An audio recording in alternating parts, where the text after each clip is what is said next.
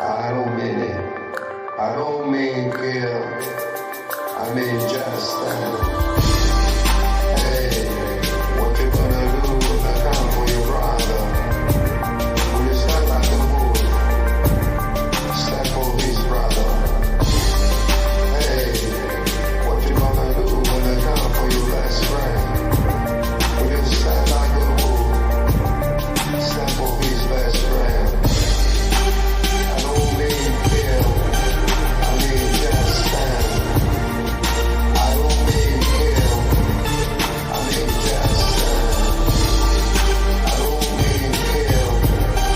I mean just stand. I don't mean kill. I mean just stand.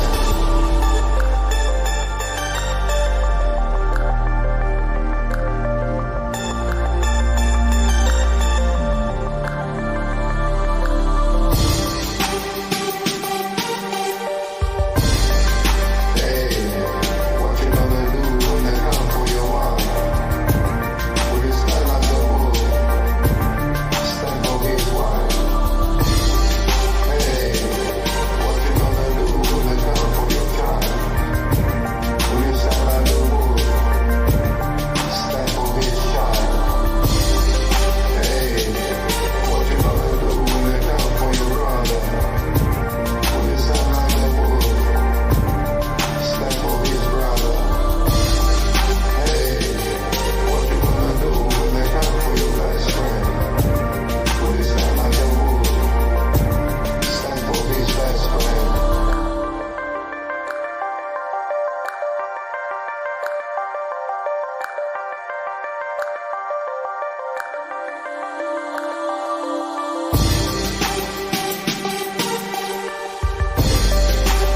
I don't mean kill. I mean just stand. I don't mean kill. I mean just stand. I don't mean kill. I mean just stand. I don't mean kill. I mean just stand.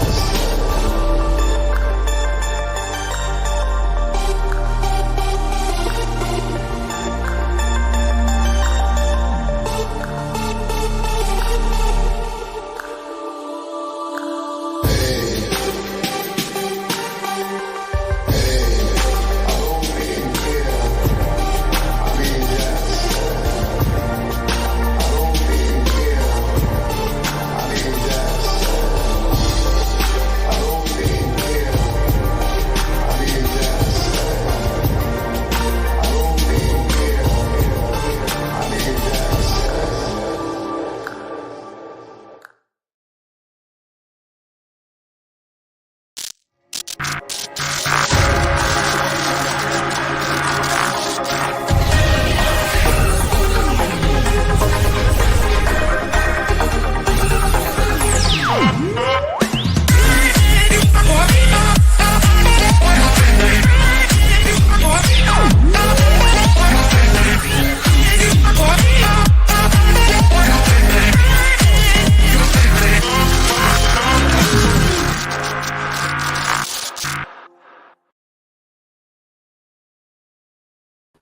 Oops.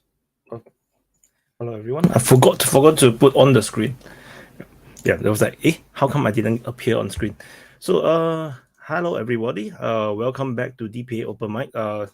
Last week I didn't do the open mic because I have a football tournament, a youth football tournament that I have to run, and I really have no energy to do the open mic because I have to wake up super early every day. So yeah, so can you guys hear me, or am I talking to myself right now? Let me know. Can you guys hear me? Doo-doo, hi.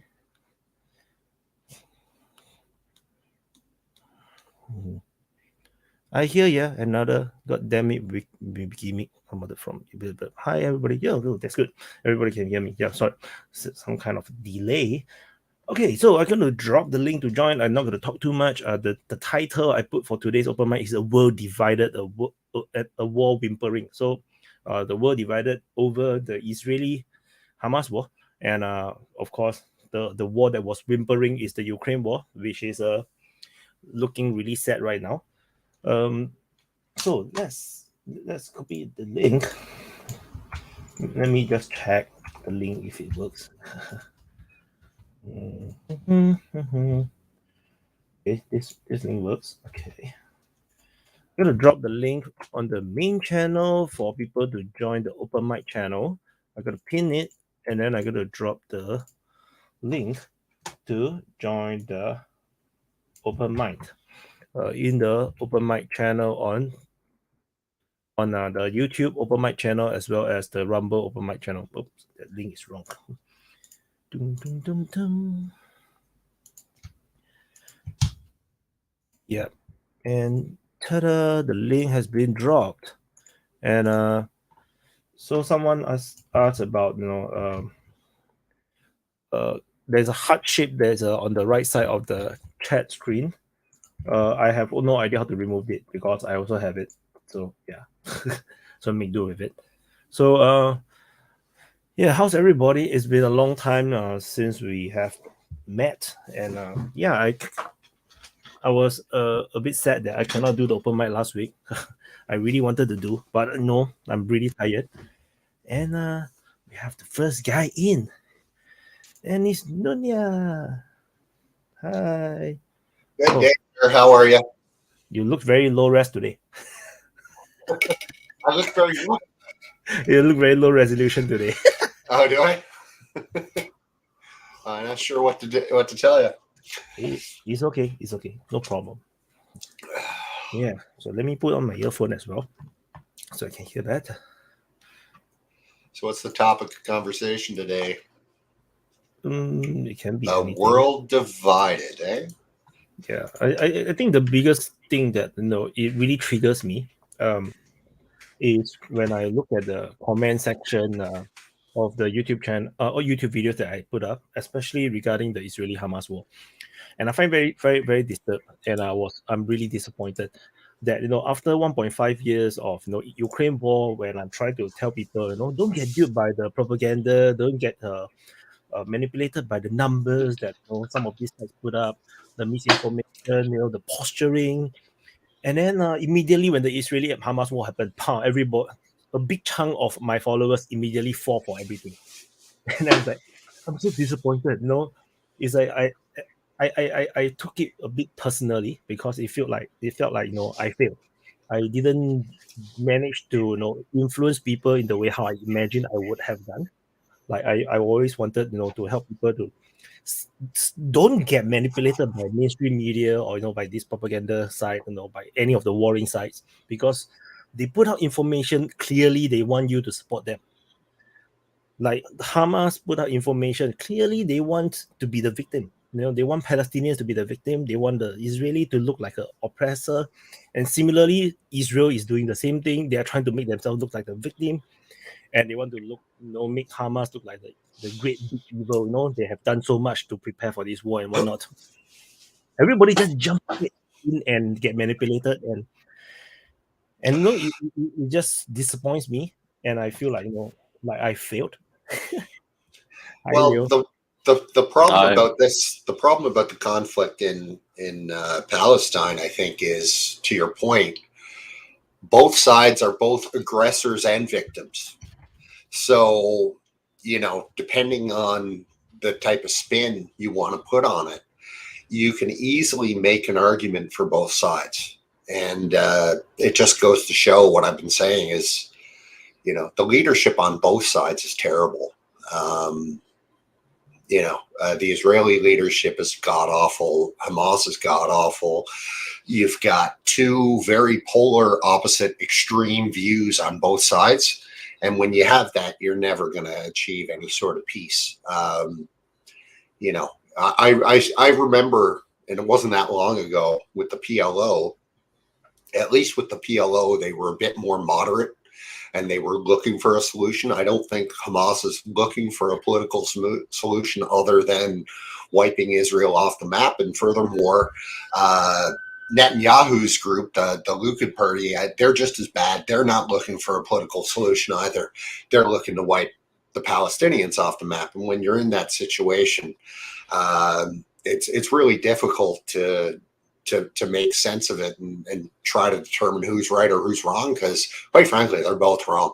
I mean, there's no winners in this. I do think, though, that globally what we're seeing is a lot more support for the Palestinians. Like yesterday in London, for example, there were 300,000 people. That's an amazing turnout for any sort of protest. So I think that, the world is more on the Palestinian side than the Israeli side. And I have to wonder if that's just people in the world are just sick and tired of American hegemony and everything that America supports. So are they necessarily opposed to Israel, or are they opposed to, the American system? I think time will tell on that one. I think that's a good point. Yeah, because I would say that the Israel did not do themselves favor because of the bombings, and it's very, very brutal. It is arguable because the Israelis say that they target Hamas fighters, and of course, they admitted that, accepted that there will be civilian casualties in those bombings, and but the visuals are not good. The visuals make it look like is a genocide, or there's a massive civilian casualties, and Hamas of course pounced on it, declared some very big numbers of civilian casualties, which I have to also highlight. It is the same situation as Mariupol. During the Battle of Mariupol, the Mariupol governor, who is not in Mariupol, also put out a lot of numbers and make it look like the Russians are doing a lot of atrocities and bombing hospitals and whatnot. And the reality is we don't know, and there's a high possibility that they also do not know, because the entire Gaza is a war zone. There's electrical problems, there may be communication problems. We do not know what is the real situation over in Gaza. Do they even be able to count? How are you count? Who is tabulating? Where is the health ministry operating from? We have a lot of questions, but nobody will ask them, because everything is emotional now. And it's very irritating, because people who have been following me, especially like now this personal, people have been following me happy with my reporting about Russia, Ukraine, because they just nice. They happen to support Russia, and Russia has been doing well most of the time. Suddenly they turn on me and think that, you are pro-Israel, anti-Palestine, or whatever bullshit. But they cannot see that this is entirely the same scenario as in the Ukraine war. It's entirely the same, where information and numbers being thrown all over the place. And it's just disappointing, because this is much worse, because Palestinian issue is a much more emotional thing. It's a bit like for the East Europeans that were previously under the Soviet rule. The Ukraine war is a very emotional issue, and they cannot let go. They really hate the Russians. They don't like the Soviet times. So this is something similar, but the Muslim war is so much bigger than the East European, universe. Yeah, I finished ranting. I just wanted to rant out. I can't stand it. Well, I mean, the Palestinians have been living in basically they've been incarcerated since I've been alive.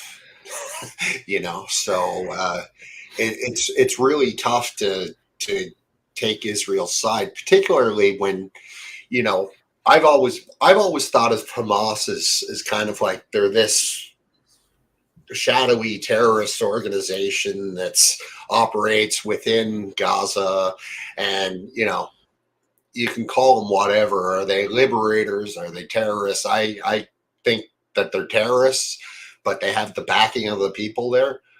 But I've never actually seen them as the official government of Gaza, even though they were elected back in 2006. There hasn't been an election since. But when I look at Israel, that's, a proper established government, internationally recognized. And when I think of that, I kind of think that the Israelis in some way have a moral duty to look at the Palestinians and the civilians there, and they've got somewhat of a moral duty to try and protect those people. And that's why you're seeing so much outrage, is because they're not. Yep. So I think that could be it too. Like, if Hamas goes out and launches a bunch of rockets and or goes into a Tibet somewhere and kills a bunch of people, I kind of expect that. But I wouldn't expect the Israeli government to do the same. But this is where we're at right now. Yes, so I released actually I tried to release some war footages on the DPA War channel. It's supposed to be a compilation of both sides, Israeli and Hamas videos, but then the video got pulled down. So I put it on Telegram and Twitter. So and then I re-upload to YouTube without the Hamas side. But inside the footage in the first few clips is one of the, I think, more important one. Is actually a humanitarian corridor that I didn't read about at all. I didn't read about that there was a humanitarian corridor along one of the main roads. There's one road through Gaza Strip that goes all the way from the north all the way to the south, and the civilians are going down this road. They are protected by the Israeli forces with tanks and snipers. In certain buildings they are like overlooking. And Hamas, to their credit, also did not try to use this corridor to launch an attack against Israeli forces. So that's a good thing. But it does shows that the Israeli do let the civilians leave. They do try their best. It seems, at least it seems, and this footage actually makes me question about some of the narrative, because ultimately, I'm also under the influence of whatever that I read, and I'm trying to figure out, is the claims that the Israeli really brutally bombing and killing a lot of these civilians, what is the extent? Is it as much as what the pro-Palestinian side is always trying to say? Because we do have footages of some buildings totally flattened. Of course we have seen dead people, dead babies, dead children, but is it at the extent of 10,000? The kind of numbers. There's also some massive big numbers that I cannot grasp. That's the problem. I think the numbers are real, and the videos that I've seen, I mean, Gaza looks absolutely decimated. It looks like Dresden in 1945. They've just flattened it. And anytime you take down an apartment building, you should expect that there's going to be hundreds dead. And I mean, some of these videos that I've seen, there's no time for people to escape. As soon as the explosion hits, they take down the full building within seconds. So I would imagine that the numbers are real, because just the destruction there is so immense. But with that said, I kind of look at it too. Like you said, we don't know the situation on the ground. If you're an Israeli army going in there, you're just trying to live, and you have to assume that around every corner and every person that you see might be, trying to take you out. So it's a god awful situation for everybody involved. I don't. The whole idea of, quote, humanitarian pauses make no sense to me. Like, what is that? And how is that different from a ceasefire? I'm not sure.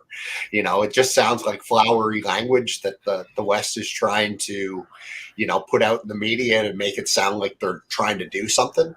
But I don't really think that much is happening. I don't think that there's any sort of real effort on the part of the Israelis or the West to give any sort of ceasefire or any sort of humanitarian pause, anything more than lip service, to be honest.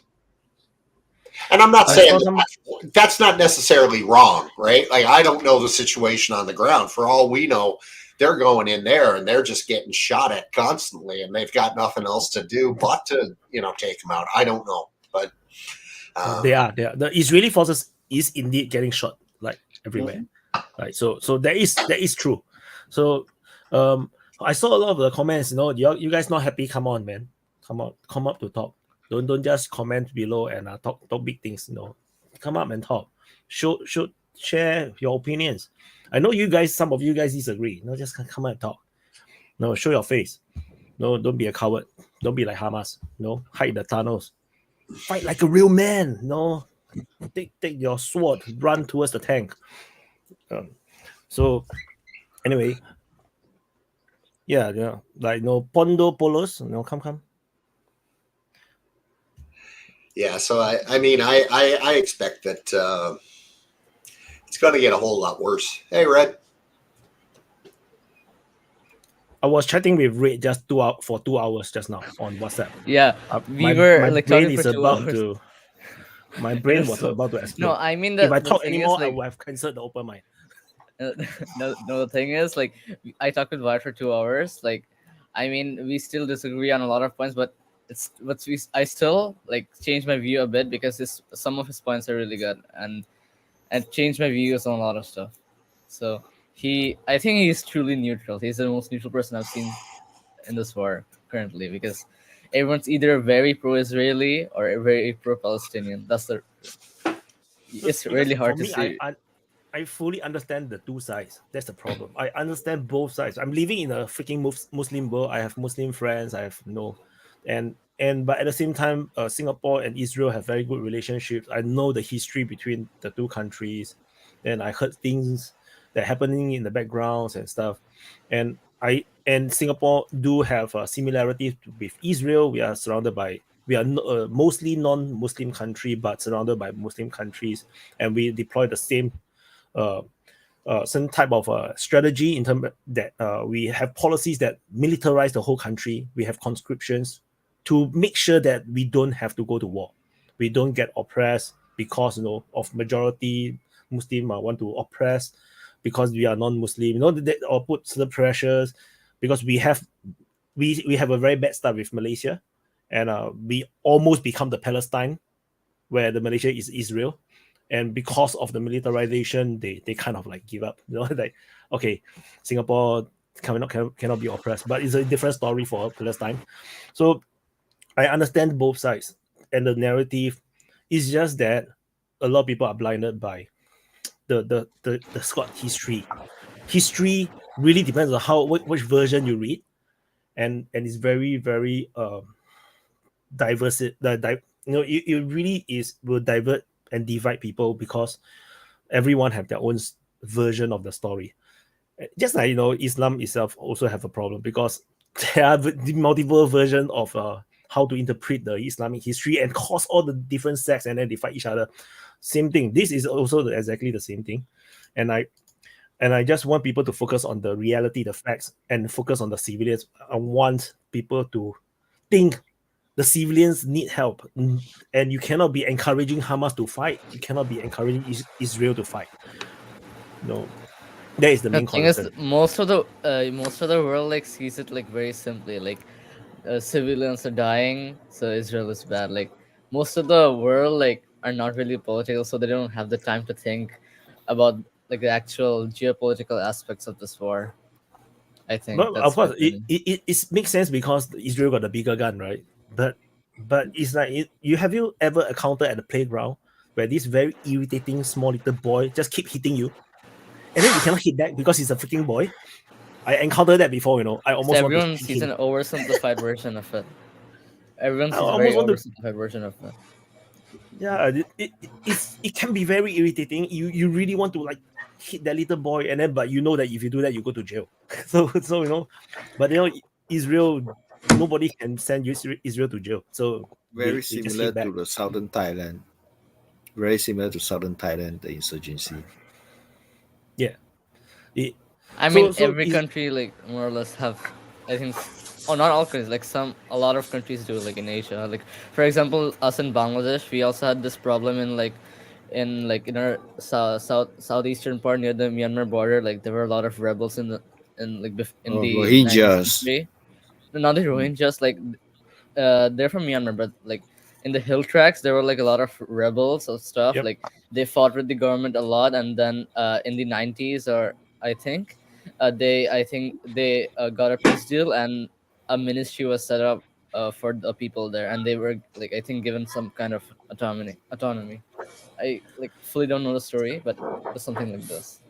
So Myanmar is a different world. Myanmar is that from the moment it got independence, so they had the independence. Actually, it was perfectly fine. They have a good leader, which is Aung San Suu Kyi's father. So then he got assassinated.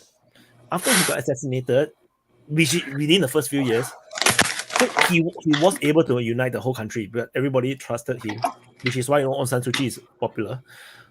He got assassinated. The military then take the opportunity for the power vacuum to over, and since then they are a junta ruled country, and because all the different tribes and so-called the ethnic minorities, they don't trust the junta, so they fought back. So basically, Myanmar has been at civil war since its beginnings. They has never ended. There was never a united Myanmar, and for just on a side note, Rohingya is a side issue in Myanmar. It's a tiny issue, which is why it is so irritating to Hey, mommy, could to you stop Myanmar. making noise?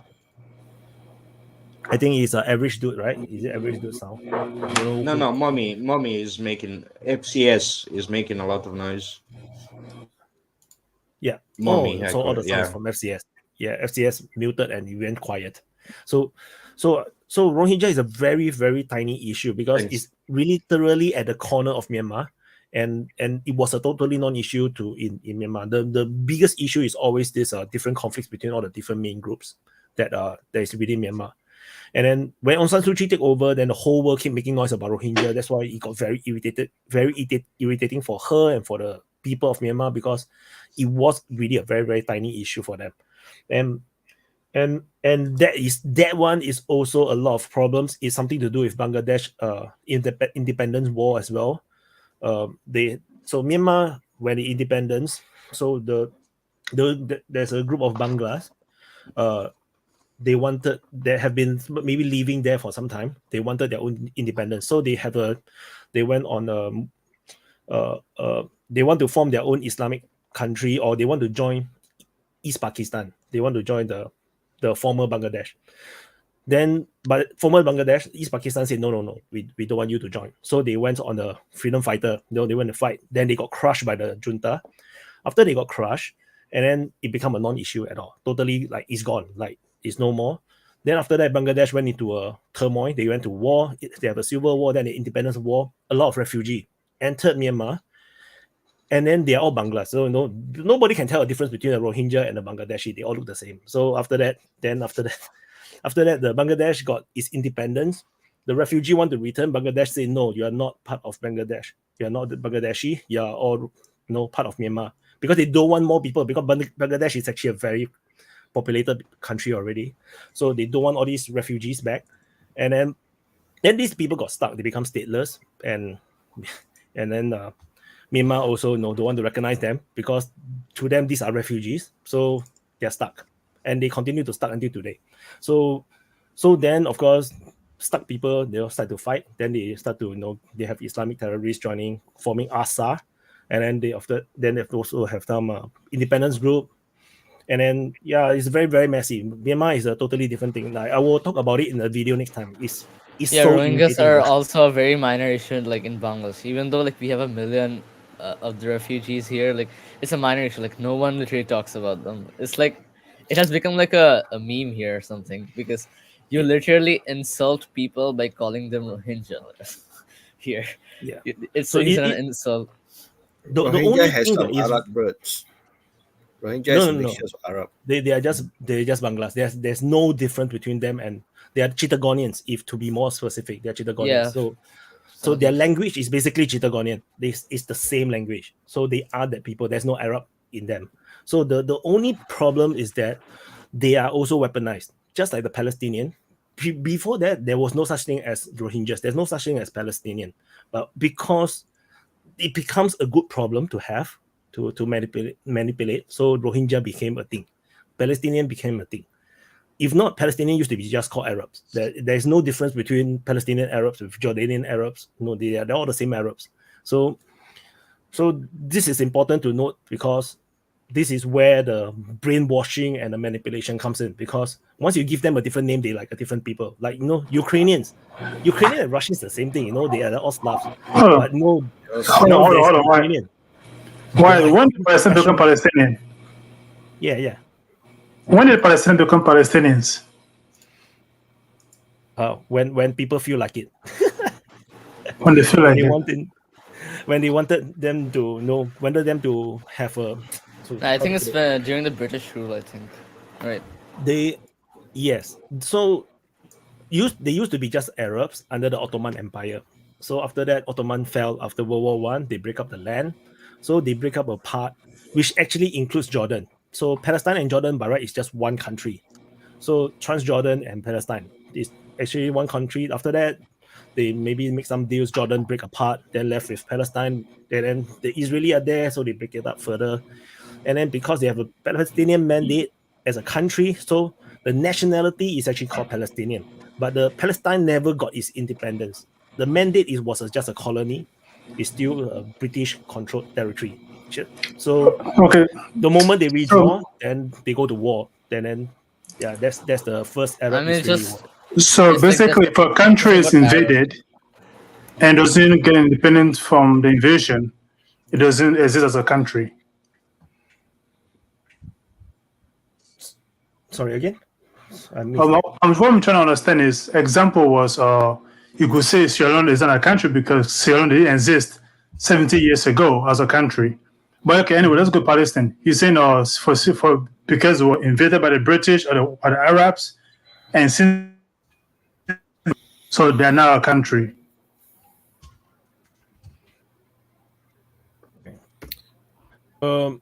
Just now you actually if in the super chat you can address that too. If you talk about post formations of UN time, no credible leaders from the Arab side accept the two-state solutions. One is for Jewish, one is for Arabs. So they all fight. But the Jewish more united because they have a very determined to have their own country. And the Palestinians doesn't have a credible leaders to bring them all together in this Israel or Palestine lands to form a country. That's where the problem really starts. So yeah, other countries in the Middle East have their kings, so they have the leaders. So that's the difference. And probably Palestinians never had a king to I think that's have a one dynasty or because I think that's one big problem because Palestine, right? After the first Arab-Israeli war, they fought. Israel sort of won, and then there's still the current West. There's the West Bank, and then there's Gaza. But West Bank and Gaza is not Palestine. They were conquered by Jordan and Egypt. They are occupied by them. In fact, Jordan has been known to try to annex the land, but it was rejected by the Arab League, and then they just can't do anything about it because they cannot get support from the Arab countries. So no, there are all these backgrounds, and during those days, all these people are just known as Arabs. It's just that over time, the branding stuck. You can be sure in 30 years' time, Ukrainian is an ethnic group. It's no longer a Slav. So because that's the branding that that is currently they are doing is exactly the same thing as Palestinian. So in 30 years, 50 years, you'll see that Ukrainian will be a totally unique ethnic group that is different from Russians. But I don't think ethnic group and nationality is the same thing, though. Yeah, but Palestinians are Palestinians. They no longer call them Arabs. It's just somehow. That's where the whole narrative is all. Arab Muslim gypsies, Arab gypsies. That's how they think of them. The royal. No, the Arabs consider Arabs again. Now, because their tribe doesn't have a king, so they're just like gypsies for Europe. I mean, if you think about it, it's true because that's the way the rest of the Arab world looks at them. Nobody wants them. Yeah. Everybody says they like them and they support them, but the doors are closed in Saudi Arabia and Turkey and Jordan and Egypt and Syria and Iraq. Nobody wants them. I mean, they all act like they're their friend, but I mean, gypsies. But again, everybody hates gypsies. They're just using as expendable assets just to. No. Okay, my question is, why would they want them if they're on their own land? Why can't they stay where they are? Yeah, I don't think it's so much a question of not wanting them as it is not wanting them to leave the land that they're on, because they know as soon as they leave the land, if Israel comes in and takes the land, they're never going to give it up again. So it's not so much. I agree with that too, but I also think they don't want them. They don't want those. They don't want that population mixed with their population because they've been separated for so long, or they view them as less Arabs, lesser Arabs, or whatever. I mean, everyone knows they do that shit. You know, you got Persians who look down on the Arabs because they're Persian, and you know, the Palestinians are the low man on the totem pole. Yeah, I mean, they want them to stay on their own land because they don't want them to fuck in their land. I mean, it's, you know, for them to stay there, it's win-win. We don't have to deal with their bullshit, and they get to keep their land. It's not like it's some kind of like, you know, great, you know, philanthropic thing. It's like, yeah, stay the fuck over there. It's not like they're, you know, being very brotherly about it. I mean, they don't really care what happens as long as they don't come to their country. So that's why the key thing probably is that Egyptians are blackmailing Israel to pay for a resettlement of them. Probably asking for money. Egyptian, you know, president asking for money from Israel. If you can finance their 10th city in Egypt, we'll take him. That's probably the case. Well, I mean, that's kind of bullshit. I mean, if I was Egypt, I'd be like, you know, motherfucker, you're going to finance a city, a fucking 10th city. I wouldn't take no motherfucker if they're just going to pay for tents. I'll be like, if you want me to take these fuckers into my country and assimilate them in, then you're going to need to pay some money, billions, to assimilate them in. Or they can just stay where they are for the past hundreds of years. I mean, why would Egypt sign on to a deal where we'll pay you to take these fucking dudes and live in a shanty town in a tent? I mean, it's like, gee, thanks for the cholera, I guess, or whatever disease pops up. I mean, to me, it just seems like that's a no-go. I mean, no country's going to want to deal with the refugees in that kind of problem. Because think about it, they're going to get attacked by assorted terrorist groups. They're going to have disease. The Israelis will probably bomb them randomly. I mean, it'll be pointless. Egypt already has like a lot of refugees, I think, from the other Middle East. Or you can just leave them where they are and start murdering them where they are. That's their home. That's where they've been for the past hundreds of years. Just leave them where they are and just protect them. Why should they go to Egypt? Go to any other places? Looks like I don't think they want to understand some resources that Israel wants. Some resources that Israel wants, like gas, like desert of the coast and swamp. So my understanding of underground water. Control the gas. So my understanding was that during those days, there's no borders. You know, all the Arabs are just traveling around. They go on pilgrimage. They went to look for work. They just travel around. There is no borders. No. The people during those days, you know, in between World War I, World War II, they have no concept of borders because in Ottoman Empire there's no borders. No, people just travel around. So Palestine. No, that's wrong. In the Ottoman Empire, there's borders. Okay, if you're in the empires, of course, there's no border within the empire. But outside the Ottoman Empire, there's borders. Yeah. So, but in the early days, people still travel because in those days the borders are not that secure because it was very, very early. The Ottoman just fallen. The nations are just forming, and no Palestine was a mandate. They was doing, and then during those days, the British did hire a lot of the Arabs from other countries to work within Palestine because they are building up the country, right? They need to build the roads and everything. But before that, during the Ottoman Empire, Palestine is a very sparse area. It's a very underdeveloped area. There's very few people there. There are people there living there. There are Jews, Christians, everything, also. But they are a very small community.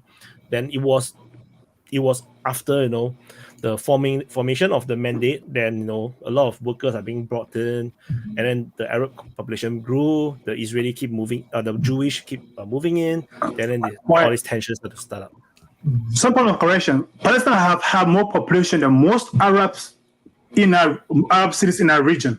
That land, Palestine, have had because more population. They fuck more without condoms, so they give more babies. This is what today you have that small place have that much population. They even compared to some big state next door. That place have had a very huge presence of people because they have some religious and how many Palestinians are in a high birth rate. West Bank and Gaza? So what's the population? Probably Gaza and 6 million. West. Gaza is about 2 million plus. And West Bank about no. There's millions more in there's millions more outside the Palestine, but What I'm trying to say is the land Palestine or Israel, if you want to call it, they have always had. Yeah. So I just want to give the population numbers. So for Palestine, the mandate period, I think the number was 1 million something. Okay. How many countries in that area was 1 million? So I looking at this Wikipedia page. So 1922 is 752,000. Then after that, 1931 is 1 million. 1947 is 1.9 million. It was never 5-6 million. Yeah. No, he asked for the population now. Now, of course. Now it's everywhere about also a lot of people. No. So what I'm trying to tell you is look at the population over there and look at other Arab cities at that time. There were many very empty people. Palestine have had more population concentration than most cities in that area. I'm not kidding. Look at that place because of the religious type of that place. People have always been there. Yeah, there's always people there. I'm just saying that it was. No, what I mean, people. You're saying, they have to bring people in to come work. I say no. That place that was before the Palestinian Israeli go to war. That was during the British mandate. Before the British mandate was formed, that area is actually not that crowded. It's not a very crowded place. It's a very like I said before, we put a fucking fence around the thing, kick everybody out, and have it turned into like a world historical site. That way, nobody can fight over it. Now, I'm just saying, nobody can fight over it if you ain't living there. Kick them all out, charge admission, make it some kind of historical site.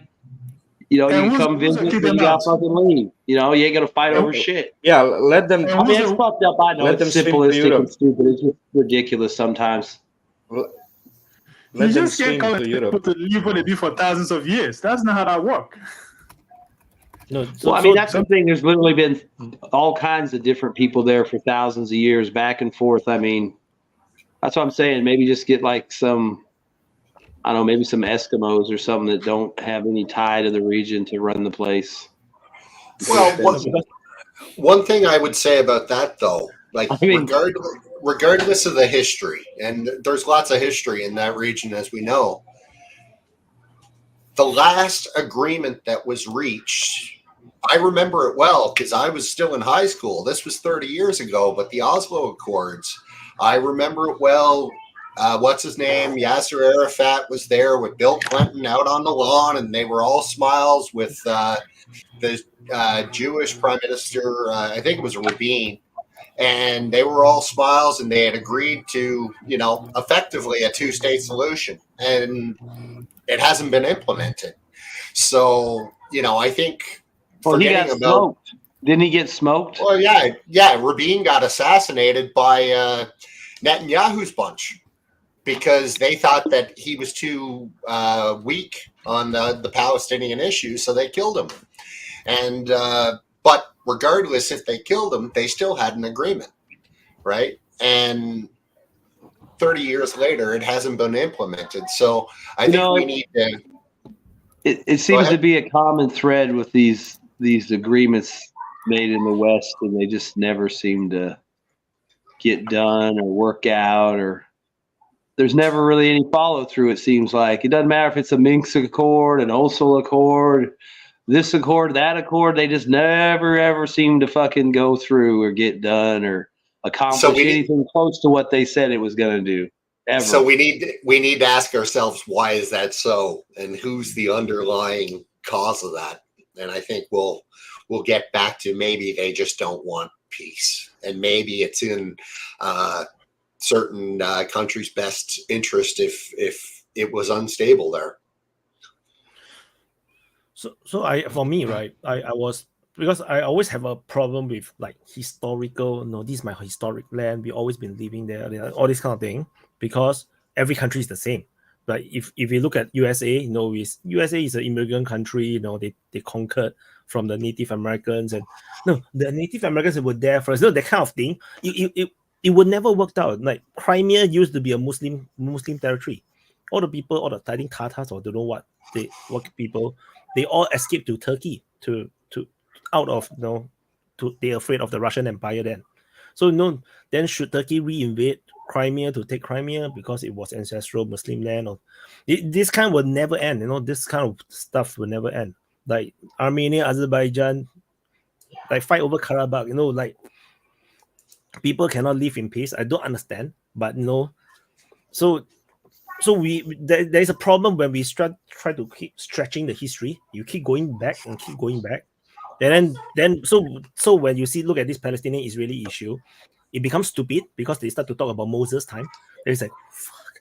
It's like talk about 2,000-3,000 years ago. It's like, what's the logic? There's no logic. When you talk about this something so far away. I prefer to talk about now, like what the governments can do now.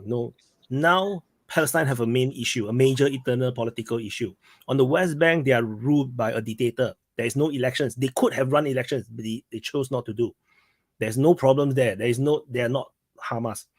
On the Gaza side, is run by a terrorist group, which clearly have no interest in peace. They want to fight war. They have fought at least 5. Like they launched an intifada or something. Like fight so many times with Israel, and Israel every time just hammer them.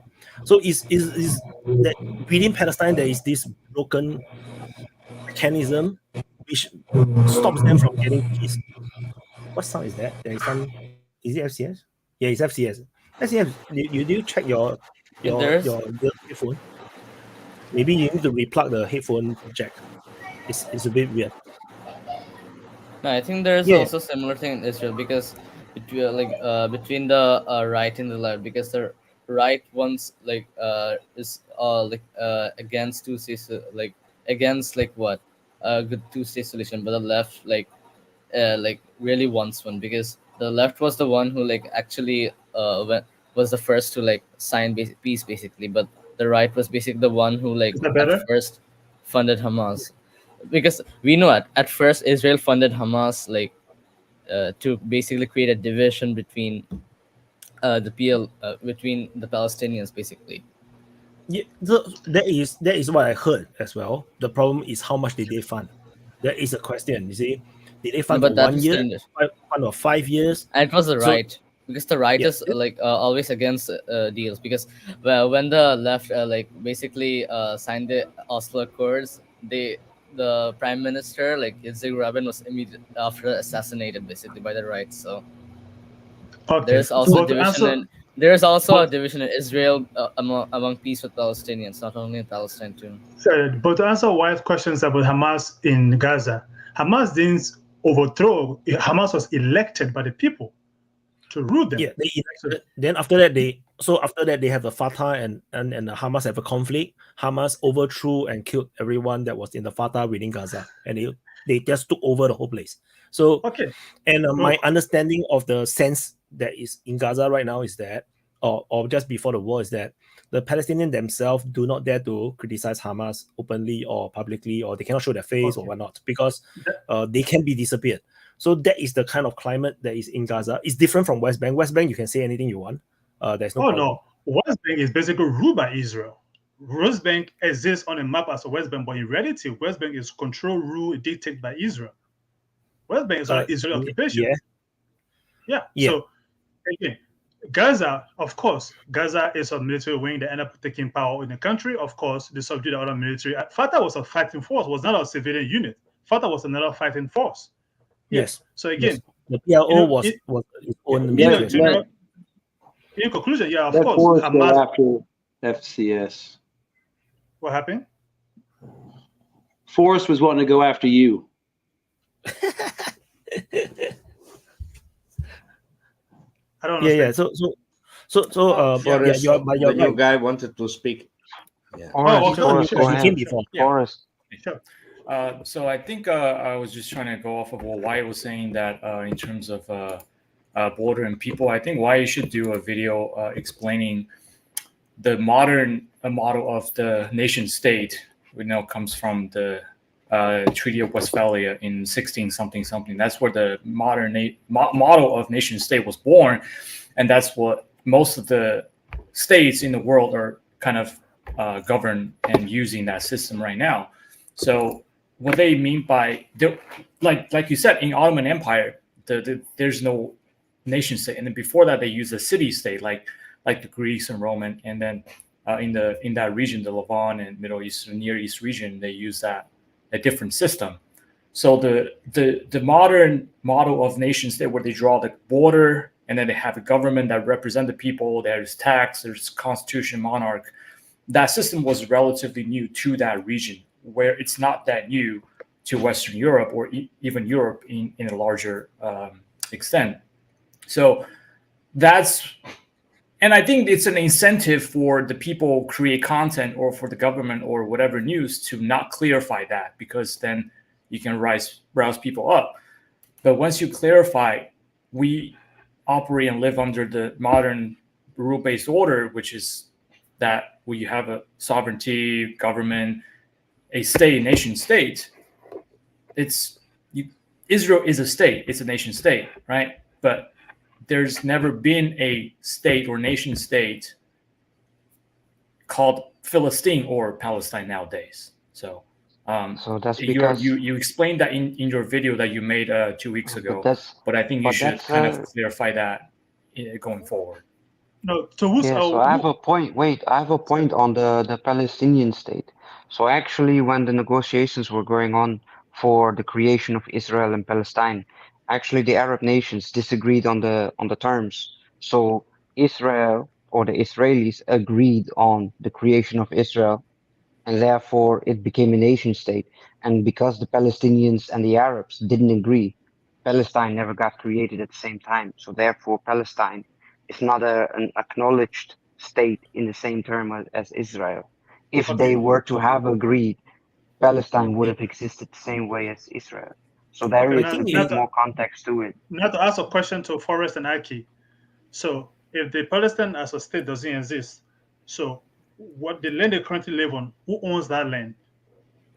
Israel. The people. Israel conquered the entire land. So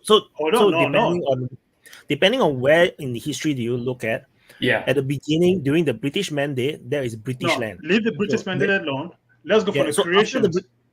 For what Aki said, they agreed to create Israel, so Israel was created. What was Israel border when they agreed, and who owned the land that they didn't agree? Palestine didn't agree to. So what happened during those days is that they have a plan. It's just a plan. It's not even implemented. So Israel agreed to the plan because Israel just want anything they can get. The Arabs don't agree because to them the whole of the area must be Palestine. There should not be an Israel inside at all. So that is the disagreement, and then that's why they went to war. They fought, and those days are quite complicated as well because there are extremists on both sides. So on the Arab side, on the Jewish side, there are also have ultra right wing groups that conduct terrorist attack against each other. So it just accumulates into a war, and the Arab countries went in, but those Arab armies are quite weak, so they did not manage to win, although the Israelis are also super weak those days because they are just formed, they're just new. So somehow they fought and Israel got formed. Israel got formed because they finished the war. They ended the war. They have some kind of a treaty, so they formed the country. Palestine was break into two parts. There's West Bank and Gaza, but West Bank is annexed by Jordan. Gaza is occupied by Egypt. Egypt never wanted to annex Gaza, I think, or at least they never did. Jordan did try to annex West Bank. So you have to understand, in that context, there's no Palestine. There is still no country of Palestine. You are basically going on from 48, you're going up to 73, 75. No. That is 48. No. That is 49. No, that's 49. Not 48. That's a relatively short.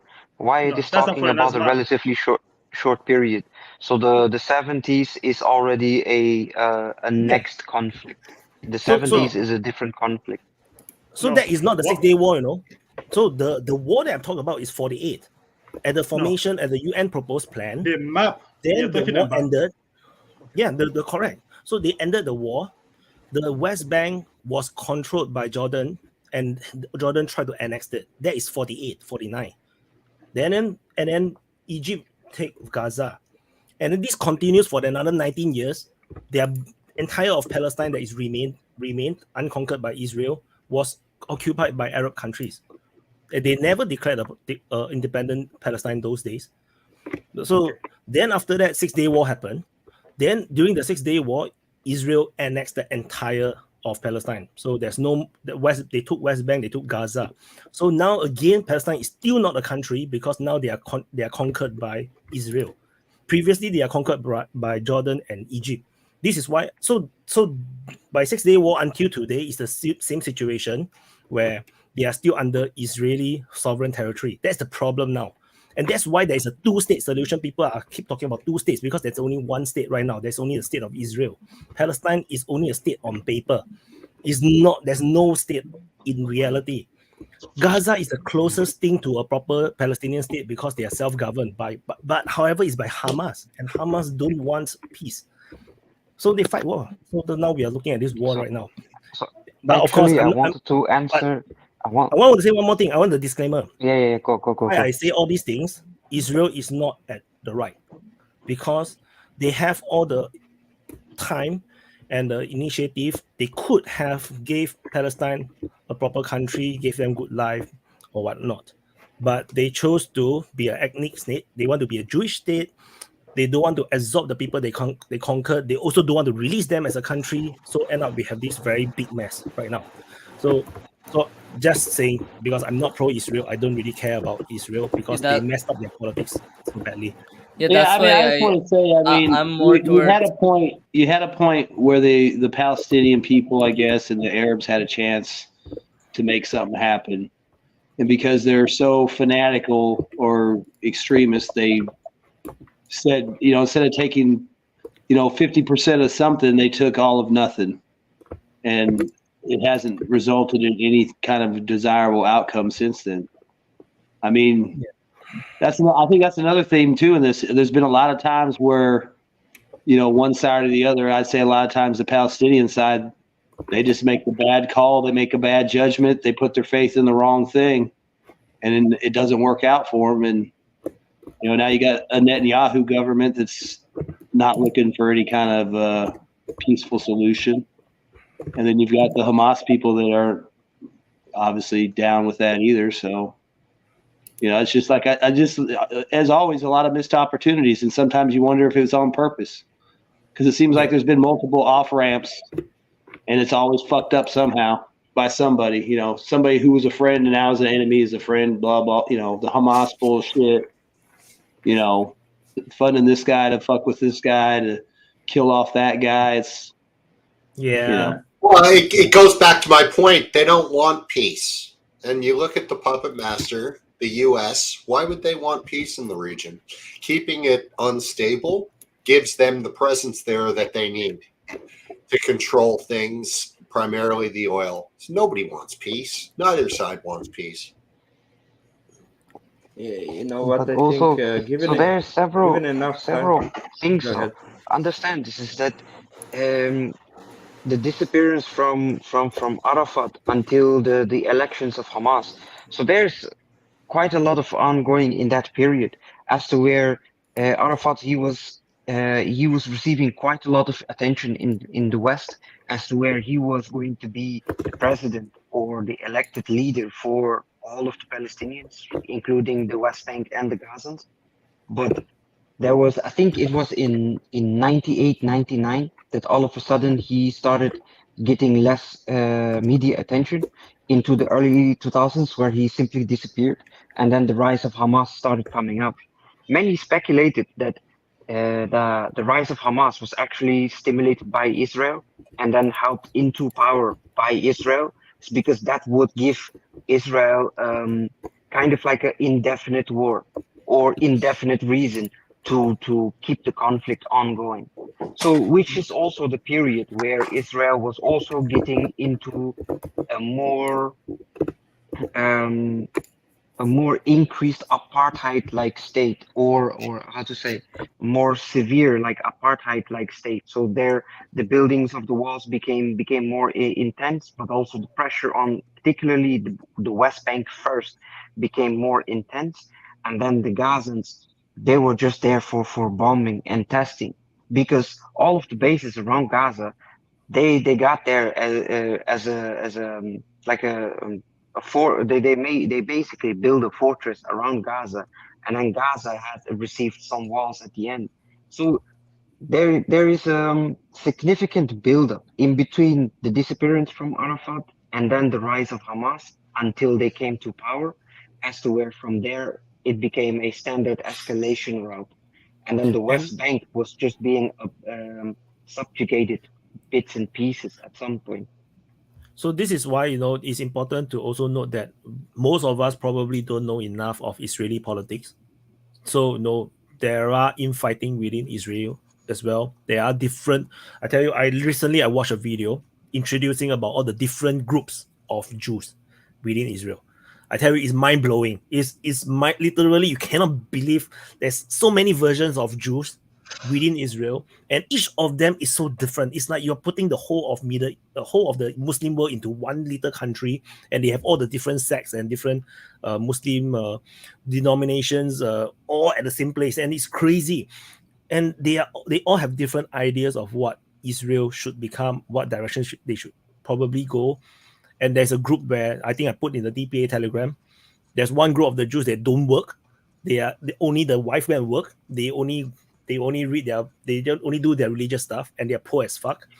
But they are, and the country basically give them welfare to have babies. It's crazy. And if we don't understand Israel as an entity, then we don't understand why there is all this weird stuff. Like one president give a super good peace deal to the PLO. They give them back the entire of Gaza and West Bank. They rejected. And then the next moment he's dead. No. That needs some context. Go read the agreement. They basically gave them that, but what it took in return was basically they give them desert, and Israel kept the land for farming and agriculture. Who agreed that? They basically gave them Palestinian sand and stones, and they kept all the green pasture for farming and agriculture. That's what that agreement was not accepted. I remember some of that too. That's not much. No, I remember when the Palestinians went into that area, there was like greenhouses and shit built, and they tore them down and scrapped the metal. That's a lie. So I mean, I'm not saying they didn't get the good land or bad land. I'm just saying there was stuff left behind, like greenhouses and shit, that were destroyed just because I guess they were made by Israel. You know how stupid people are over there. It's like, there's people out who won't take blood donations from a Jew or vice versa and all that shit. So, I don't know what was all left behind. I just remember seeing these greenhouses get destroyed. So I was like, well, So the peace deal that I was talking about, it was a giving back of the entire of West Bank, like total withdrawal. What year is this? Plan. So the thing is that the way how he proposed to the PLO leader at that time was a bit suspicious because he don't want to give a copy of the map. Yeah, what happened to Nonya? I mute him. So he don't want to give a copy of the map to the leader of the PLO, and then he got very suspicious, so he just rejected because he wanted the map. And then the Israeli prime minister then just said that no, this is the only chance that you're going to get such a deal.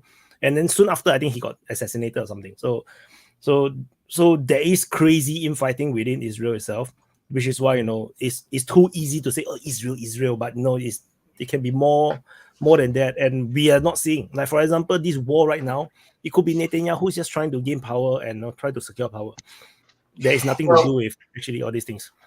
Wyatt, that's a good point because I often hear the media framing this in religious terms, but it's really not about religion. It's about land. And to your point about Israel, we need to keep in mind that, they were on the verge of a civil war a couple months ago, It was a tinderbox before this happened.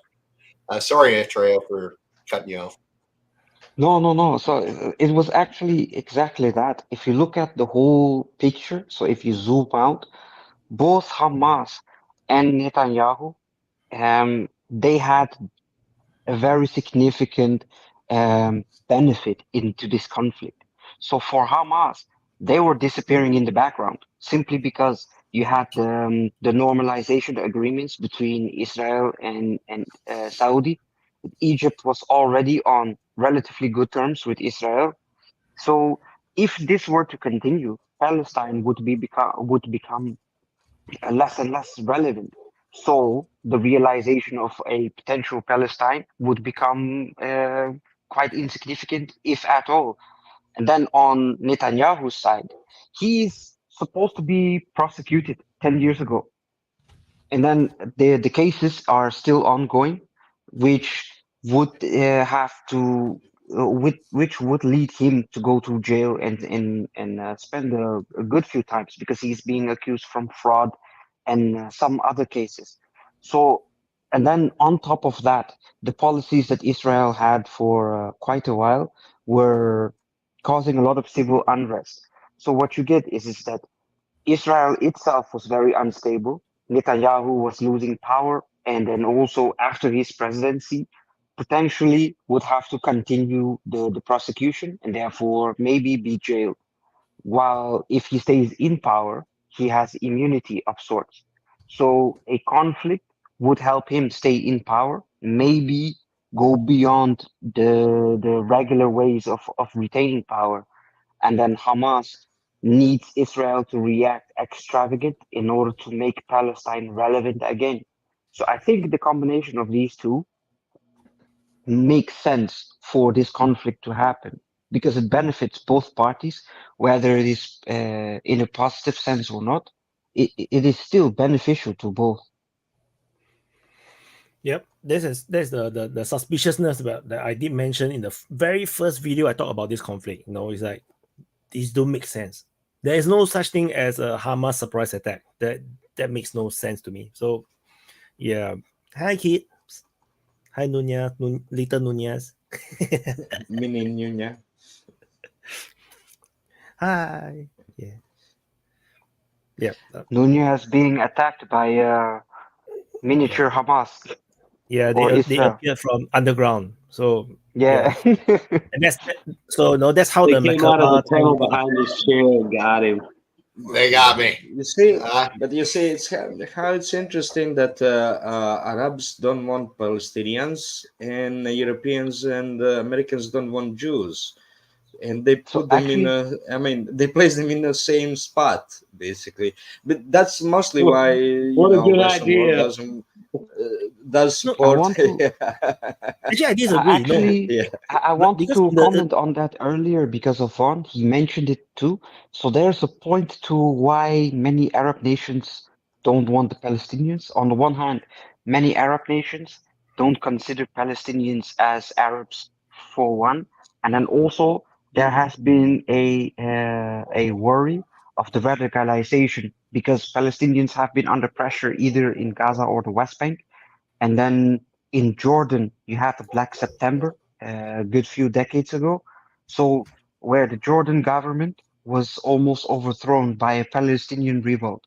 So people in the Arab world, they tend to not want this to happen. And then also from a lot of stories in these Arab nations, they tend to correlate a lot of criminal activities coming from the Palestinians themselves. So what you see is that many nations don't want to take in Palestinians because they are too radicalized.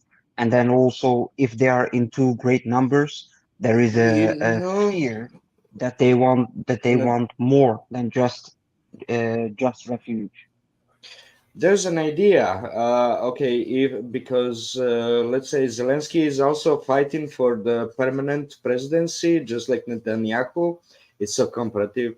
And Ukraine has a problem with demographics, so they could take Palestinians in the Ukraine and also give them the meat for the meat grinder. That's a solution. I was thinking, why not just dump the Azov down in the Gaza Strip? Just mix it all together, Muslims, Jews, and Azov. Yeah. I mean, what could go wrong? It can't get any worse, can it? The world is solving its own problem. For people that hate each other. Then you can put the pride parade to put there, and then the pride parades. Then you have the triple Ks. Just put them all together. It's going to be like one hell. Just do pay-per-views in the octagon. So you'll have a lot of like very Islamic guys screaming Allahu Akbar in one street, and in another street you'll see a lot of naked men waving pride flags, and other street you'll see Azov waving Nazi flags. They'll all come to. I don't want to imagine it. I want to welcome. No, so I want to. It would be quite a sight for sure. Yeah. I wanted to introduce Pilot. Pilot from Egypt. Yes, hello everyone. Hello, gentlemen. Nice to meet you, everyone. Can you introduce about yourself? I know. Salam alaikum. Wa alaikum assalam. Wa alaikum assalam. Ahlan bik. It's not important about myself. I'm just from Egypt, Arab, Muslim. Yeah. Nothing more. So when have you started watching DPA? No, I'm watching from the beginning of the war of Ukraine. Yeah. So welcome. Yeah, long time supporter. Thank you so much. Yeah. Have I disappointed in these 2 months? No. For on Israel. Long time. So actually, all of you guys. I think it's a nice opportunity to have an opinion from Egypt. So yeah, that's why I'm watching this channel from long time. I didn't see any Arab personally go to that channel, so I want to I hear some about some information about the history of Palestine. So I think there is some misunderstanding or misinformation about it, especially when we say what is Palestine before the Israel. What is this country before I think in after World War II or before it was Turkey. It's all this area. The Ottoman. Yes. Exactly. So all of this area, there is no board. There is no Syria. There is no Palestine. There is no Egypt. All of this area, it's under unified country. It's one country. So we can go normally. You can go from Egypt to Damascus. There is a railway from these two countries. It's free to move. Palestine, it's having people. It's Arab people, Jewish people, Christian people. In general, the population in this before time everywhere, it's not that much. I think in this time it was Egypt not more than 10 million.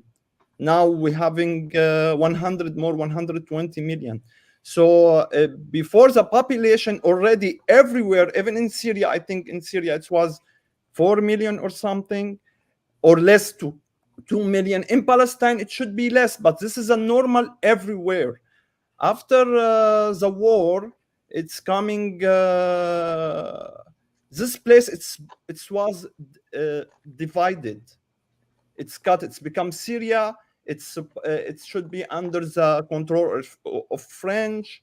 Then Palestine, it's this part, it's cut it. This board, it's not Arab board. This board, it's coming after the end of World War II. So they divide this area. The people here, it's hate this divided as a first, before the Palestine story. Then the British, it's control the Palestine area. We support some Arab like that because all the push of Ottoman Empire, the Arab people not like it. There's have something. It's Arab Revolution. It's supporting. So we push. So this part it was divided with many parts. The British control this area and give the Israel movement. Yeah. So they give him to come to this area. Plus, it's supporting before it's buying land, something like that. The Israel, she tried to push the British outside by doing some explosion, some area like that. I don't have some exactly information, but it's easy. You can find it. This is, I think, the first terrorism happened in the history. You can say this is the first tourism movement happened to the British, to not the Arabic. It's doing by Israel movement. This is the religious people or something like that. Then the British, after that, give the rule of this area to the Israel. This is the beginning when this happened. So the Israel start to kick the people out. The Arab people, it's make army and it's attack again, something like that. So the story is starting like that. So the people here, it's having two problems. First, it's the divided of the country. It's become divided because most of the people especially from Palestine, Syria, and Lebanese, this area, it's considered like a one single country. Most of the Syrian people having from the history, his father or something like that, it's from this area, and it's like that. The people, it's become separate. The Levant. Yeah. So this is what happens. Then starts the new history, as everyone I think knows the new history. But in the past, it was unified area.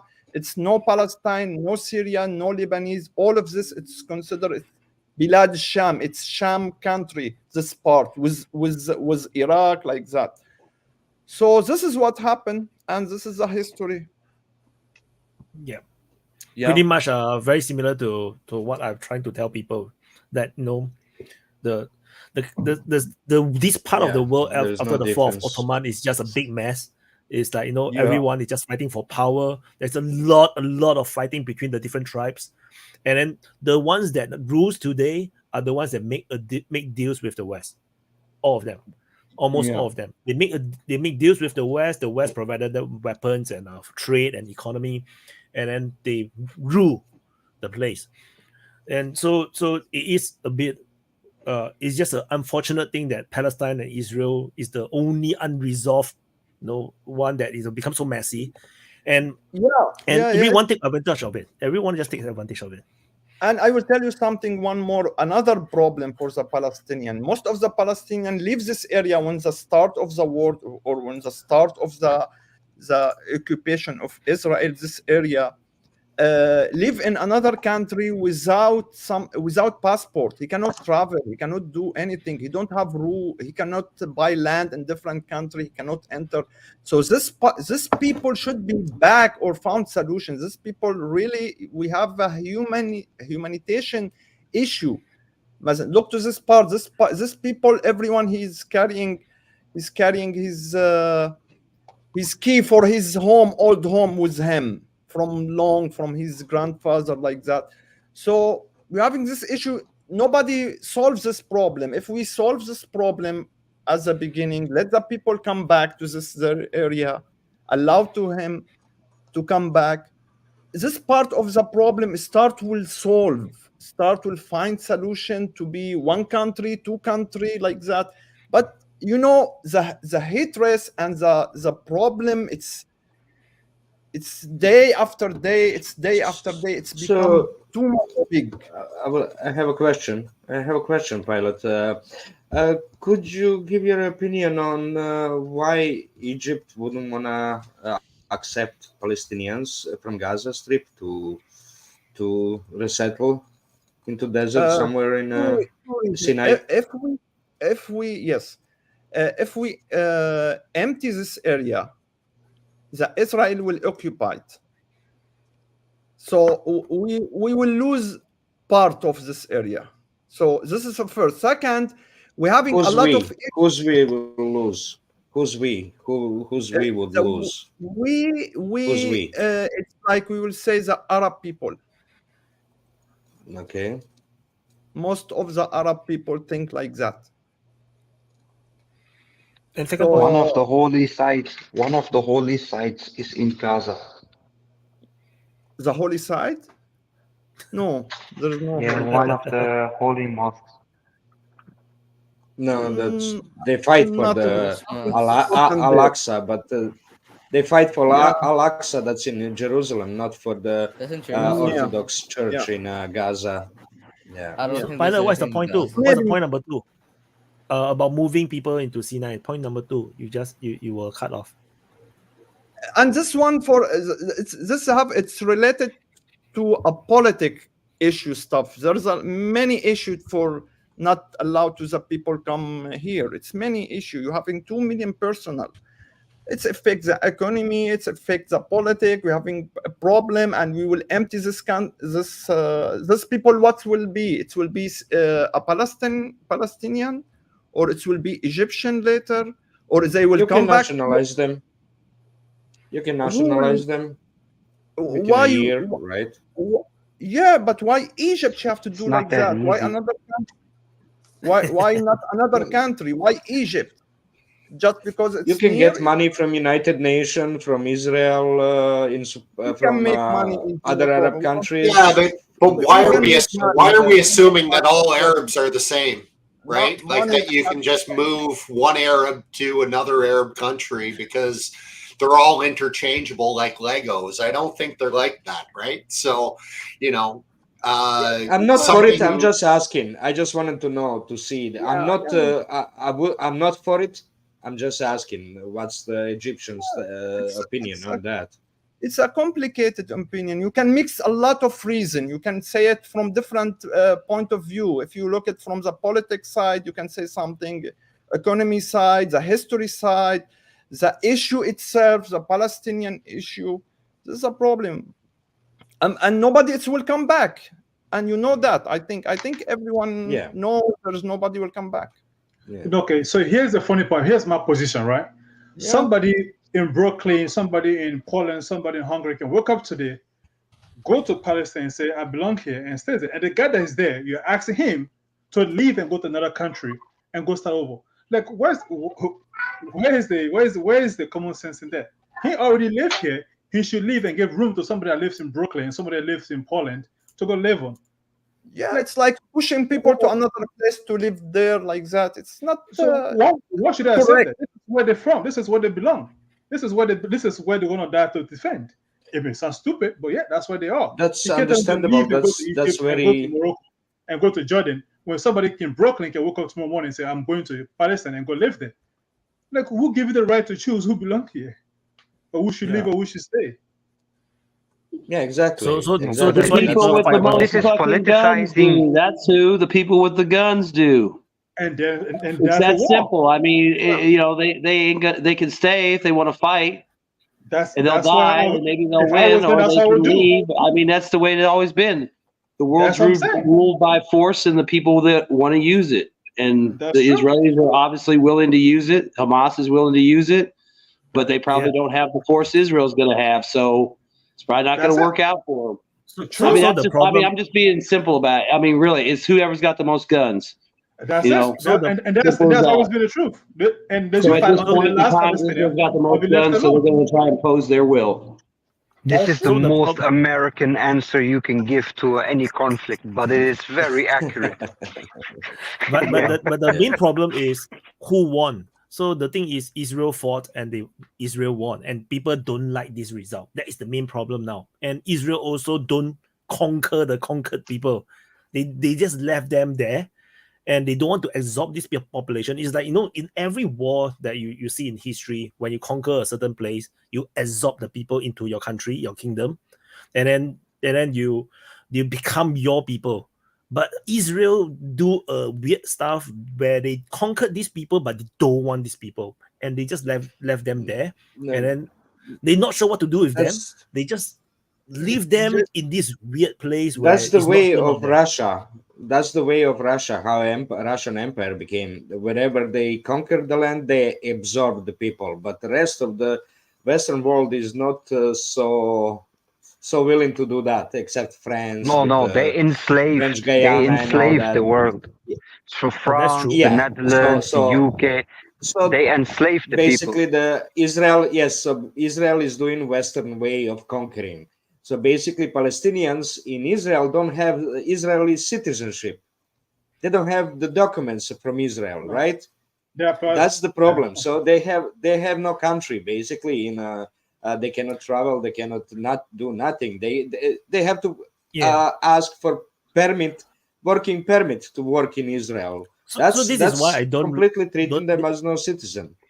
this is the reason why I kept saying to people that no, they misunderstand me. They think that I'm pro-Israel. I cannot be pro-Israel because this is a stupid thing to do. They trap themselves with an unsolvable problem, and then they have to be victims. Yet they are the oppressor because they are the most powerful. They are more powerful than the Palestinians, and then this cycle just keep continue on and on and on, and it's just lame. It's just pointless, and there is just endless suffering for nothing. It's literally nothing. There's no point doing all these things. Then this is the situation that we are facing now. And I'm not too sure exactly what is the situation, the internal politics within Israel that is encouraging this thing to not end. I know that Netanyahu is very suspicious. He wanted this war. But there's also a very big anti-Netanyahu movement. So there is quite a lot of things going on in the Israeli government. So we do not know what will happen to Israel in 1 year's time. Who knows? Israel will just collapse in one of the disintegrate. protests, like someone was saying that replace Bibi for all the hostages. It was so funny. Like basically Netanyahu. If you put it to the vote and then Hamas will accept this vote, I tell you, Israel will pass it. Israel don't want him. They will just go. For sure. But I also actually want to talk about Ukraine. But I want to hear Pilot's voice and opinions because he's from Egypt. He's bordering Israel, so it's good to hear. But I also want to talk about the whole situation around Avdiivka. I think this is also something we need to discuss. Wait. Before we go to Avdiivka, can we stick with Israel for a little bit more?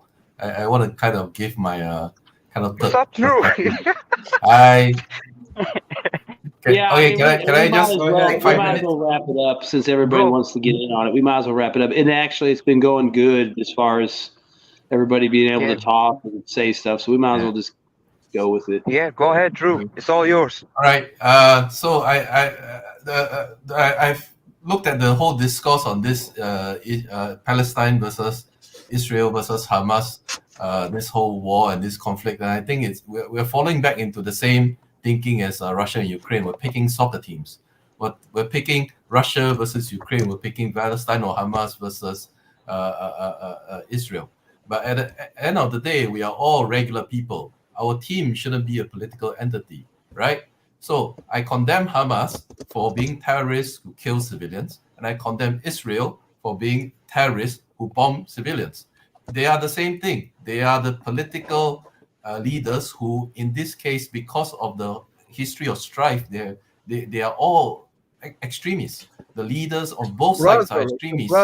It's both of them from this area. They are the same. They are from the same area, and they are both elected extremist governments. So at the end of the day, it's the people that suffer on both sides. The Israelis, civilians are suffering. They got killed. They got kidnapped. The Palestinian civilians are suffering. They are getting bombed. They are getting killed. Their kids are dying and whatnot. So at the end of the day, this isn't a soccer match. This isn't Israel versus Hamas or Israel versus Palestine or any of that, or who's supposed to belong there or anything. At the end of the day, this is a problem of electing extremist political parties or political leaders who then decide that your life is not worth it. I'd rather fight a war than lose my power. I'd rather instigate. I'd rather go invade Israel and then know that my people are going to get bombed. Yeah. It's and so what? And so what? That's a great warning. It's the same thing when we look at all these conflicts. Ariel, the world are dominated by a group of people who are cynical. No, not necessarily. That's what he said. Oh yes. That's what he said. Chinese only in the West. Hamas, only in the West. Netanyahu, Biden administration. No, everywhere they are all cynical. Look at Al-Sisi. Look at Al-Sisi in Egypt. Please look at Al-Sisi in Egypt. Look at Abdullah in Jordan. I don't know about Al-Sisi. Please. Look at Mohammed bin Salman in Saudi. Look at bin Zayed in United Arab Emirates. They are all very cynical. Yes, agree. Yeah, but They are more interested. They are more interested in keeping their power than bringing good to their people or their nation. That's what he said. That's what Drew said. The world leaders And are so, cynical. That's what he said. And so, saying it are bad, people are electing extremists. So what? That's nonsense. No, it's not. That's nonsense. It can be done in a different way. If you have a proper political system. It can't be done in a different way. Just look at United States with the Biden administration. They tricked the election. That's the worst example you can give. Come on. US. They tricked the election. America is the pinnacle of democracy with fair and free elections. How dare you say yes. something like that? Even the Walking Dead are going to vote, so democratic it is. Oh, come on. That's how inspiring America is. My favorite example, China. Their government actually cares for the people. They'd rather destroy their economy than let their people die from COVID. They'd rather spend their money building roads and railways and as high-speed rail than go and spend it on weapons to bomb other countries. They're actually fighting their own corporations. They jail billionaires and whatnot, right? They throw their own politicians into jail. Because CCP is managed by autistic person. It's not. No. Wait. To put 1.4 billion people closed just because of a virus. Oh my God, a virus! You must be totally autistic. No, but that's not the point. The point is exactly. So the point is the government is performance oriented, and then the orientation is actually care for the people. Because if you look at the past 40 years, China is the only country that has been performing consistently, and then actually the performance is catered towards the development of society, which benefits the people. China is +5 on your social credit score. Development of CCP society, yes. The society as the CCP is looking for. Okay. And are succeeding because they are improving the level, the living standard of the people. And because they know they are competing with United States and Western countries who will do everything to crush China. Look at what happened with Taiwan. They have to build their infrastructure. They have to build their technology centers, their military, their economy, everything. But up to a certain point. Now you see CCP beginning to say to people in China there are some values that are unacceptable. There are some clothing that are not very good because we need some kind of, I don't know, at a point where the CCP need to begin to control certain aspect of private life, certain aspect of what people can see, what people can do, and their dream. That's my personal thinking. Is even what people might not think. That extreme. That's really not extreme. Not your RL. Okay, this idea that the China has developed because it's in competition with the US is nonsense. The China was already doing double-digit growth way before the US got anywhere near China, right? In the early 70s, they were already double-digit growth. They have been developing because they are China-centric, and that's what the US wants. The US wants to vote in Trump, which is US-centric. They want to develop because they want to develop. Full stop. They don't care about the US. If you look at the Chinese politicians and what they are saying 20 years ago, you wouldn't even hear them say US. They were all talking about how do we develop our country, how do we improve our education, how do we improve our transport links. Yes, you are true. You are true. But United States is doing everything for the Chinese to talk about US. Yes, and but that's only because China is growing and developing. For me, it is already number one, especially in terms of industries and manufacturing physical things that has a reality, a physical reality, while United States is, for me, is bankrupt. But for United States, and they are stating it since Donald Trump, even before Donald Trump, it was since, for me, since Obama, they were stating it publicly. China is the main target because China is the main competitor. Why? Because China is growing and is becoming the only country that might become number one economically, because they are hardworking people, because they have a strong political system that manage things quite well. And United States can't accept it. And United States will do everything to bring shit into China or the surrounding of China. Yes. Yeah. Okay. But anyway, let's not get derailed and talk another hour about China. My whole point is that there are good political systems and good political leaders in the world.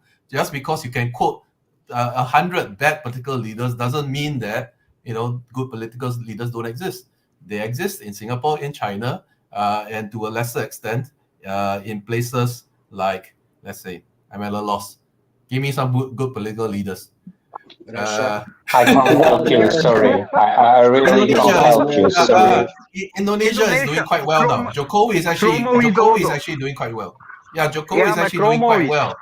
Yeah. Yeah, man. And actually, I support him 100%. And that guy in Bhutan, the guy that has the growth index. He knows what his people want.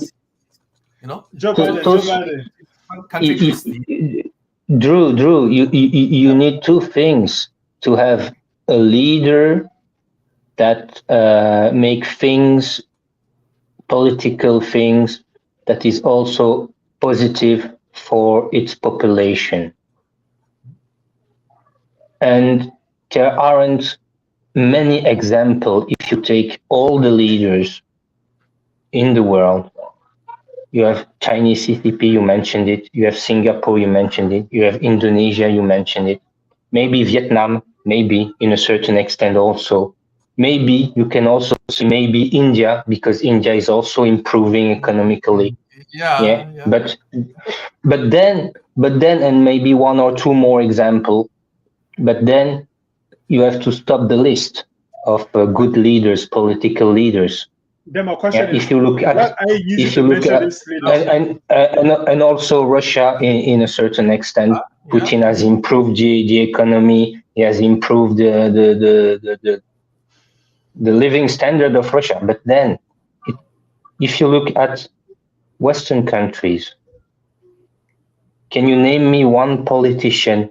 Then you see the problem. The Western countries, yeah. Can you name me one African country? Can you name me one country from Latin America? I can name you three African maybe Brazil a bit. That guy in Santiago or something, a very young guy. One guy. Look at Rwanda, economically prosperous and growing quite well. So under the lead of Paul Kagame, he is doing very well. I would definitely name him as a political talent. He is an exception. So it's not an exception. You need to listen to your own argument, right? You are the one that said it. We cannot find a single good political leader in the collective West, and that is the problem. And they are trying to take they're trying to take their model and spread it across the world. It's a bad political system that is being spread across the world, and they say it's the best. Politicians and those politicians are making policies which allows very few people in each of these countries to make a lot of money, but for the average people, for the population, is not that good. In the West, the problem is that they got hijacked by corporations. When you look at every system that's new, it doesn't matter, is it communism, is it capitalism, it's feudalism, that's new in that area. It's always initially successful, but then it always later on changes and been exploited by some, forces that are greedy, and it always gets corrupted and changed.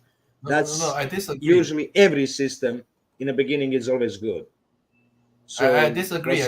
Communism, democracy, capitalism, socialism, democracy, any of these, if you apply only that thing, you will fail. They are all extremist ideologies. Capitalism needs socialism. Democracy needs a bit of authoritarianism. You cannot have that's later on. It's extremism if you just have one or the other. I'm talking about any system that's new.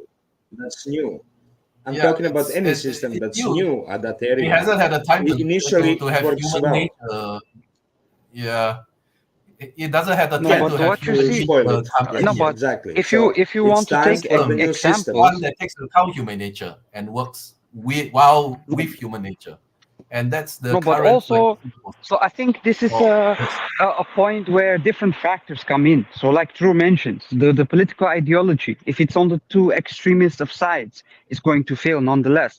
But if you look at examples where it thrived, you can see that there is a very particular balance. So, for example, in West Europe, particularly the Netherlands, Denmark, Sweden, Norway, where democracy was very prevalent, it's because they applied socialism and a soft form of authoritarianism into their systems. So the rules and regulations were very strict, but then they applied socialism as to where we take care of us concept. So the society takes care of the society by way of taxing, but then the government is democratically elected, but they actually don't have significant terms. So it's not uncommon to hear presidents to be governing a country for 16 years or so. So they have, or they used to have, a more fine balance of it. The problem is that these nations are, in the geopolitical terms, very powerless if you compare it to, for example, the US. So what you get is that the performance of the government is very capable if it's untouched and left alone. But if you mix power into the equation, it is corruptible. So then you bring a whole new dynamic to the game. And then also, if you include the conflict with Russia, so Europe as a continent is very depleted of what's that called, resources, and need to rely on Russia for cheap resources. So there are so many dynamics that come into play for the performance of the government to make it work, as to where you cannot just hold on to one ideology as if it's the holy grail of things. I think all Drew was saying was, like, most of the political systems, there's probably like a honeymoon period before it gets fucked up. Like, in the beginning. There's Europe. Yeah. It's okay. We just need to talk about European values.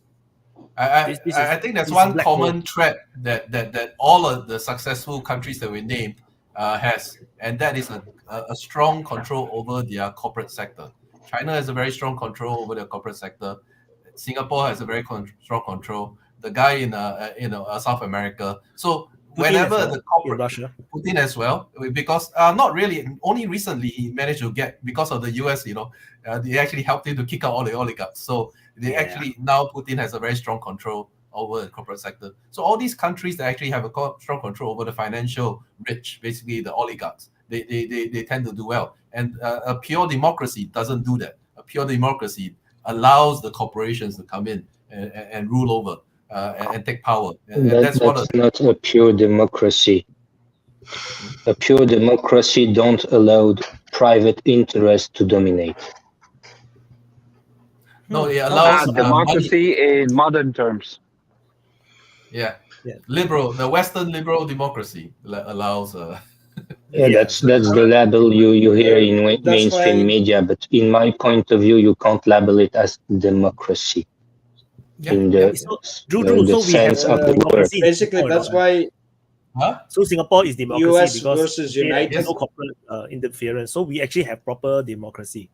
Yes. We have proper democracy. Actually, so this is the surprise with Singapore, because during the founding of Singapore, it was labeled as communist. But then if you look at the process of the development of Singapore, it was labeled as dictatorship, never communist. They actually fought the communists. They actually fought the communists very fiercely. No, but this is how. So, but that's the problem. Is that the way we got educated? Singapore was initially labeled as a communist, even though if you read into, especially the successes of Lee Kuan Yew, if I remember correctly, in the West, that's a propaganda of the West. You're talking about propaganda of the West. That's why you're talking about it. No, but exactly. That's the problem that you believe but the thing in Western propaganda. Yeah, that's the problem. No, you believe in it. The people. That's why you're talking about it. The people get education is Western propaganda. Educated in it. He's just trying to explain belief. Yeah. So the thing is that we receive information from either media or education that a particular country is maneuvering into a direction, and therefore it is labeled in a very extreme manner. So in Singapore's case, when it received independence, and then the development of Singapore before they become the Four Tigers, it was labeled communist, even though they were fighting the communists. We don't get that education. We don't receive that unless you actually deep dive into how Singapore became an economic powerhouse and how they developed in such a fashion. That's only when you start to understanding that it was never really a communist state to begin with. But understand is that we first get educated in this fashion, and then we have to undo this education in order to re-educate ourselves. And this seems to happen with various other countries, whether it is in the Middle East or in East Europe. It comes down to the same, is that we get indoctrinated by these kinds of things. So it's really hard to just rely on education for one, but then also rely on information we receive from the media as another. Because Singapore is a very successful nation, nonetheless. If you look at it from the point they got into existence. Oh, wait, one moment. It's Drew's favorite truck that sings music. No, but so basically, what we receive as initial information differs very much from the reality, and then the discovery needs to happen at some point. But when the discovery happens, depends on the individual, and then that's what actually I think Drew mentioned is that everything is played as a soccer game, so you end up picking a side. But picking sides is the problem. So because I want to correct a bit in the sense I can understand why Singapore is seen as communist, because we at the beginning of when we get into our independence, we adopted a lot of very communist-like, very socialist policies, including like forceful retake of all land in the country. Like there's no chance of an oligarch exist at the beginning because we took back all the lands. So there's no landowners anymore at the very, very beginning. There are a lot of plantation owners. They own a lot of land. All has been bought back at pennies from by the government. We basically just make a law and then we just take back all the land. So there is very authoritarian things that we did that no normal democracies can do. Like let's say Indonesia, they can never do it. It's impossible. They tried to even clear slums. They are having a lot of problems. So Singapore have this kind of thing, and to the West, this is very scary. So which is why they think that we are communists, because that's what communists do. We just take back land and then we just spread it across to people, and we have a lot of socialist policies. We are public housing for most people, so it's very communist-like. But this is what the West cannot understand, because we only do things that works, that we think that is needed and it works, but we don't apply, we don't subscribe to an ideology. And the West love ideologies. They like to subscribe to in one way, and they can only go this way. It's a soccer team. They say this is our team, and that makes things very difficult. For example, like even for the US, they have this talk about abortion. It's like they cannot give people a choice, but you can like disagree or agree. Like they have to like go no abortion at all, or No, they cannot have an in between, and that's the difficulty about the West, and they are making things very hard for themselves. So, and I was gonna say a trail. The trail that truck I heard beeping. You better watch out. That might be Sweeper Steve. Oh shit! No, this is Drew's favorite truck. He might be trying to get you. It doesn't just beep. It plays music. It goes around playing da da da da da da very loudly throughout the day and throughout the night. It's very annoying. The Taiwanese usually. Usually they play classical music like Beethoven for Elise and such. Yeah, man, that's true. This case, because it already finished its pickup. Yeah, because everyone needs to hear it. About Taiwan. Is it a rubbish truck? Yeah, it's a rubbish truck. Yeah. Taiwan, they don't have a proper rubbish system. Their truck will come and they play the music. You have to run down with your trash to the rubbish truck. They won't come and collect it from you. So there's no place where you throw the rubbish. You have to implement that in Singapore. You know, you have to implement that so people learn classic music. So first world, no, we just dump into the rubbish chute and then someone will clear it. No, we are very low class. In America, all the money we waste in America, all you get when the trash truck pulls up is like banging noises and your shit thrown out in the street and hydraulic sounds. You guys got like Beethoven playing and stuff. At least if you leave your trash there, they will clear for you. In Taiwan, no, you have to run after the truck with your trash. If you miss the truck, you're stuck with your trash for the next, until the next. For a whole week, for a whole week. It comes once a week, and then so one thing I cannot deal with in Taiwan. Or you just do what they do in America: find some place in the woods and dump it, or go down to the convenience store and throw it in their dumpster. So aren't you glad that we are living in a like in our world? church, we had the fucking dumpster locked because people would go over there and throw their trash in there and fill our dumpster up instead of paying for a trash can. We live in a civilized world. The rubbish people clear our trash for us. Taiwan is like they are so backwards. They like you have to run to clear. Look at not everywhere. Look at United States. Our trash look at United States. The trail. I mean, why are you living in such a backwater? Look at United States. You want clean streets in United States. Oh, they make these really tiny chips in Taiwan. Bullshit. You guys don't even pick up your own trash. You probably. San Francisco is very beautiful now. Just invite Xi Jinping. Just invite Xi Jinping, and then they will clean the street of your city. Yeah. So now you know why China wants to annex really sensitive Taiwan. Topic right now. China want to take back Taiwan because they want to help them, solve these trash problems. People need to live better lives, and don't waste their time chasing after trash trucks. That's why China is the good guys. Yeah, I mean, Atreya, why don't you encourage your government to reach out for help? I think so. Currently, the wrong people are in power. Good neighbors around there who give you a good example. They've asked the US for help, but all the US sends them are missiles, not a proper garbage system. Yeah. I think that's the problem. The US only sells weapons, not garbage trucks. Guys, you got to blow up the garbage. That's what you're missing. No. Don't blow up anything, please. Don't blow up anything, please. Isn't there a giant plastic island out in the middle of the Pacific somewhere, like from all the plastic that collects because of the currents? Why don't they nuke that? I'd like to see that. That'd be cool. Just nuke the plastic. You just spread it around more. It becomes smaller. So actually, Drew, from the yellow trucks that you are used to seeing, there's actually also a white truck that follows the yellow truck, and then they don't play music per se, but they just have a very annoying beep to them, and then they just follow the yellow truck all the way around, because that's the plastic one, that's the recycled one. You can only use the recycled ones for that one, so you have to chase two trucks basically. So that's how China can occupy Taiwan. That's the only reason why I never moved to Taiwan. Today, garbage truck centers is great. The people are great, and the but Taiwan is Yes, gone. it's great. I learned a lot about Taiwanese trash system. Can we move on, please?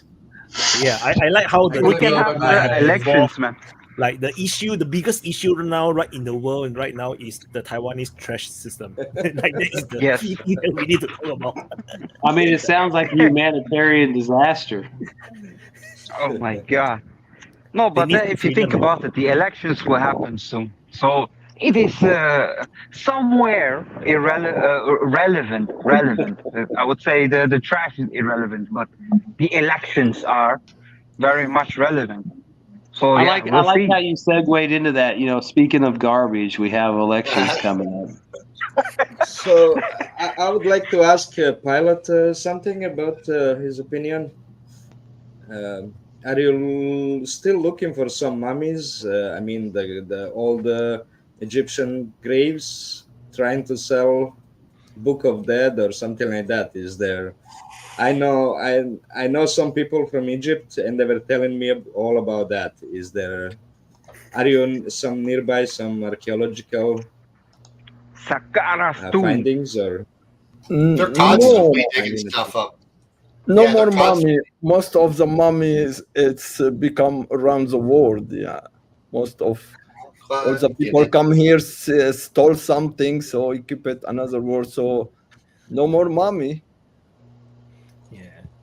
It's maybe actually little, maybe somewhere, but this is related for the government. Nobody can take something, at least in the backyard or something like that.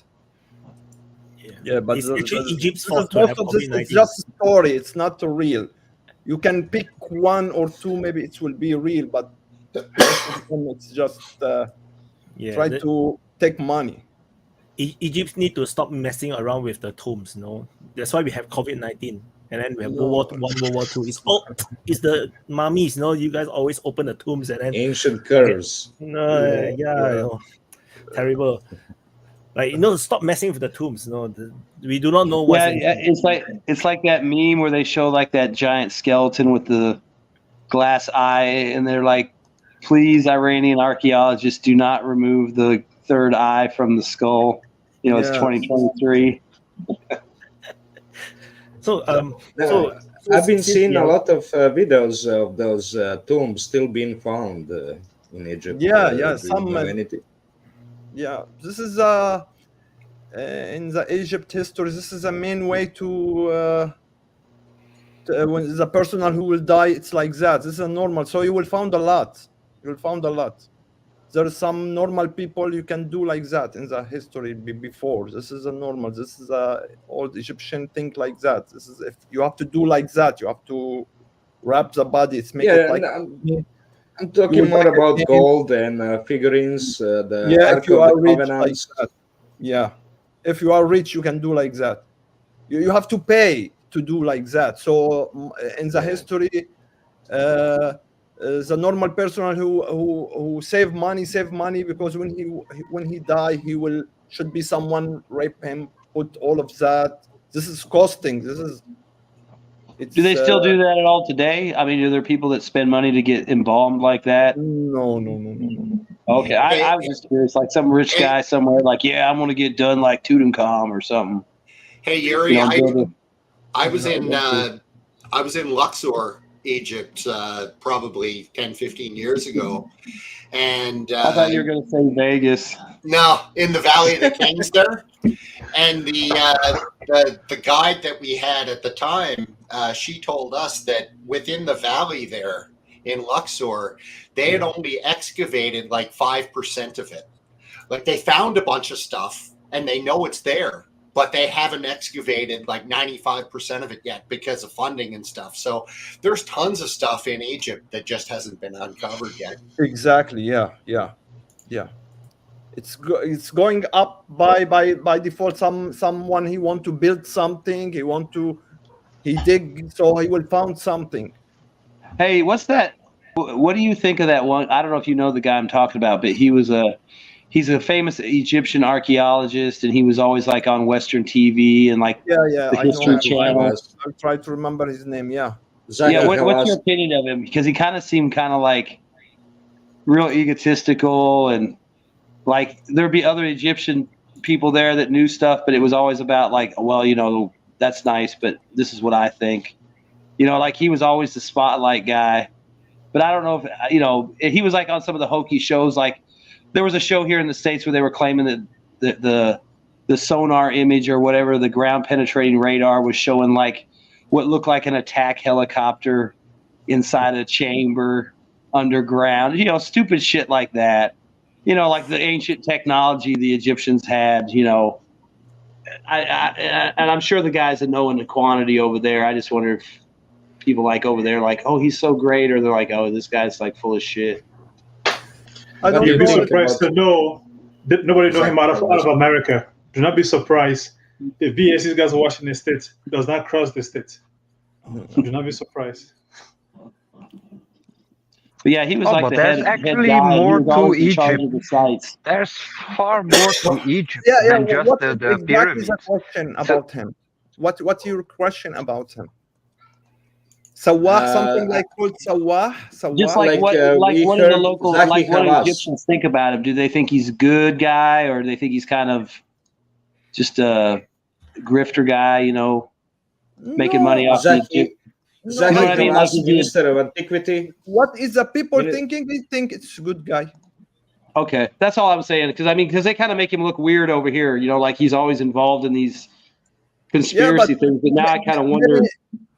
I told you this is what the people think. Maybe this is not correct. Are the pyramid in Ukraine or not? About him. I don't know the details about him. But most of the story, this is a story. It's if you don't believe it, it's not true. If you cannot believe it, so it's not true. It's make it game or make show or something to more investment, more like that. The people everywhere try to be clever, try to catch the people somehow. Some using stupid ideas, some people it's like that. My friends tell me that he's the richest person in Egypt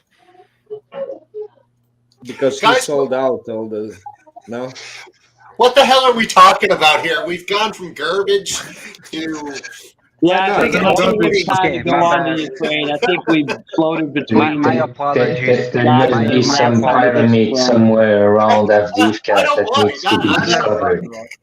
So there is a pyramid in France. There is a pyramid that recently got captured by the Russians. Even though the Ukrainians call it a heap waste, it's a pyramid in disguise. Let's talk about that one. Russia seems to have entered Stepovi. Avdiivka is surrounded. So it seems like the jaws are getting closer and closer and closer. So let's do our speculations. I heard someone say the jaws of the bear. Bear, cauldron, peacock, doesn't matter.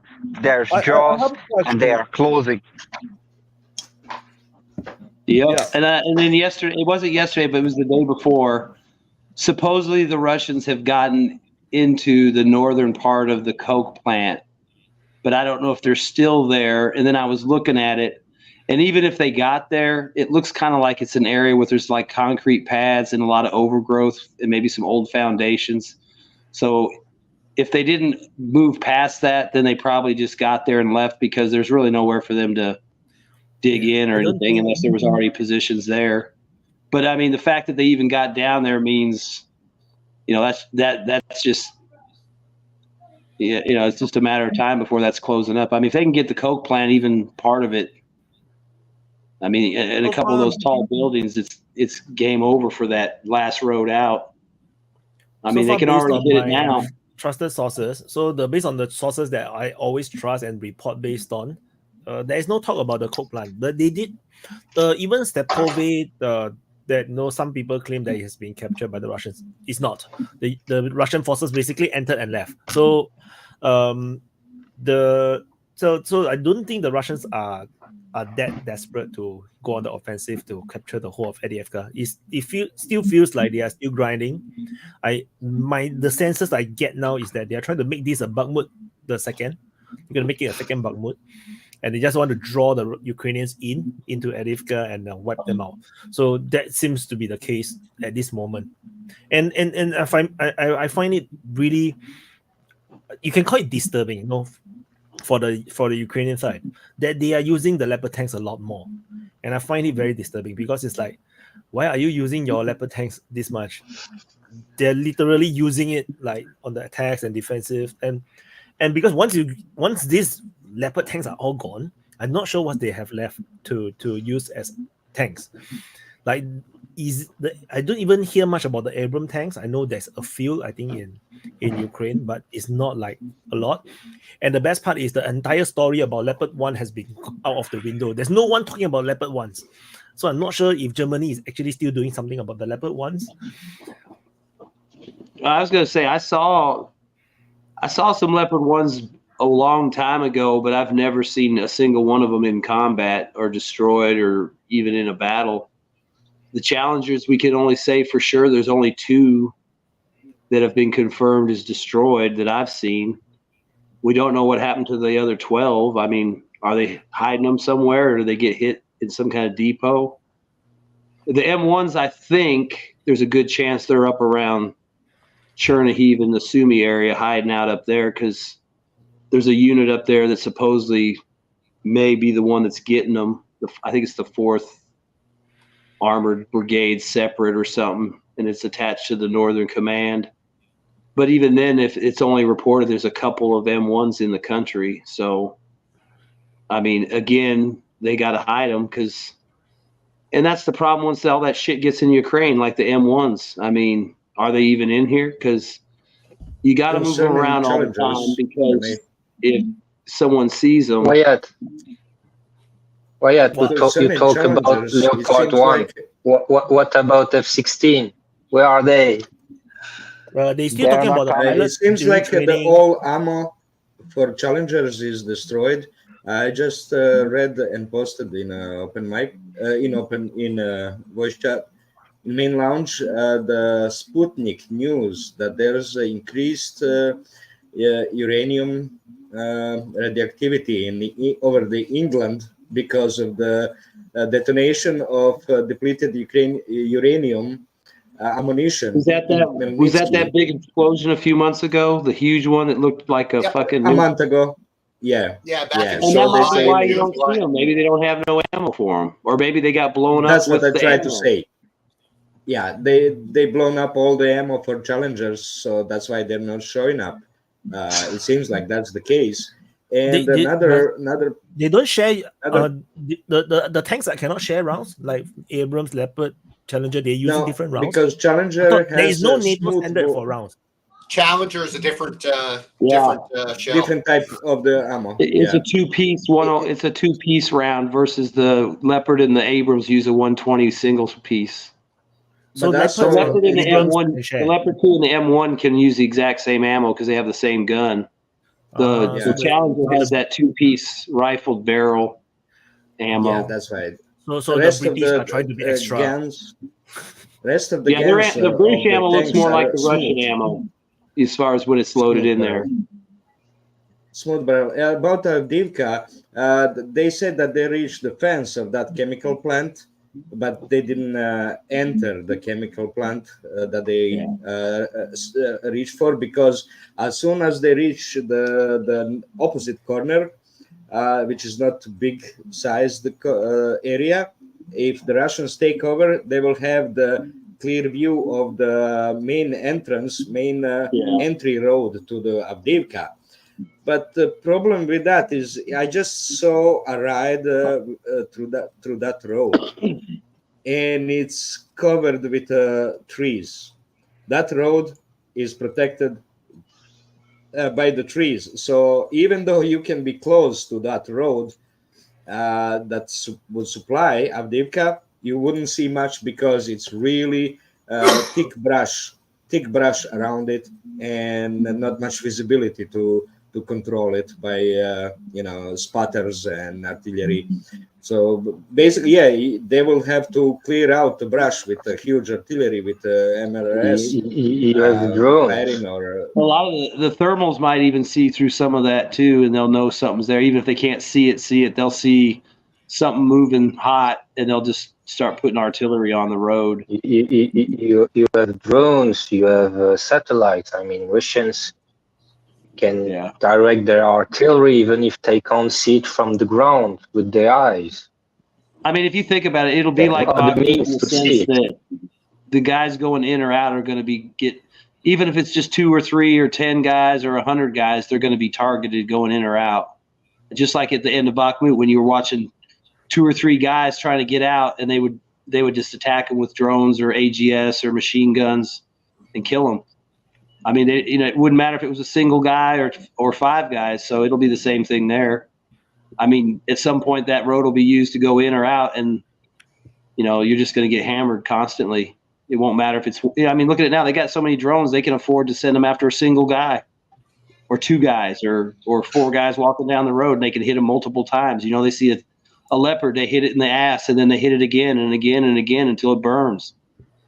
They need to use white phosphorus to clear to set the fire of the. Or the toss. They can burn that shit off with tosses. Yeah. I mean, that'll burn off everything. Yeah, I mean that shit right? is. If they can catch that corner of that plant and get into some of those tall buildings, like you said, it's really going to be bad. I think personally they're just going to seal off the city and as much as they can, if not totally, and just sit on it for the winter and let those guys rot, knowing that there's no one coming to save them, there's no more supplies, and there's no way out. Just do it like a Mariupol on them. Just surround it and sit on them.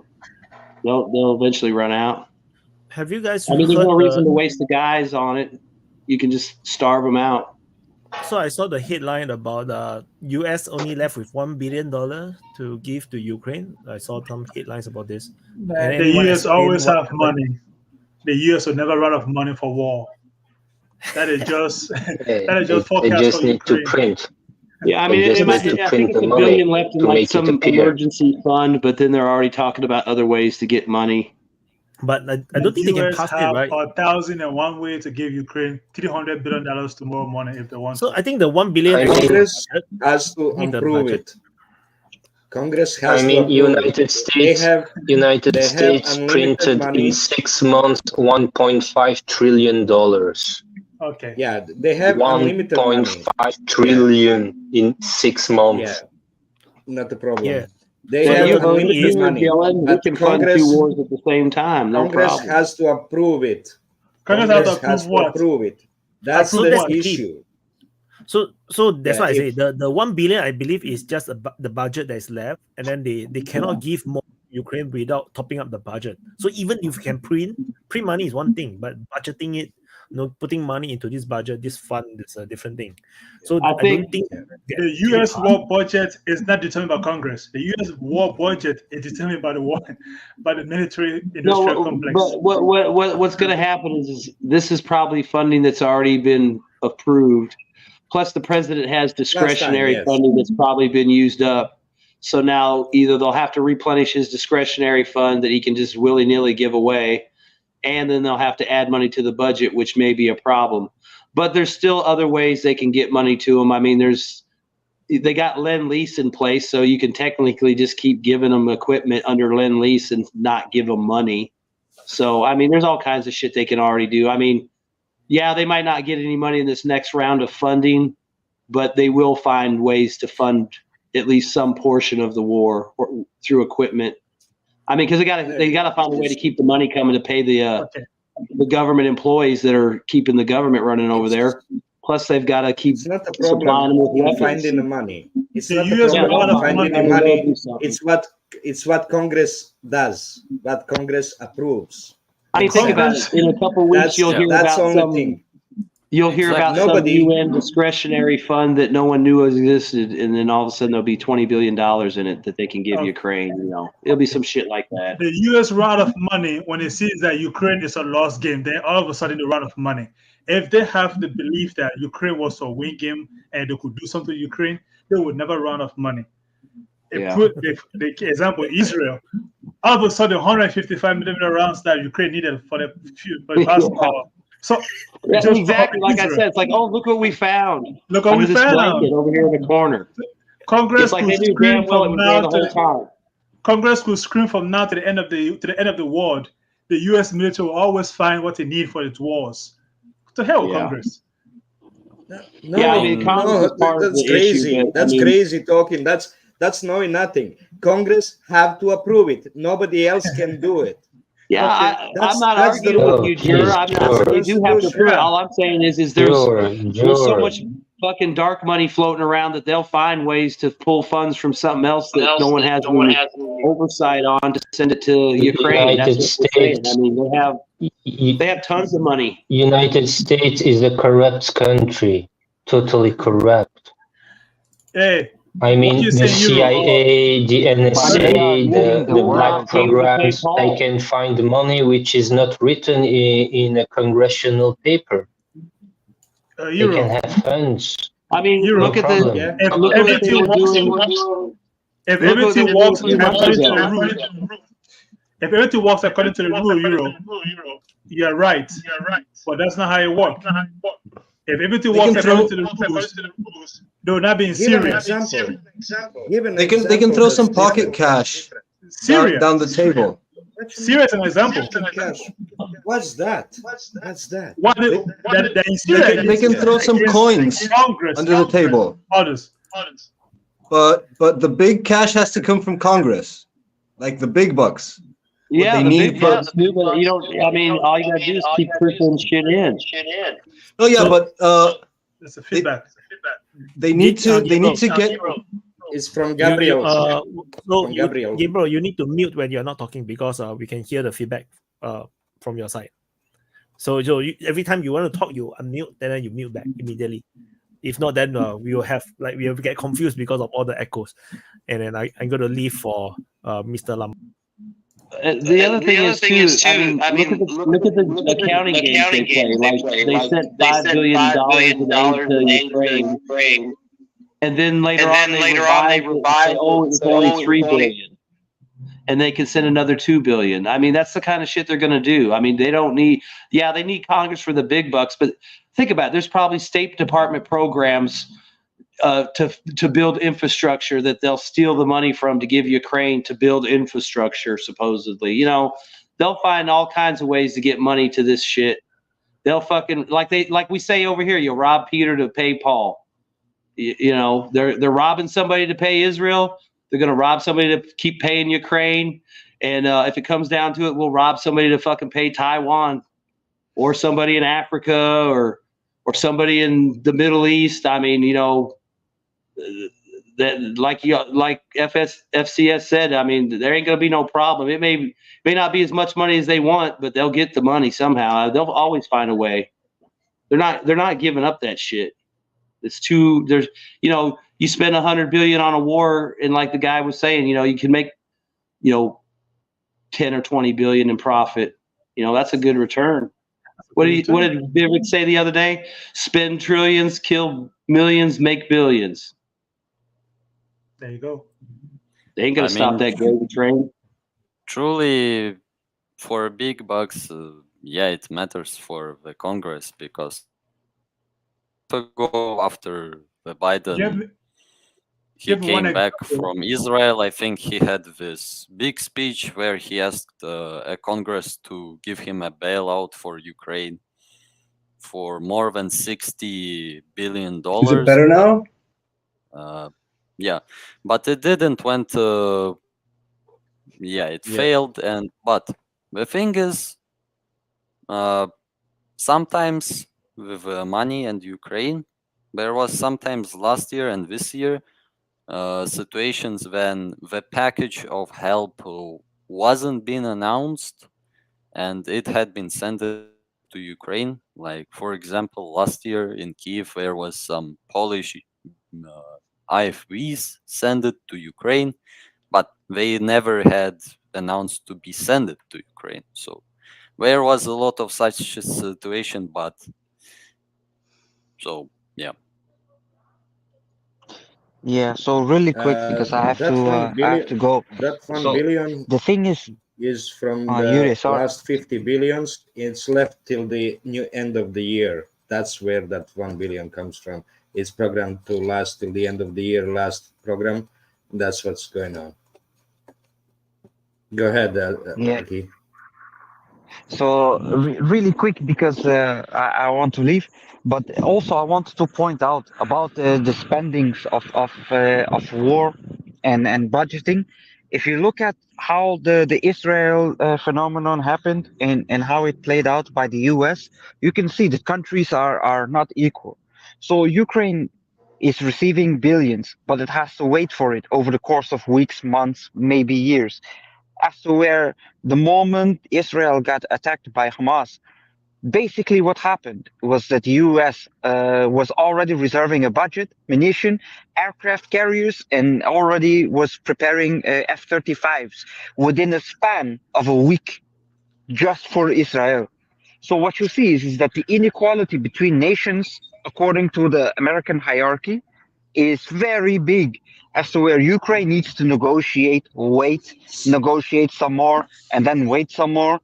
Israel has seemed to receive them at nearly immediate expense. I think this is a very clear cut of the how America sees nations in between. Ukraine needs to survive. Israel needs to be there, whatever it takes. And then with look at the U.S. They're stripping out the Iron Dome system from the Washington State Joint Base there and the Guam base to go give it to Israel. They weren't going to strip that shit out and give it to Ukraine to help Ukraine. And that's like the Iron Dome, like two sites, like I don't know how many sites or launchers, but like, another couple thousand missiles, and then the launchers. So we're reducing our protective capability in the Pacific to help Israel, but they weren't willing to do that to help Ukraine. And Ukraine needs that air defense way more than Israel probably does. I mean, yeah, they get hit by rockets, but Israel or Ukraine's trying to dodge, cruise missiles and fabs and, whatever else they're getting hit with. At the end of the day, it all comes to the interests of America. If America find enough interest in Ukraine, Ukraine will survive tomorrow morning. They got sick of Ukraine tomorrow, Ukraine is a dead country. Not only, guys. It's also a matter of corruption. Just look at the amount of money for Israel, 14 billion, and for Ukraine, 60 billion. Because Ukraine, you have the big guy who receives 10% each time money goes to Ukraine. And then in Ukraine, you have people in Ukraine who take the money also for themselves, so they can still throw people in the front line. But for Israel, you have less corruption with them. That's why the amount of money is only 14 billion. I was quite astonishing by the difference of amount of money. 14 billion only for Israel and 60 billion, which is the equivalent of the French military budget of France. That's 60 billion. Wow. Yeah, I also noticed that. Super interesting. Hey, did anyone hear about the bond auction that they were doing in USA? I saw a blurb about it. And 25% of those bonds were bought by the banks themselves because no one wanted to buy them. Yeah. That was my point. It's like I know that they can print money whenever they want, but eventually they're gonna hit a wall, which in this case is called fiscal cliff. They're gonna. I mean, it costs all them. the legends. Sorry, but those are the legends. And you have only primary dealers. Only primary dealers can buy bonds from the Fed from the Fed.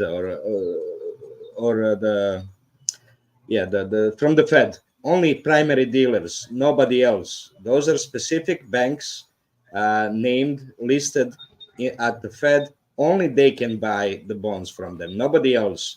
And then later, those primary dealers can sell it to anybody.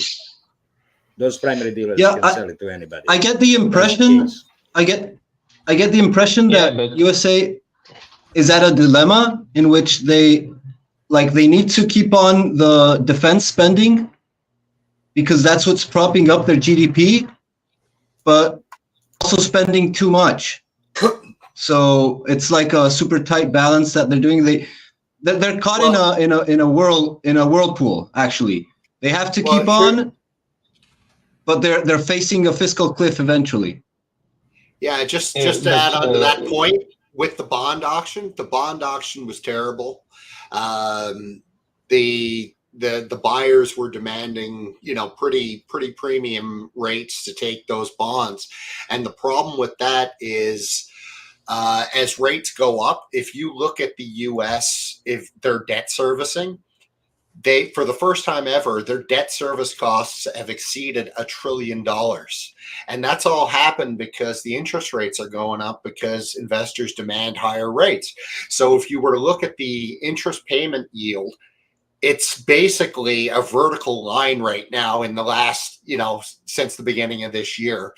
And, that's not sustainable to be, having to pay $1 trillion in debt service costs annually. That's $1 trillion that could be going towards bridges and schools and healthcare and everything else. U.S. is in a world of hurt. Yes, sir. I have a question for you. Oh, hold on. With the bond thing, and obviously you could keep printing money, in your defense industry.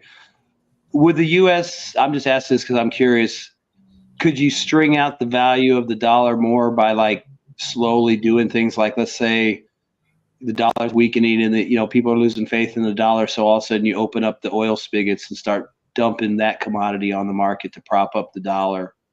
And then when that starts to not work, you go to another commodity. Like all the commodities we're sitting on here that we don't develop, would that be a way to extend the value of the dollar? Like right now, it's printed on promises and paper and hope. But then if we actually started backing it with commodities, would it extend the life? But by doing so, you remove the reserve currency status of the dollar. Because for a reserve currency to be reserve currency, the country which emit the currency need to grow its imbalance, economic imbalance, and building deficit. It has to.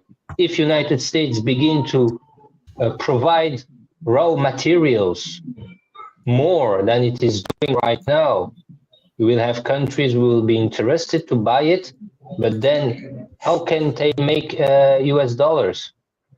Hey, but wouldn't they have to invest in infrastructure to do that, like to ramp up production? Oh yeah. That's what I'm saying. I mean, if I may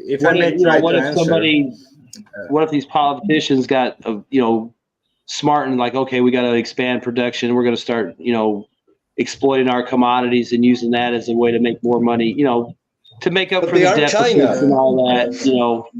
If I may explain that, by selling oil to the world, those other countries will use their dollar reserves. They basically gonna give the dollars to the US, basically reducing their need for the dollar, which is gonna destroy the confidence in the dollar. It's gonna speed up the dollarization because they have less of it. They're gonna switch to yuan because of that. That's the problem. It's gonna destroy dollar if you do that. Not that you increase dollar need by buying stuff from people that wanna be employed.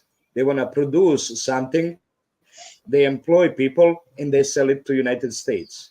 They don't care if the dollar is printed or not, because they're gonna earn the income. Those companies gonna earn the income. That's how basically by US importing, it's spreading the dollar into the world that wants it, that needs it for their income. So that's how what you're saying is that a reserve currency needs to get the currency bought and not returned to them, right? Something like that? Yes. Yeah. To circulate around the world as much as needed for the rest of the countries, that they have it as much. That's the problem. Let's say you cannot create yuan as reserve currency because there's not enough in the world circulating for the people to use it. There's not enough liquidity. So it cannot become reserve currency. Once they spread it all over the world, then the people can use it, and it can be additional reserve currency for the world. That's how it works. It's completely opposite from traditional mythology that's spreading. You got to understand, there's two economic theories. One economic theory is for empires, and another one is for colonies. You guys believe in colonial economic theories, not the ones that are employed by empires. That this is the way that the empire exists, because they spread that knowledge of the colonial economics so that they can enforce them themselves. That colonies are basically enforcing that colonial mindset themselves, so that empires don't have to work hard to keep the colonies. Every empire has to run on deficit, commercial deficit, because it needs to spread its money, its currency. It has drawbacks, the growing deficit, but it has a lot of positive things, like don't need to produce anything to build its military, to buy things. You just need to print. That's what United States was on since the 50s. I think it was Pesco. And especially even more after what Nixon decided when he decided to break down the parity with the dollar and gold. Yeah, he destroyed that. No, the problem with Nixon is not how people understand it. Is that United States switched a short before that from exporting country to importing country.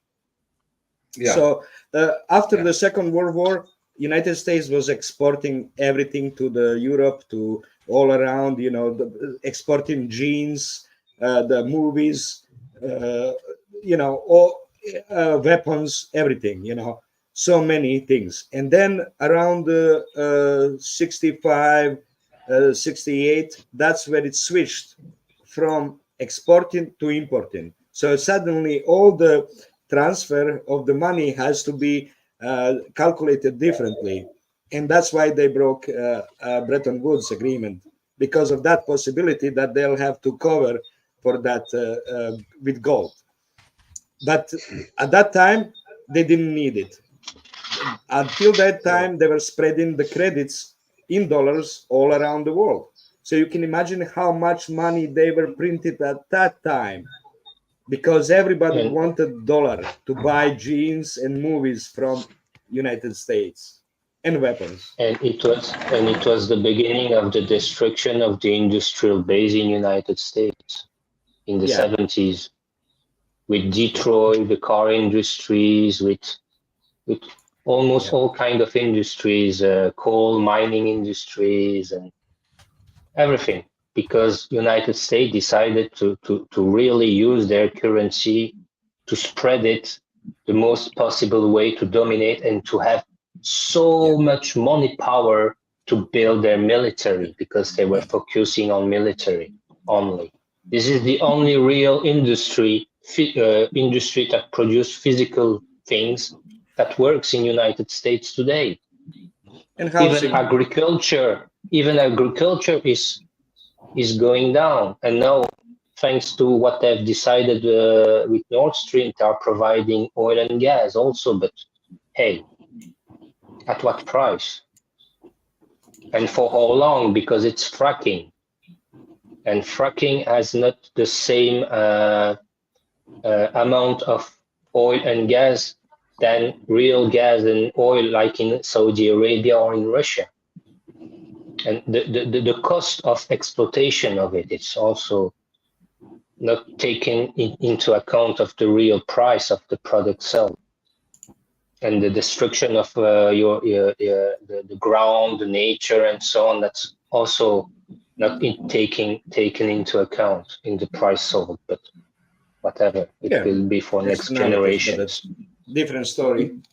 That's you know where story externalities, but yeah. There's a coal mine in Adivka.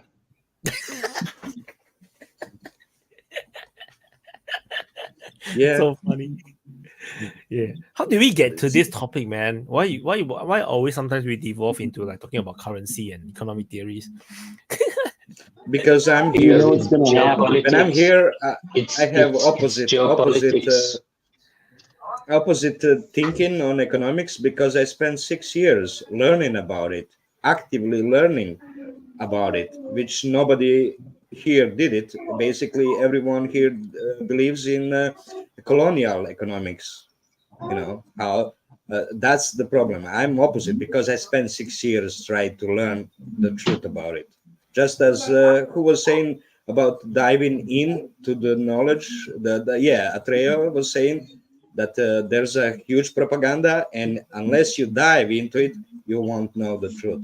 And I spent 6 years diving into the economics, and basically, within a year, I'd learned that it's not about economic theories, but about money. What money is, how it moves, how it's created, what's the law, how the banks operate, how the money is created, circulates, and how it's being destroyed. Because money is being destroyed, not just printed. You should know that. The banks have to rule, that they have to obey. It's simple programming, input into the program. When they create the money, in the end, when the loan is repaid, they have to destroy it. There's no ifs and buts. They have to destroy that money. With one exception, which is what the war in Ukraine, has shown to the entire world, is Russian economy, which is not a colony of United States, and which is an economy based on real things. But just like China. Kind of. Just like Germany used to be. Exporting countries usually are the real economies, full material economies. But you see, the economy can exist even as the social networking economy. Social media is also economy because it brings income, huge income, and demand for the dollars, because everybody has to pay to YouTube, the companies pay. We all use social media, and that's how the US earn those dollars, how there's demand for the dollars growing again because of the social media and the payments. It's $1 million. So we have a picture chat. Yeah, that's going to be dollars, I think. Or pounds, maybe pounds also, depending which weapon they used. the economy in Avdiivka are the pounds with which they're getting pounded. Maybe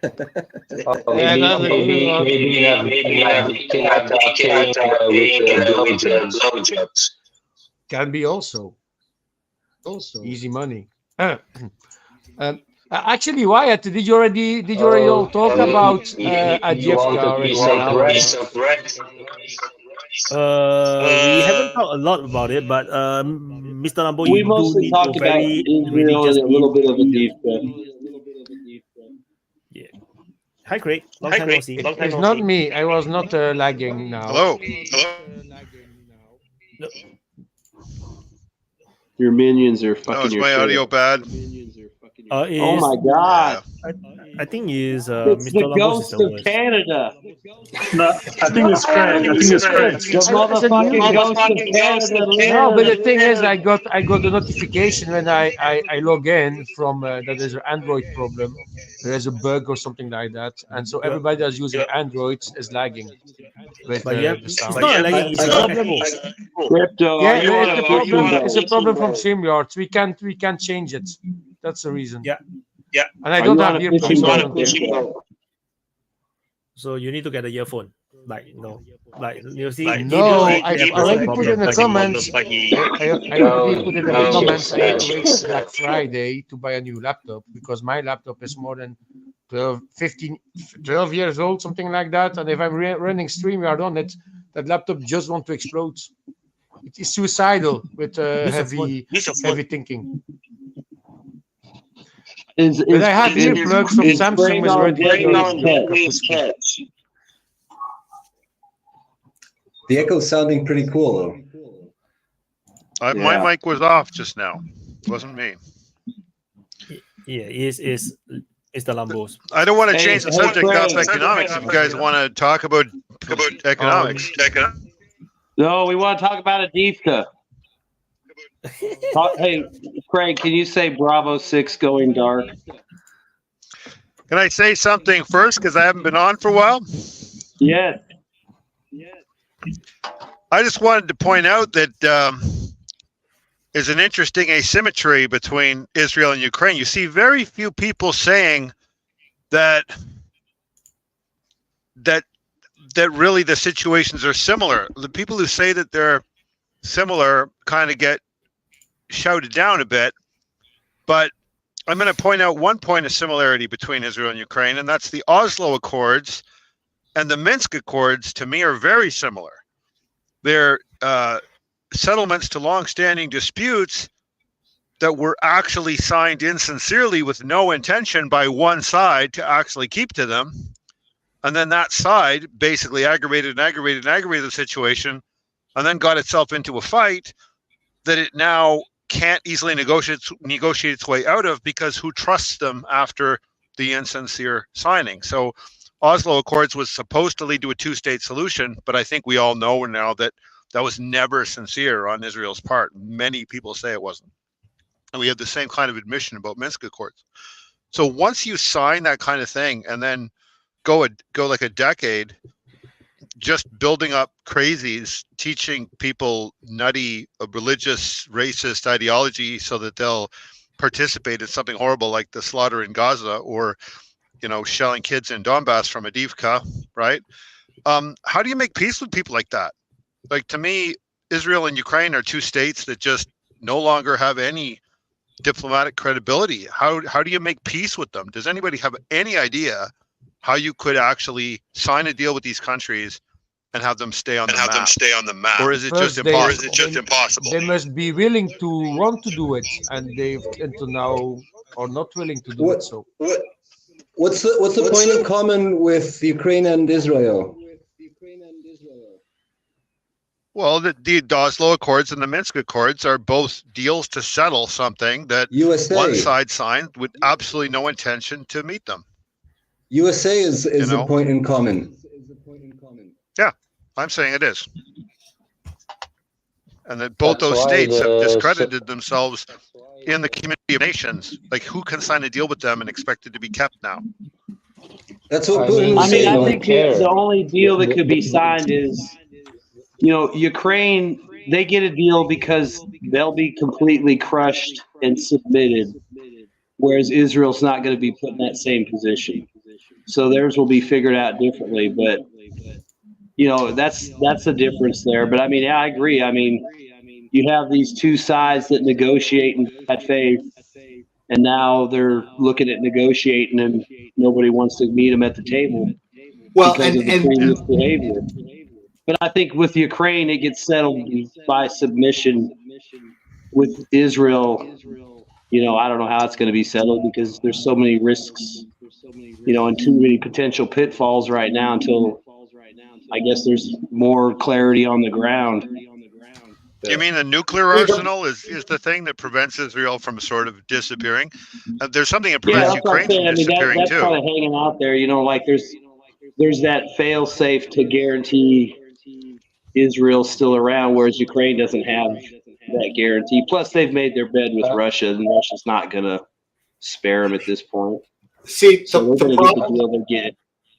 Whereas Israel could still actually get a deal or make a deal. Well, the problem is, to Craig's point, how would you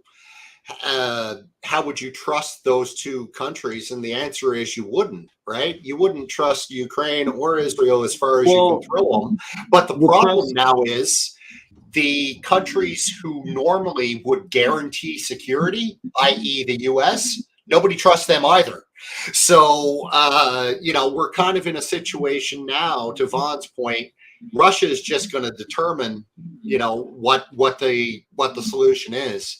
And I don't think anybody in the West is really in a position to argue with them.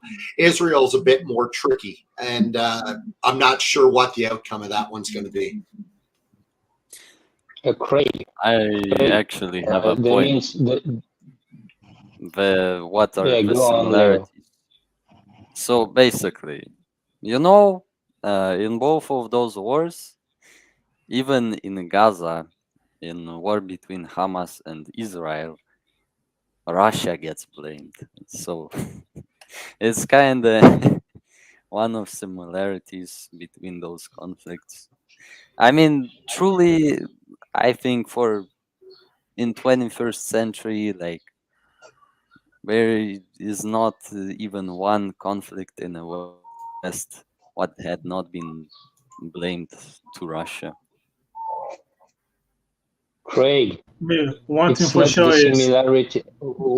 this. Wait, Craig, Go ahead. it's not the. I'm pretty sure no one ever blamed Russia for the Falkland Islands. Yeah, why not? Whatever. It's not the similarities between the Minsk Accord and the Oslo Accord you need to point out. You need to understand that, welcome, folks, to the multipolar world, where things are now decided on the ground by force, military force. All agreements are just agreements made by voice or signed on paper. Nothing more. Yeah, I mean, than a piece of paper. That's the multipolar world. And like the trust issue, like with Ukraine, that won't be an issue because Ukraine will be thoroughly submitted and that won't be an option for them to be deceitful or untrustworthy, because even if they were, they won't have anything available to do anything about it or act on it. So I think just by pure defeat, the Ukrainian problem resolves itself that way, whereas the Israeli one's the one that's the crazy oddball who knows what the fuck's going to happen. But I think as far as Ukraine goes, they don't have a choice. When it's settled, and they're going to do what they're told. See, just to follow up on RL's point about the multipolar world, I kind of have a different view. I can see it being a lot less violent, because the multipolar players in the world, the Chinas, the Indias, the USs, whoever, they're going to have to reach somewhat of a consensus on these things. Whereas in the past, for the last several decades, the US has had free reign over making those decisions. So I think it'll be interesting to see now how the US reacts to, for example, Russia eventually proposing this is what needs to happen for us to stop. I'm curious to see how the U.S. will react to that, because they no longer have the power that they used to have. And I think that they're only realizing that now. So I'm kind of curious to see how this is going to play out. Yeah, and to add to that point also, you see the past few years, Africa been very quiet with coups, because basically the West have been dominating everything in Africa. The moment China and Russia is showing up, we are back to the coup eras again in Africa. Yeah, so to add to his point, definitely if the US feel challenge, there'll be some hostilities for a while until maybe they back and go back home. But so long as they have the way to punch and to reinforce our point, they'll do some punching. So there's going to be some little shaky environment for a while. I have an opposite view with Nunia regarding the multipolar world. I think multipolar world will just end up to have more wars. Like, if you look at the end of like World War I, World War II, where we don't have a hegemony, we don't have like one superpower, we have multiple superpowers, because after World War II, the major powers are weakening. So the United States have not really controlled like literally everything just yet. But you can see that during those days, the world is very chaotic. There's a lot of wars happening. Everybody is fighting for power, fighting for territory and land, and there is no super major powers that is able to just intervene. Like even Korean War, you see, is a huge collision of the United Nations. If you look at Middle East, nobody dares to go in. Even UK, the British Empire was like, just half a foot in, and then just let the Arabs fight it out. And I feel like the multipolar world will get more violent, and then the major powers around the world, like India, Russia, US, they will just be feeding weapons to feed all this fighting, and they will not care. They will just let you fight your thing. If you look at Russia today, it's the same thing. It doesn't matter the Burmese junta overthrew the entire election results and take power. Russia still sell them weapons. They don't care, because that's just how they operate. The same thing happens for China. China don't really care about your internal politics. They just want to do business. They will just sell you whatever you want. So, and as a result, the same thing applies to America. Yeah, but America will start their own wars. Russia and China will not, and then United States in the future will not as well. They will not be able to start new wars because they are poorer, and then they will just feed chaos around the world. That's what I think might happen. This is why I'm a bit worried. And I agree. I agree with what Wyatt's saying real quick, just because I think if it's multipolar, you'll have each of the superpowers in those regions acting in their own interest in their region. And as much as the United States or other countries might want to get involved or intervene, you could see these countries acting in concert. Like China may want to do something in the South China Sea, so they get something going with Russia and Iran. That way the United States, even if they want to intervene, they can't intervene in all three places, so they have to pick one. It's not really a war, but it just forces a less powerful United States and West, which will probably be the case after the Ukrainian war ends, to where, they'll have to, like you said, they'll have to think about what they want to do. They'll have to really decide what they want to commit to. They might force them to work together more. Like, they always talk about coalitions of the willing. Well, if there was a problem that, Russia, the United States, and China didn't like, then ideally the multipolar world would work together to resolve that problem. But I think in the beginning, you'll see each player in their part kind of take control of their backyard and make sure the other players can't really intervene in what they want to do. Because the United States would do it. I would assume Russia would do it. China would do it. India would do it. If Africa and South America get their shit together, they would do it. Because we can't be everywhere. So, and you got BRICS as a foundation before you had the multipolar world. So you can see BRICS countries acting in concert to make sure the U.S. is spread thin so they can intervene all the time. That way they can kind of counter U.S. influence without actually confronting the U.S. Can I make a real quick point about what I'm Wyatt generally said? more in accord with Bond that it's more of a regionalized power situation. Yeah. I mean, I hear you, the rest of you guys. I think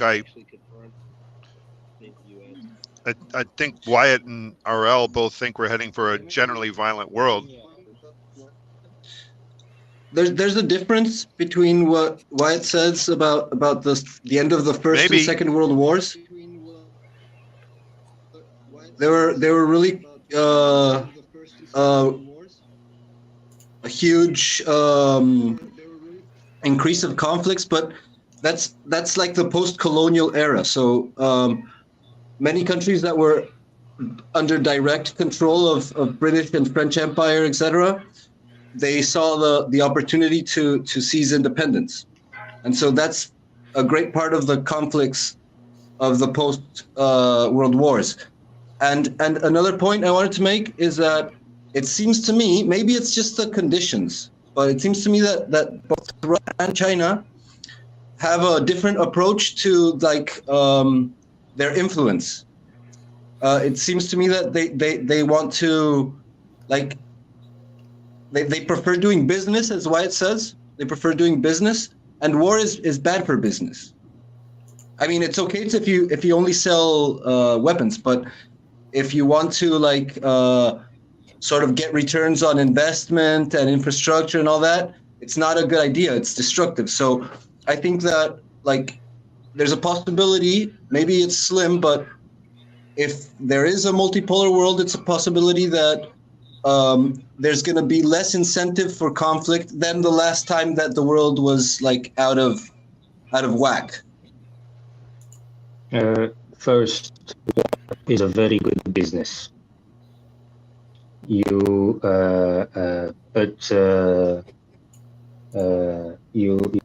make your industry working, especially working in metal industry, in technology industry, in chemical industry, in physics, in mathematics, in oil, in gas. It's very good for business. War is very good for business.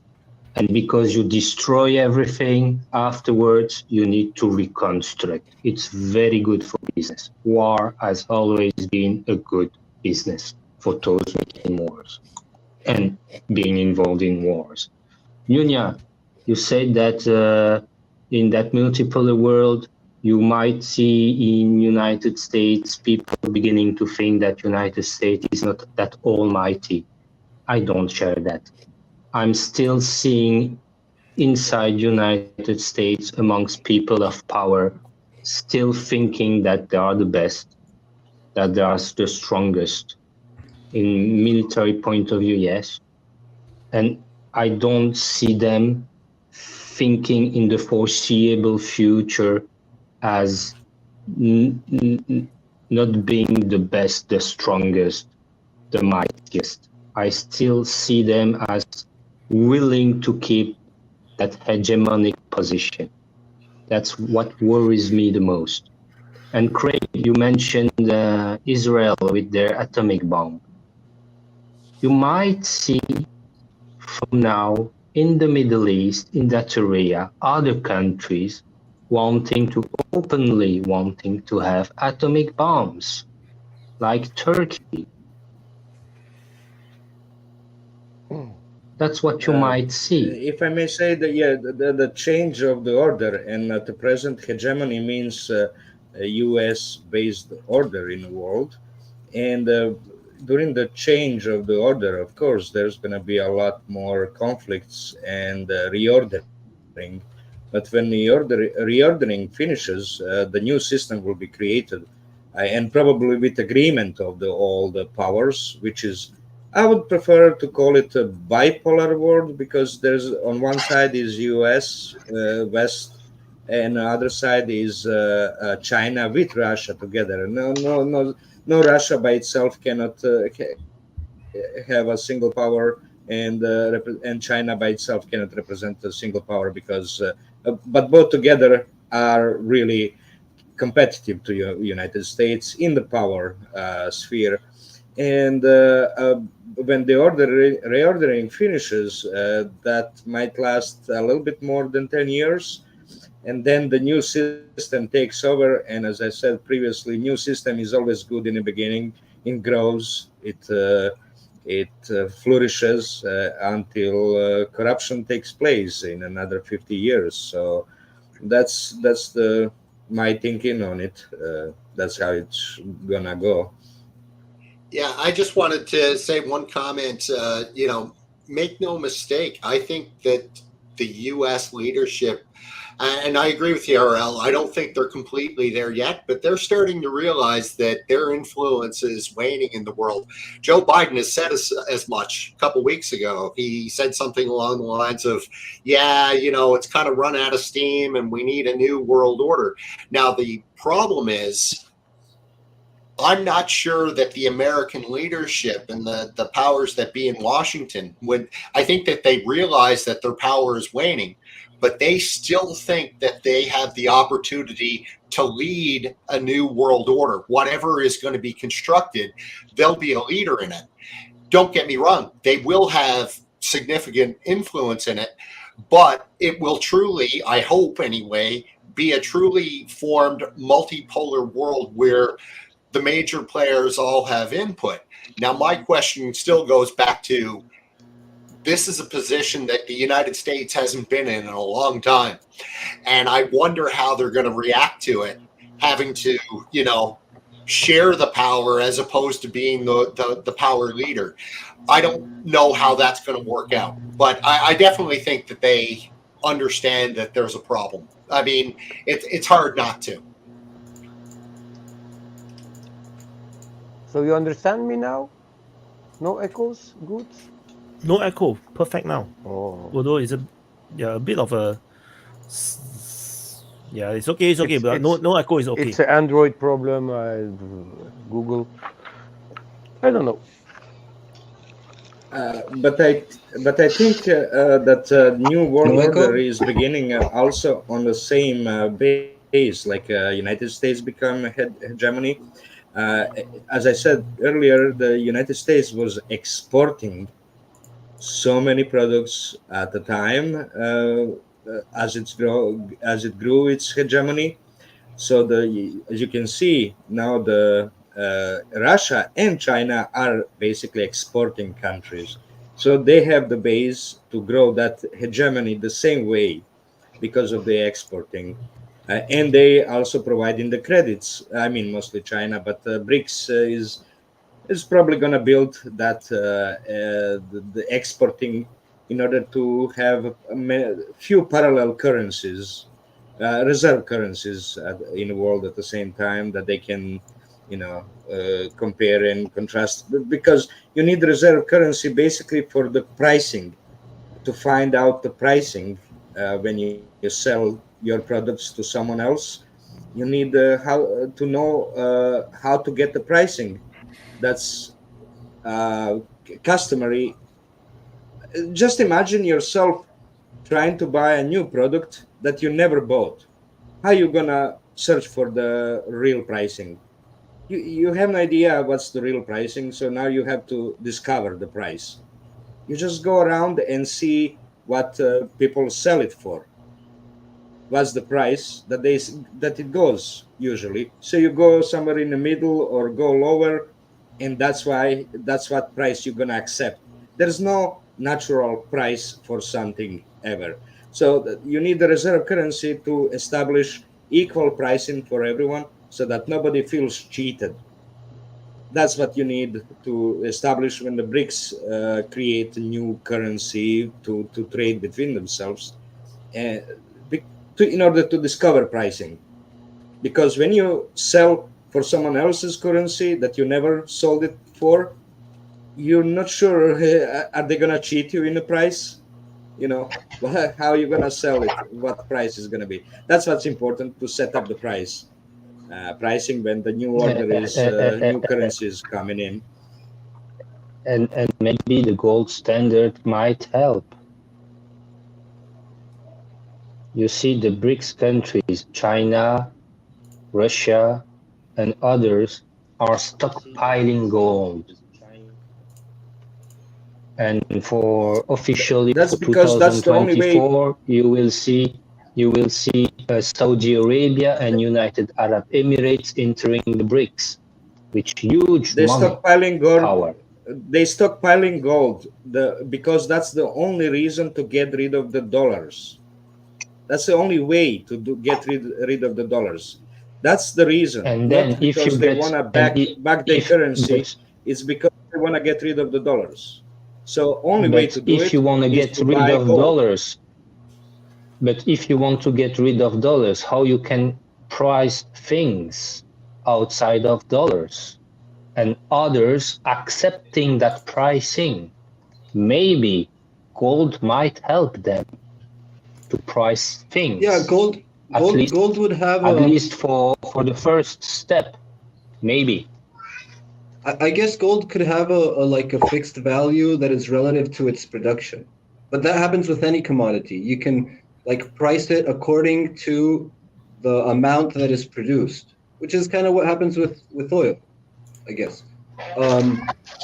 But you still need some reference point, something to, and you can make a calculus on that. Most of the gold is spent huge amount of energy to dig it out of the ground, so that most of it is put back underneath the ground into walls. walls are underneath the ground, so you dig it out of the ground just to put it back into the ground. So that's basically stupidity. Only maybe 30% is worn by people and for electronics. That's it. It's really, you cannot do the pricing by gold. That's old way, new way has to take in place. So for the beginning, to find out the price, you actually do by using the dollar just as a name price, not as using the dollar to exchange, but to discover the pricing by your exchange for the dollar and the seller exchange for the dollar. That's how you find the pricing, and you pay in each own currencies instead of using the dollar itself. But you use the pricing, world pricing, spot price for that commodity in the world market. So basically, just the name of the dollar as a pricing. That's it. Okay, I disagree. That's the same system we currently have. I disagree with Euro. You don't need a price, a reserve currency for pricing purposes. For example, right now, say we have three main currencies in the world: apples, oranges, and strawberries. Those are the three currencies. So if everybody decides that a TV is worth 5 apples and 5 apples is equals to 1 strawberry, so then the TV is worth 1 strawberry. You can have many different currencies with their own internal pricing mechanisms. What will determine how valuable a currency is in that situation is basically how much a country can produce in terms of valuable exports that other countries want to buy. Exports in terms of goods and services. So if a country produces a lot of goods and services, naturally people will want more of its currency to buy more of its things. So if you get rid of all this stupid kind of printing stuff, right, then you can get real price discovery.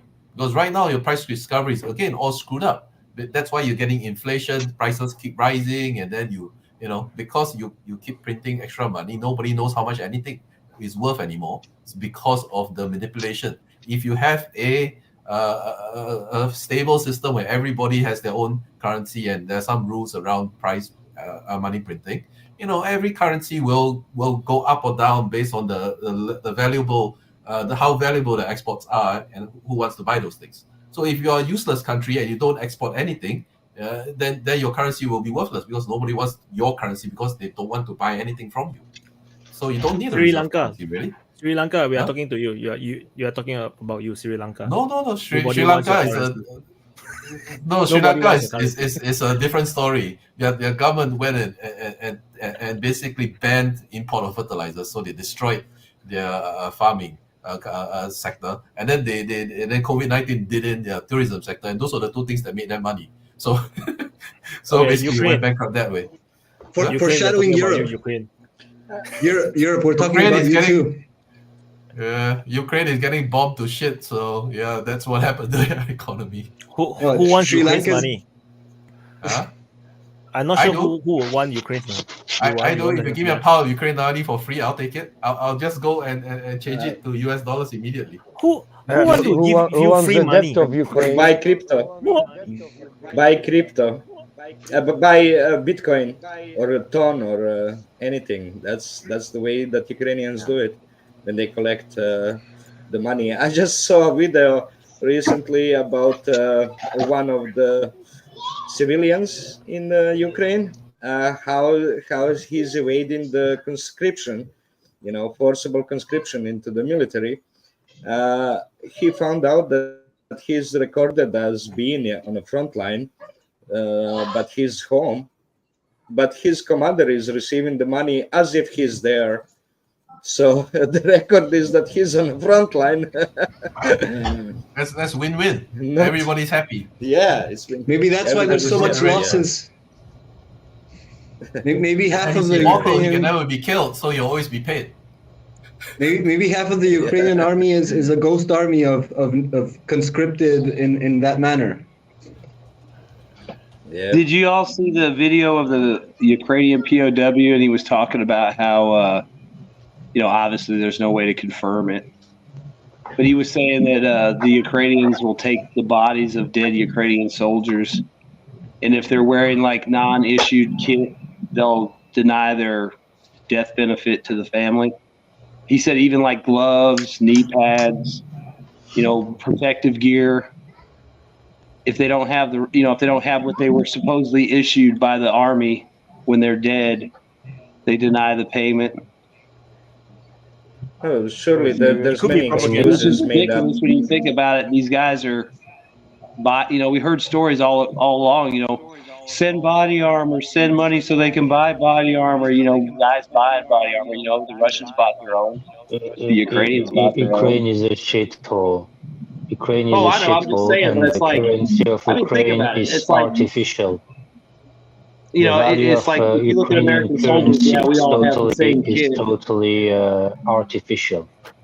In fact, it's but I mean, they were US talking about, dollars that is running the show there.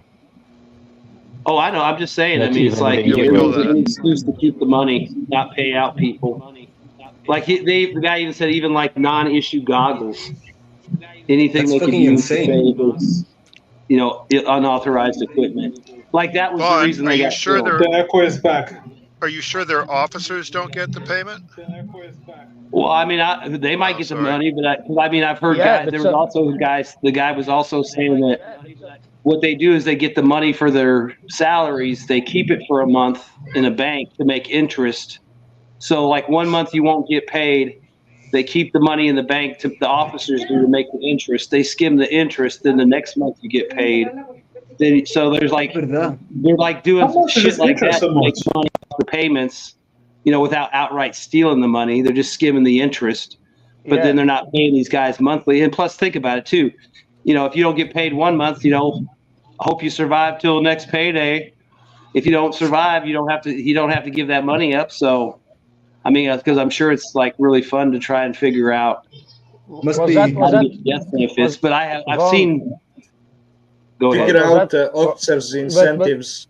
What are the officers' incentives? To send them to meat grinder or to keep them alive?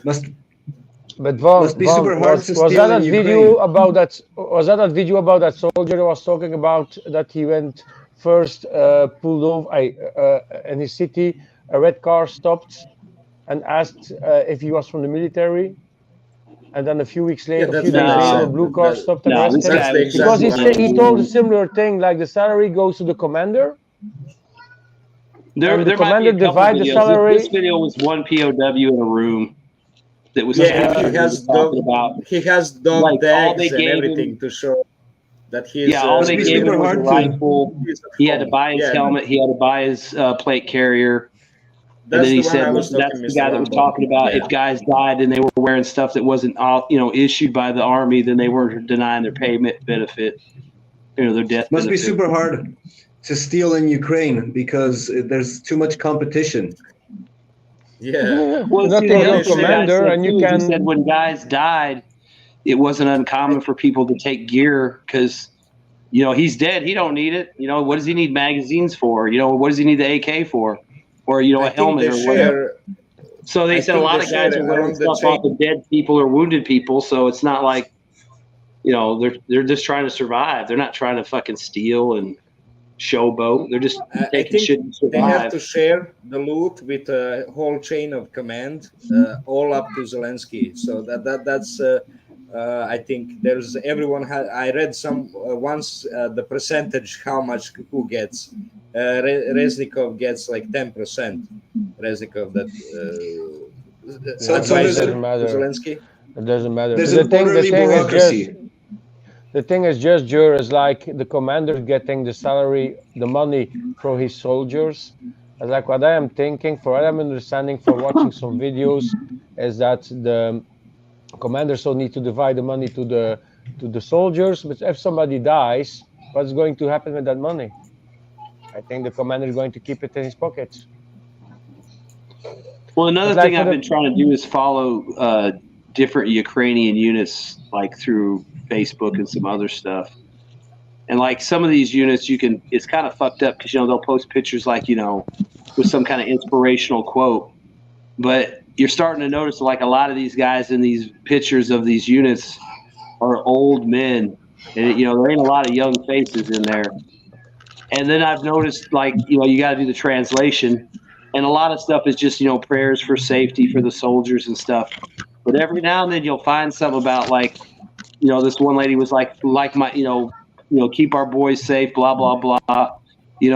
Don't be like my sister whose husband disappeared and we can't find out anything, no doors open to inform us. So, I mean, you're getting little blurbs here and there of what might be going on. I mean, there's obviously people not finding out what's going on. Like, they talk about this guy that disappeared months ago. There was another picture of a guy. It was fucked up. He was missing an eye, half of one leg and half of another arm, like on the opposite side of his body. And this little girl's like, please help raise money for my uncle's treatment, because like the military's not doing shit for him. Basically stuff like that. And it's just like, I'm just trying to figure out where stuff is and see what's going on the ground there. And it's like, there's little blurbs that, they try to put on a happy patriotic face, but there's little things trickling out, just anecdotal stuff about people not knowing what happened to their relatives, people not getting the right treatment after they've been wounded. So it's got to be pretty bad because, they keep a tight lid on that shit. And the fact that anything at all is even sneaking out on Facebook is got to be pretty bad. Overwhelming. Go ahead. Yeah, it's got to be because they can't stop everything. You know what I'm saying? And like a lot of the profiles are locked, so I can't look at them. But the ones that are open, I'll read through comments and translate and just to see what people are saying.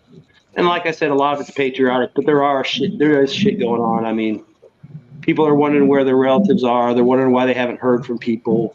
They talk about lack of response from the government on questions they have about people being injured or treatment. So it's kind of the same. Like thousands don't know, families doesn't know where they never hear for months about their son or their husband, their cousin, or I don't care. Something is very wrong in Ukraine. Just to answer that super chat about if Ukraine is going to be one day member of United Kingdom of Europe.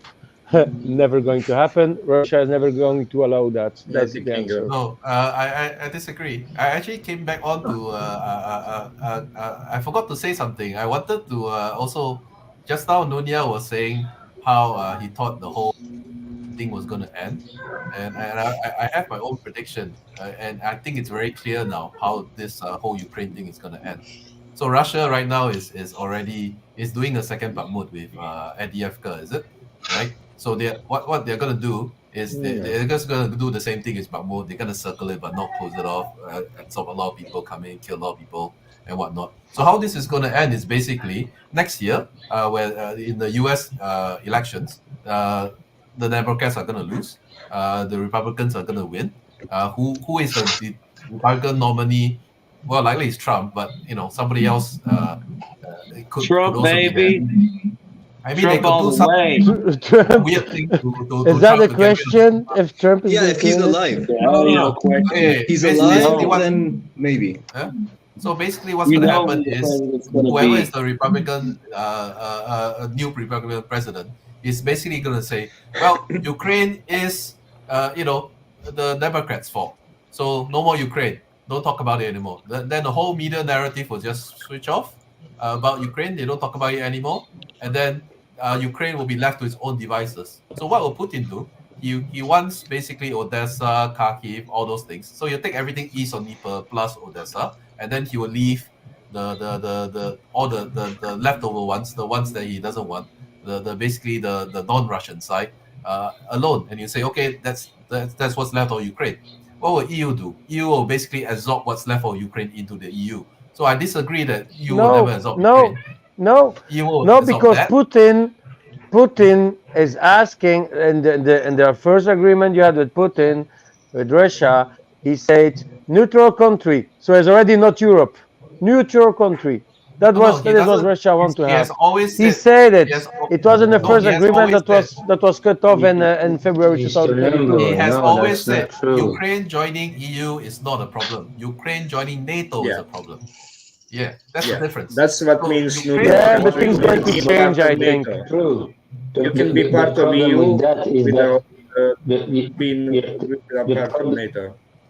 So that's neutral. Yeah, the problem Putin seems to not understand is that within the European Union chart kind of constitution, Article 5, it means in the no, it's not Article 5. I don't know. I don't remember the number of the article of the European Union, but the security within the European Union is tied to NATO. That's in the text. That's Article 5. That's why. But yes, Putin stated that he don't mind Ukraine going into European Union. But Putin seems to not understand what is European Union. Yeah, but I think he's going to change his mind in that. And talking about Avdiivka and the war, actually, the Russians are encircling Avdiivka, but they are having big losses because they go into the offensive, so they have more losses than usual. And if they have to take, and if they want to take Kharkov and later also Odessa, it will also increase the amount of losses. No, it won't be a military takeover. I don't know. It will be a political one. It will be a political settlement with whatever's left of Ukraine. That's it. They are not going to fight for Kharkiv. No. I think they'll just attrit the Ukrainian army to where the point they can drive where they want with little to no opposition. I mean, just look now the footage of the front line. The Russians are catching female soldiers, even pregnant women. In the is that true? The Ukrainians will send everyone. Yeah, I already told that in a previous open mic that women are allowed to fight until women in Ukraine are allowed to fight until they are up to 7 months pregnant. That's fucked up, man. That's you think? You really think? You really think it's fucked up? Got captured the other day. If you think about it, the way they usually take people out of those holes, they throw grenades and shoot. When I saw that video, a woman said, I'm thinking there's a bunch of stubborn women that will go there because they want to kill Russians. Like, what the fuck? Wait, Voss is busy speaking, FCS. Yeah, what I'm trying to say is I think there's a bunch of crazy and stubborn women that will want to go fight and go kill Russians. But I don't think the military will going to grab them, go to the front line. I don't think that's going to happen. I think they won't stop you. They won't stop you. Let's Voss continue speaking. To leave the country. He was not even finished his speaking. Well, he was. FCS can finish. They will not force you to go like a conscription and grab you up the street. But if you volunteer to go, I don't think they'll stop you either. Yeah, but they can't leave the country now. I think more than likely she was probably part of some kind of support unit. Maybe they got hit or maybe they got ambushed. You remember the videos of the special forces guys hitting trucks and shit on the road? It could have easily been something like that. I mean, really, she's lucky to be alive because usually when they go up on these spider holes and stuff, they throw grenades and spray and machine guns. And the fact they didn't shoot, because imagine how fucked up would that have been for them guys to figure out she was a pregnant chick when they started stripping her gear off and realized they just shot a pregnant chick. I mean, it's pretty fucked up that they're even putting them out there. I mean, she's lucky she wasn't armed. That would be okay. Killed her because they wouldn't have been able to tell. But the video, right? Because the Russia are evil, so that's what they do. They kill kids and pregnant. I really question that video. But I mean, more than likely, she was part of some kind of support unit that got hit. Wait. But the video, right, I saw on Twitter, right, about this pregnant one, I can't really see her tummy. I saw just a soldier, lying down, and then maybe they shout something in Russian, but no, there is no clear sign that it's a pregnant woman. It's just a caption they wrote. It's pregnant woman. So no, about the pregnant. Just say that they captured Sarah Ashton and she was pretending to be pregnant. No, but I just said about it from the woman. They are allowed to fight until you are 7 months pregnant. I know for the moment they are not forced to fight, so they can join the army if they want to. But at a certain point, they're going to change. Maybe she was that. Maybe in a year or two. Yeah. You know, she lays on her belly and it Was she helps pretty? her. Was she pretty? Was she a pretty woman? No, No, listen, she wasn't. A few weeks ago, I said putting women in that place is really wrong. Now, this is my point. Hey, but back to the EU issue. Like, I know Ursula von der Crazy is really insisting on Ukraine entering the EU. But what country in the EU would want to have Ukraine on the balance sheet? Nobody. As Alex, all of them except Hungary. If you want all of them except Hungary. to get rid of EU, let Ukraine in. Good point. What you mean having Ukraine on balance sheet? All European countries will say no nothing country in EU is except Hungary. Is an being member of EU doesn't put you on anyone's it doesn't put you on any balance sheet. You have to contribute your portion of the funds, and then you receive for some funds, depending on success of your applications for the projects. Depends on how much you're gonna receive from those funds for the integral European community. So you're not going to be put on a balance sheet of anyone on country when as part of EU membership. It's just going to be for free movement of the goods and non-taxable movement of goods and people. That's what happens mostly. Okay. It doesn't help but you it's the same necessarily. Some countries, Ukraine has they're already on balance sheet.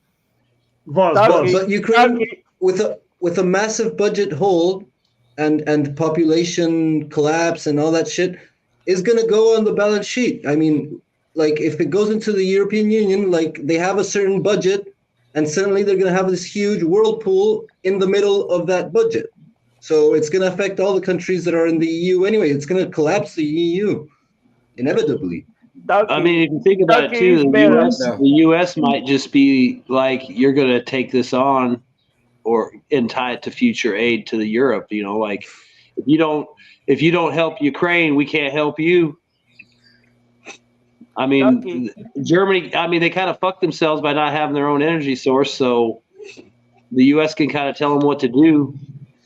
I mean, they're like, you're going to take this on because we told you to, and if they don't, they won't help them. I mean, you know what the game they'll play. They'll just tie aid to Europe to aid to Ukraine, just like they try to do it with everything else. Hey guys, I gotta go.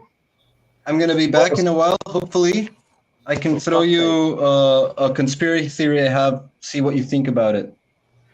See you later. See you, great bro. As I was saying, Turkey is better than 85% of the countries in EU economically and stuff, but been waiting for more than 20 years, and they won't put Ukraine straight away. A country that is not even a country anymore, got nothing to give. This is gonna fuck them up. I don't think France and Germany will just watch. Okay, come in. Yes, they will watch it coming without saying anything. Unless they want to fuck up the EU. That's it. No, my take is this, right? No. Promise is that's Ukraine. That's the master plan. Von der Leyen made the statement, yeah, we want Ukraine inside Europe. One in EU love that and there is no debate, absolutely no debate about it in France or in Germany. It's already a done deal. If Ukraine joins the EU, it will be the destruction of Ukraine because this war will end very fast. Because I can see I'm glad UK left. I'm glad UK left. So if Ukraine joins the EU, the UK citizens will run to EU overnight and abandon this war. This war will end quick, and Russia can have its way. Wrong. FCS, you have to understand the European Union construction was an American construction, and what is wrong, what is not good for European countries is good for United States. So they will go on. But okay, one of the statements that a few days ago that I read was Rasmussen, one of the NATO members, was talking about Ukraine abandoning the disputed territories to join NATO. I don't know if I seen a little article. I didn't read it, but just a little snippet of it. Was that true? Yes, it was true. It was Rasmussen, the former boss of NATO. He stated that because the goal is to include Ukraine into NATO before including it into European Union. And you have some part of the European technocrats who want to accept Ukraine into European Union, so it is kind of included into NATO because of the treaty, the European treaties who put defenses into NATO, signs the Lisbon Agreement. Yeah, and they will do everything to reach that point to please their American masters. Yeah. Because again, European Union construction is an American construction. This is fucked up. Because the thing is this, right? If Rasmussen get his way, that can put Russia in a very funny position. If Ukraine agree tomorrow for peace, okay, we'll leave you the Donbass. Now Odessa and Kharkiv is under Ukraine's control. And now that could be that. I don't think that's what Russia wants. Then you will have war against Russia in 20 years, in 30 years, in 50 years later. This time will be with NATO. Russia must fight to the end because they need to make sure the next war with Ukraine has to be in 100 years plus. Yeah, but they're going to fight till the end. I'm pretty sure of it. Yeah, that's why they're not willing to negotiate anymore. There might not be even be a Ukraine in another 50 years. Maybe there will be no Ukraine in the 50 years. Ukraine will have some reforms, revolution. If they decided to form a new empire with Poland, they will call a new name. Like the Austro-Hungarian Hungarian empire. It's like they form a new country and a new federation. The next country to fall in Europe is Poland. Poland is too big for NATO. It's too big for EU. If Poland get his shit together, get powerful, it will challenge the EU. It will challenge NATO positions on almost everything. They will have to divide Poland into another pieces. Poland is not an issue. Poland is absolutely not an issue. The big issue for United States of European countries is Germany. Germany. But German has no power. German has Germany. German has no say. Germany and Italy. Not Italy. It's Germany. The problem. They have no say. They have no say. If America Germany is an occupied country. That's because the political class and the elites of Germany are totally under the grip of Atlantist group, pro-Atlantist group. They are selected till today. Now you see new political parties, AFD and Sarah Wagenknecht or something, who understand that. But you see all the media in Germany labeling them as extremist, far-right extremist, far-left extremist. Because for United States, the main competitor in Europe is not France, it's not Germany, it's not UK, it's not Spain, it's not Poland, it's Germany. Germany is a real powerhouse, or was a real powerhouse. Yeah, that's what I'm saying. So but at the moment they are occupied. There's nothing they can do. But boss, that is RL's point. That is the reason they are so under the thumb is because the US that's what I'm saying. That's what I'm saying too. But what RL is referring to is what some geopolitical theorists they refer to as natural regional hegemons. These are countries due to their location and size are kind of natural leaders in their region. So in North America, that would be the United States. In Europe, that would be like a sort of a tie with France and the UK, but the real one is Germany. And then if you go to, for example, Far East Asia, that would be China.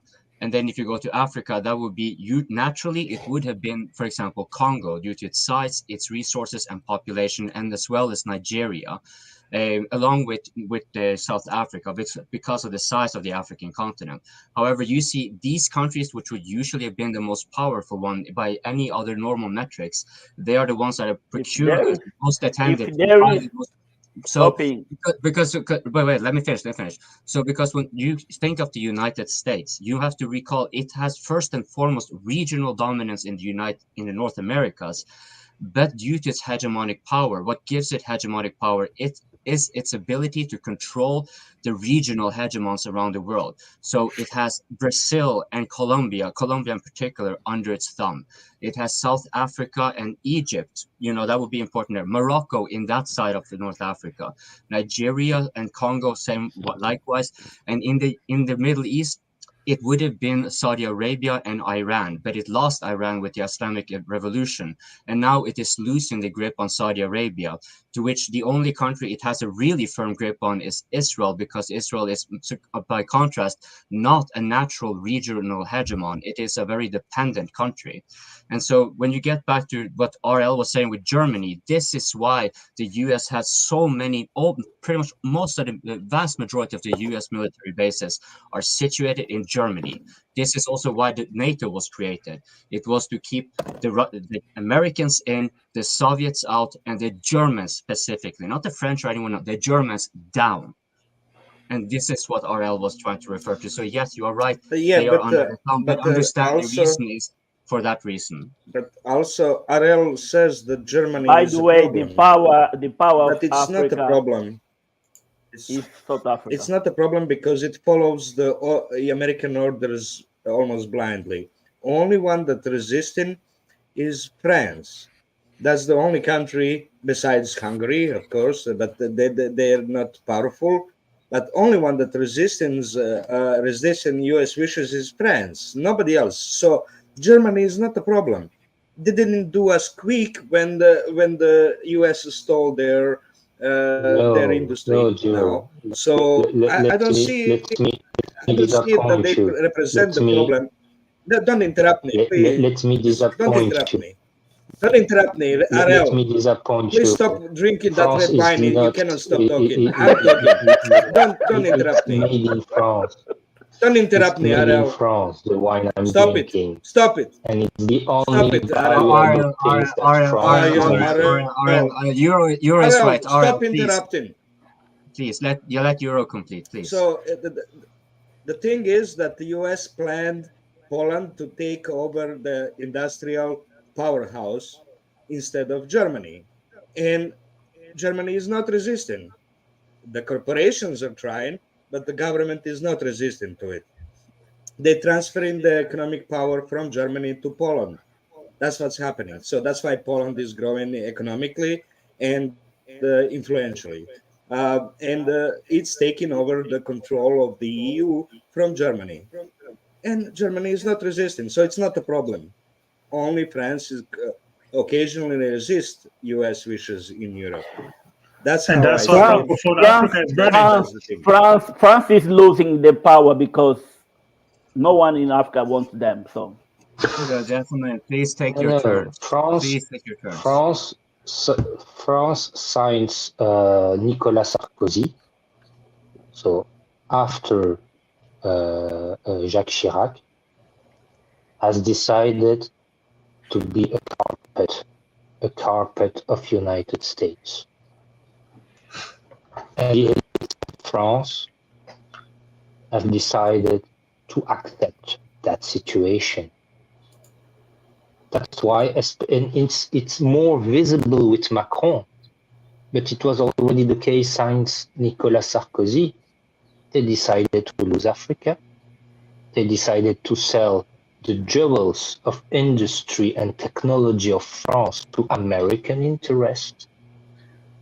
I have many instances of technologies and companies that were sold to the United States by the high administration, by the political elites, and by the owners of those companies who have accepted it. So no, France is even worse than Germany as being a carpet of United States. They are both carpets of United States. I can actually and of course, if you see, I can substantiate that further. What RL is saying is absolutely true, and it is what he's saying about France being even lower. I was surprised because I have a pet project here, mining the various geostrategic assets in now starting in Africa and West Africa in particular, which is where all the things have been going on. And what I've come across is that the vast majority of gold mines and so forth, and now lately on even more so uranium mines. These are the last steps of the strategic raw materials that had generally been bought up by not the United States. In fact, it's mostly Canada and the UK, which has been taking over. And now increasingly the Russian Norgold and a couple of Chinese corporations are starting to kind of get in. But interestingly enough, the rate of competition, I haven't marked this for sure, but it seems to me that actually the competition is much more intense between the Western corporations than and between Russia and China. So either Russia and China kind of comes in with barely any competition from the West, and they might be competing with each other, or it would generally be a more the Western corporations taking over from each other. But the trend is gradually shifting over. However, what RL was saying there is what was of curious notice to me, because France had all of this under its control. It has its currency and all of that. Yet the ownership of all the mines, and you should understand, most of these mines, they have, like some of these mines, 0% is owned by those countries. It's 100% owned by the corporation from the host nation. The vast majority is 10%, and Mali generally has it slightly better with 20. Niger has the uranium mines at 30%. This is the best you will come across Africa mostly. This is all in French-controlled area. And France has virtually no influence on none of the assets, virtually none. I was so surprised to come across that it was only in Niger with those uranium mines there. They had some assets down in Namibia. Those also that were sold over to China. So yeah, just France is not the big player, the real player in Europe that would. But you know, copying.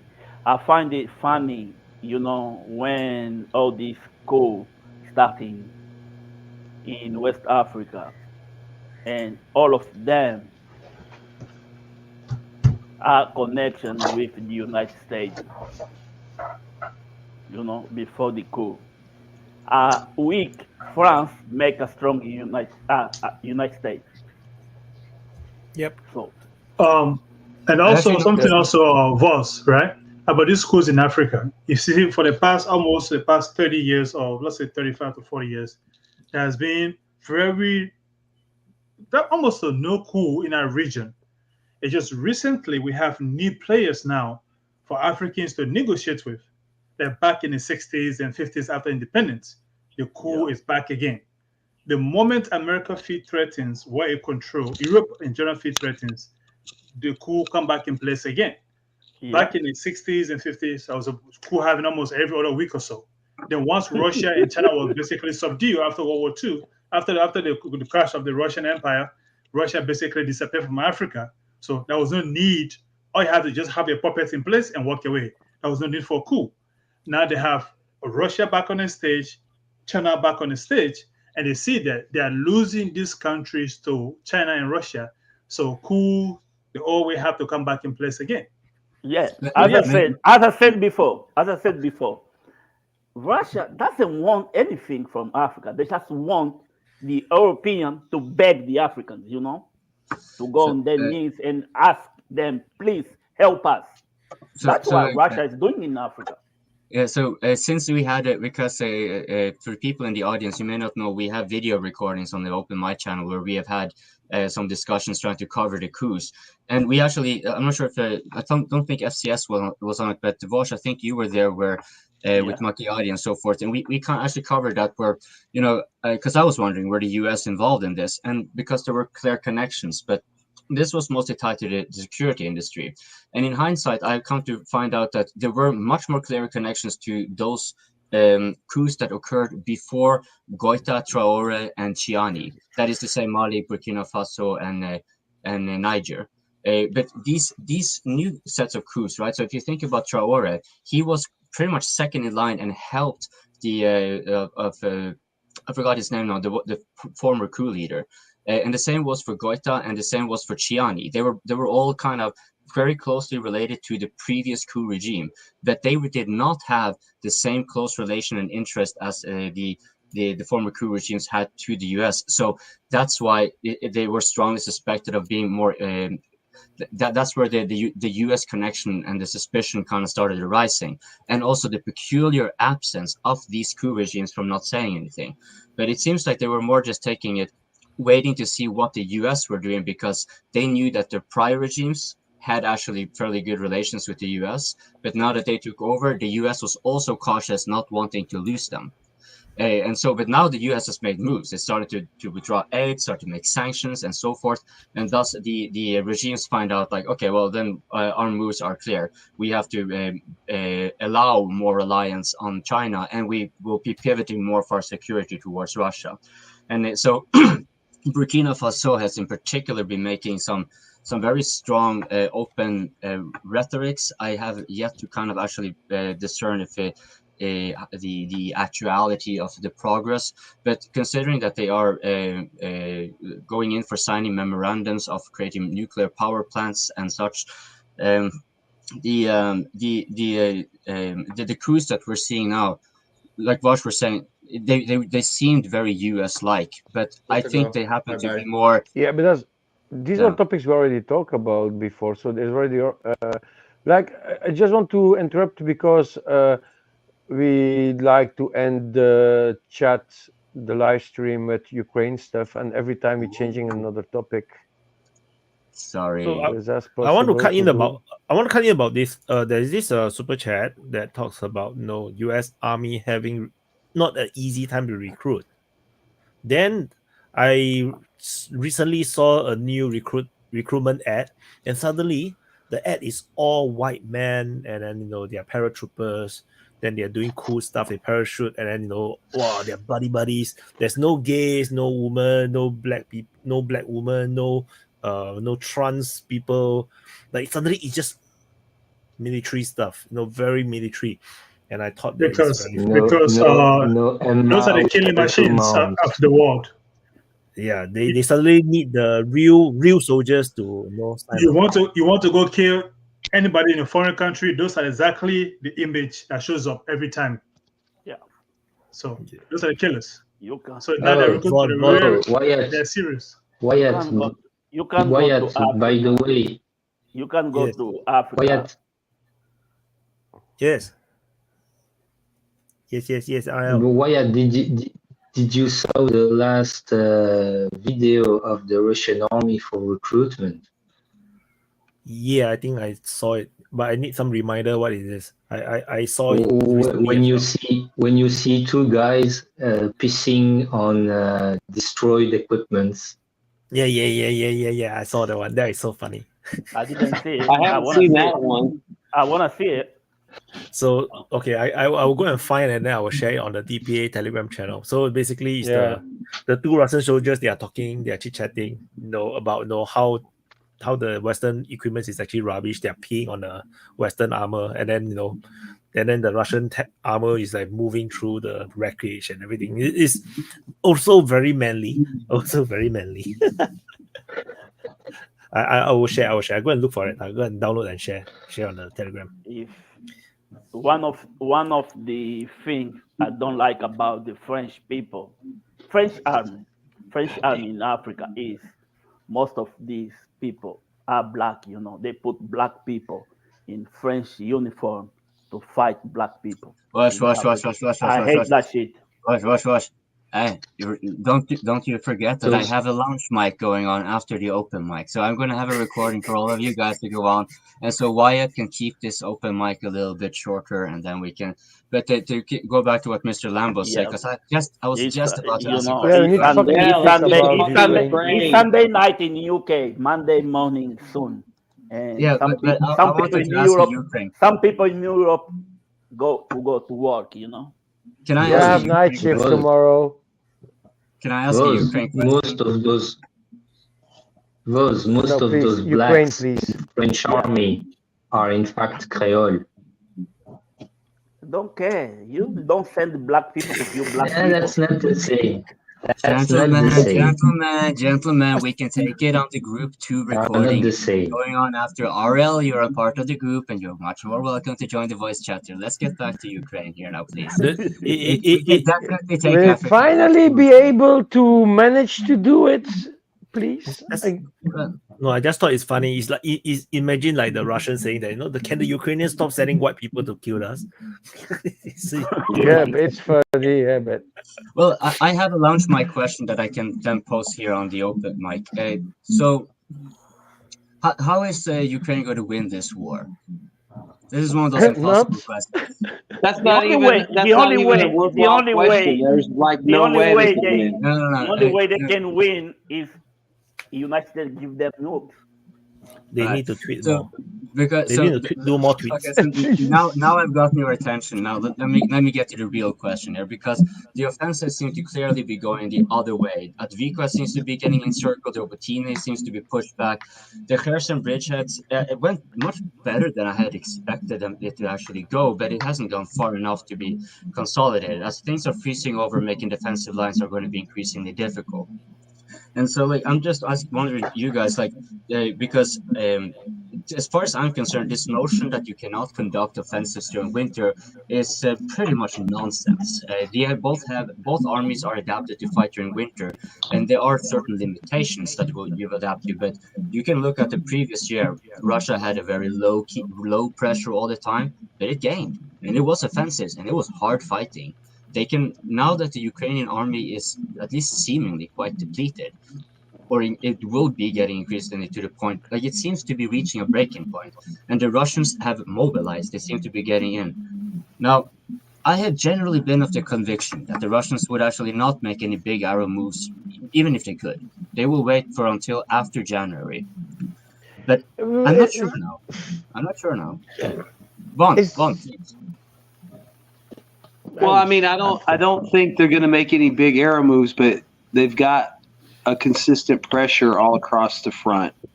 Obviously, Adifa is going to be the main focus.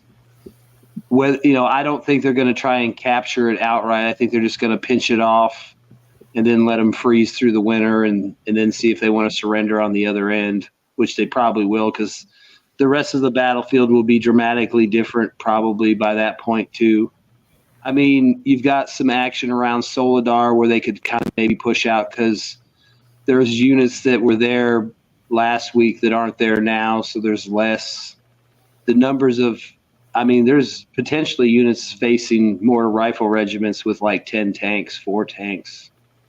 And some of these units are like a T-90, a T-80, a T-72 M1, and a T-72 BV3. So, and then you look around Kremenaya and Kupiansk. There's some potential there. Really around Kremenaya, I think is a really good spot that something could happen. But it's just they're maintaining this consistent pressure, so they're going to make gains.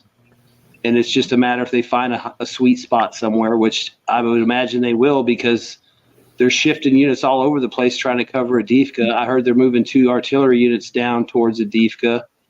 And if those units, I did some research, if those units are close to what their proposed strength is, it's a hodgepodge of guns, but it's still about 50 tubes, Pions, a lot of D30s. But still, so if they're pulling that stuff from somewhere else, then somewhere else is getting thin. So I'm just saying there's a lot of potential spots they can exploit. It's just if they find them. I want you to continue. But because you came in on Advika on the perfect time, and we have a super chat here. on the Yeah, $10. but we're waiting after Von to respond it, and it's actually No, pretty easy. Yeah. because he's on it, so now he can actually. Yeah. But we are continuing and that topic also. Don't worry about that. I'm going to cover Von. Don't worry. Well, I just don't want to super chat from this. Yeah, Oh, of course, yeah. Is there a situation? I mean, where they would take too many casualties? I mean, the only way I could see them taking a lot of casualties is if they just decided to do some kind of bum rush assault. And I mean, what they're doing now is working. I mean, the reason they took a lot of casualties in the last few weeks is because they did decide to do recons in force and movement to contact, and they did try to bum rush some of those positions. I mean, we saw the videos. There was tanks driving down these windy roads through the hilly country, point blank shooting at copses of trees, buildings where maybe there was some soldiers. I mean, we couldn't see, but they might have seen somebody's head pop up in a thermal, and that's why they're shooting it. And if they're driving through those positions and shooting them point blank, you saw less than 100 yards probably. They probably took damage because guys could pop up with RPGs and shoot them, just like you see the Israelis getting shot in the Gaza from little spider holes and stuff. So that's why they took damage. I mean, if they had sat there like they've been doing everywhere else and just crept up and then bombed you for 3 weeks and then crept up and bombed you for 3 weeks. Because look what they did in that other video when they cleared that trench and those 4 guys surrendered. I mean, they swarmed that shit, got them out of the hole, stripped them of gear, searched them, ran them off, and then you saw what they did to make sure that place was clear. I mean, they swarmed that whole position, and every guy covered a hole. Even if they didn't see nothing, they still fired their mags into their guns into the holes, and they cleared that hole where those guys came out of. I mean, they're not fucking around, and I mean, they're definitely in a better position. I mean, think about it. Like they're saying around Avdiivka, those guys in the wintertime, they can rotate back and forth between warm houses in the city and get a hot meal, sleep in a warm bed for a night, then go back to the front. Whereas the Ukrainians, they're stuck in a fucking shithole every day. They can't even have a fire because if they have a fire, then the drone's going to see them and kill them. I mean, last winter, we saw the drone find that chimney and drop a grenade right down the chimney. So, I mean, there's nowhere to hide. And it's going to be even worse than it was last year. We thought it was going to be bad last year. I mean, remember the pictures of the guys sitting in the mud with muddy water up to their knees, just sitting there on like a piece of wood trying to stay out? And then you're going to do that in the winter. And the guys you're facing, they got saunas in their bunkers, Game Boys and shit. And then go get a hot meal and then come back and fight you. I remember last time. Please, I was by my finger here first. Please. No, you need to put your finger up also. Otherwise, you don't going to have your. My finger is too big. Come on, man. I don't care. I remember last winter, using the thermal, right? They discovered the. Come on, man. Let me reply. So last winter, I remember that the Ukrainians also using the thermals to discover where the Russians are, and then they actually discover where the Russian position is when they light up fire, and then they also hit. The problem this time around, this winter, is that the Russians now have the drones.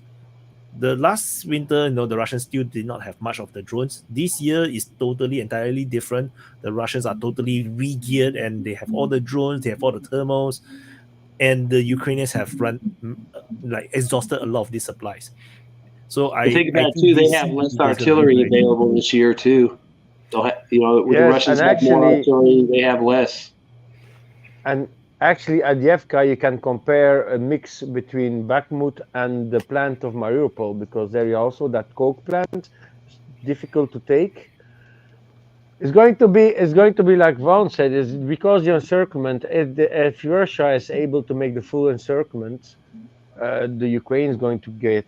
They're going to pull the white flag after a moment. Otherwise, going just to kill themselves. I mean, I think if they get a full encirclement, it won't be like a big fat, encirclement.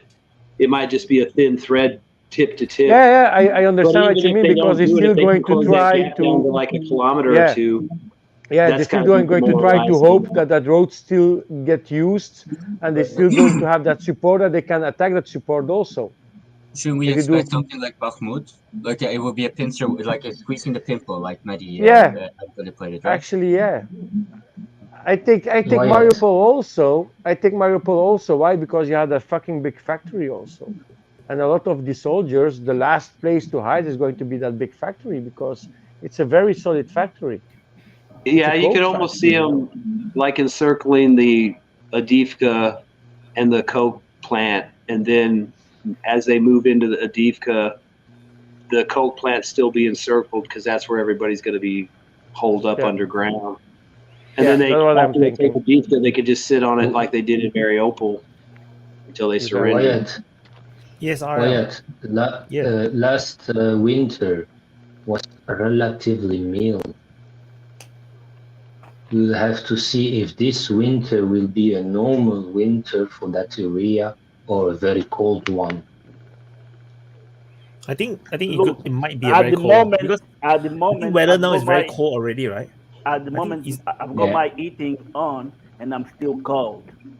Yeah, I think this Yeah. year is only November. different. It's only That exactly. The rain. That's what I was It's trying the to get rain. at. Depends on how cold it gets. Yeah. If it gets freezing cold more than last year, Ukraine is in a deep shit. And the drones. But for the moment, they have also a lot of rain. Because even my has it been raining that much really? Fuck Ukraine. What about us outside? Yeah. We're paying for this war. Yo, Wyatt, something No, also about you're drones. in the UK. You If it already gets really two cold sweaters. and really hazy, the drone may not be effective also. So it could be. True story. Yeah. Yeah, the Also- mechanism might get jammed, right? Because it's too cold, they contract and then they jam. The rotors may not be able to. No, okay. It's good for the battery life, but also if it get very hazy, very like how that place gets in the winter, it could be a complete disadvantage towards them also. So if it gets like what we have last year, or a little bit above that, is good. It will force Ukraine to sit one place to warm up, and also Russia to sit it to hit them. But to get really cold and very hazy, very cloudy weather, it's gonna be very bad too. It could get enough cover to survive until the spring. Agree.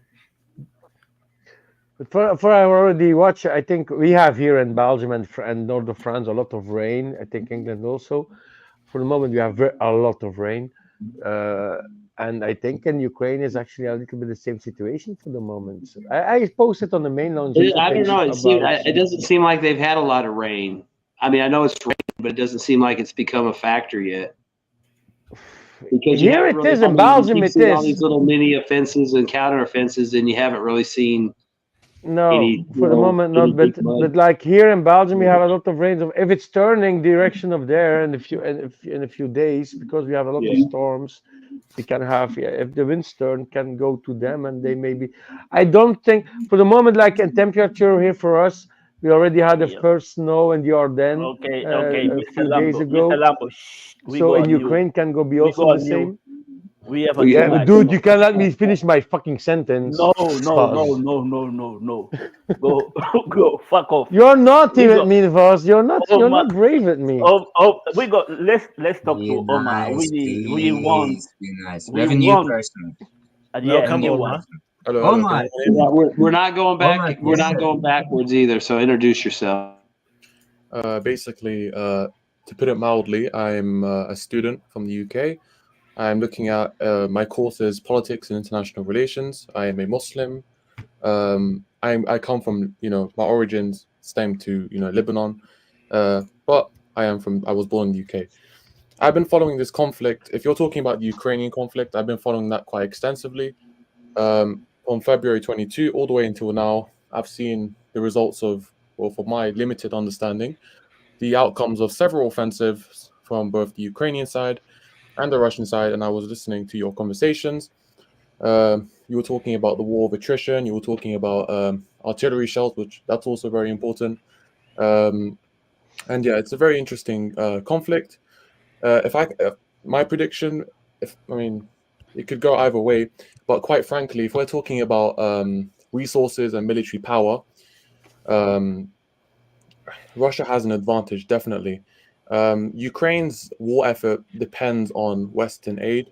Western support is dying down. There are other geopolitical issues that are sort of shifting the attention of the Americans. The paradigm of NATO, Western military power is being shifted away from the conflict in Ukraine to the conflict in Palestine, the conflict in Israel and Gaza. And by doing this, there's a threat of American aid. We're talking about military aid packages worth billions of dollars here.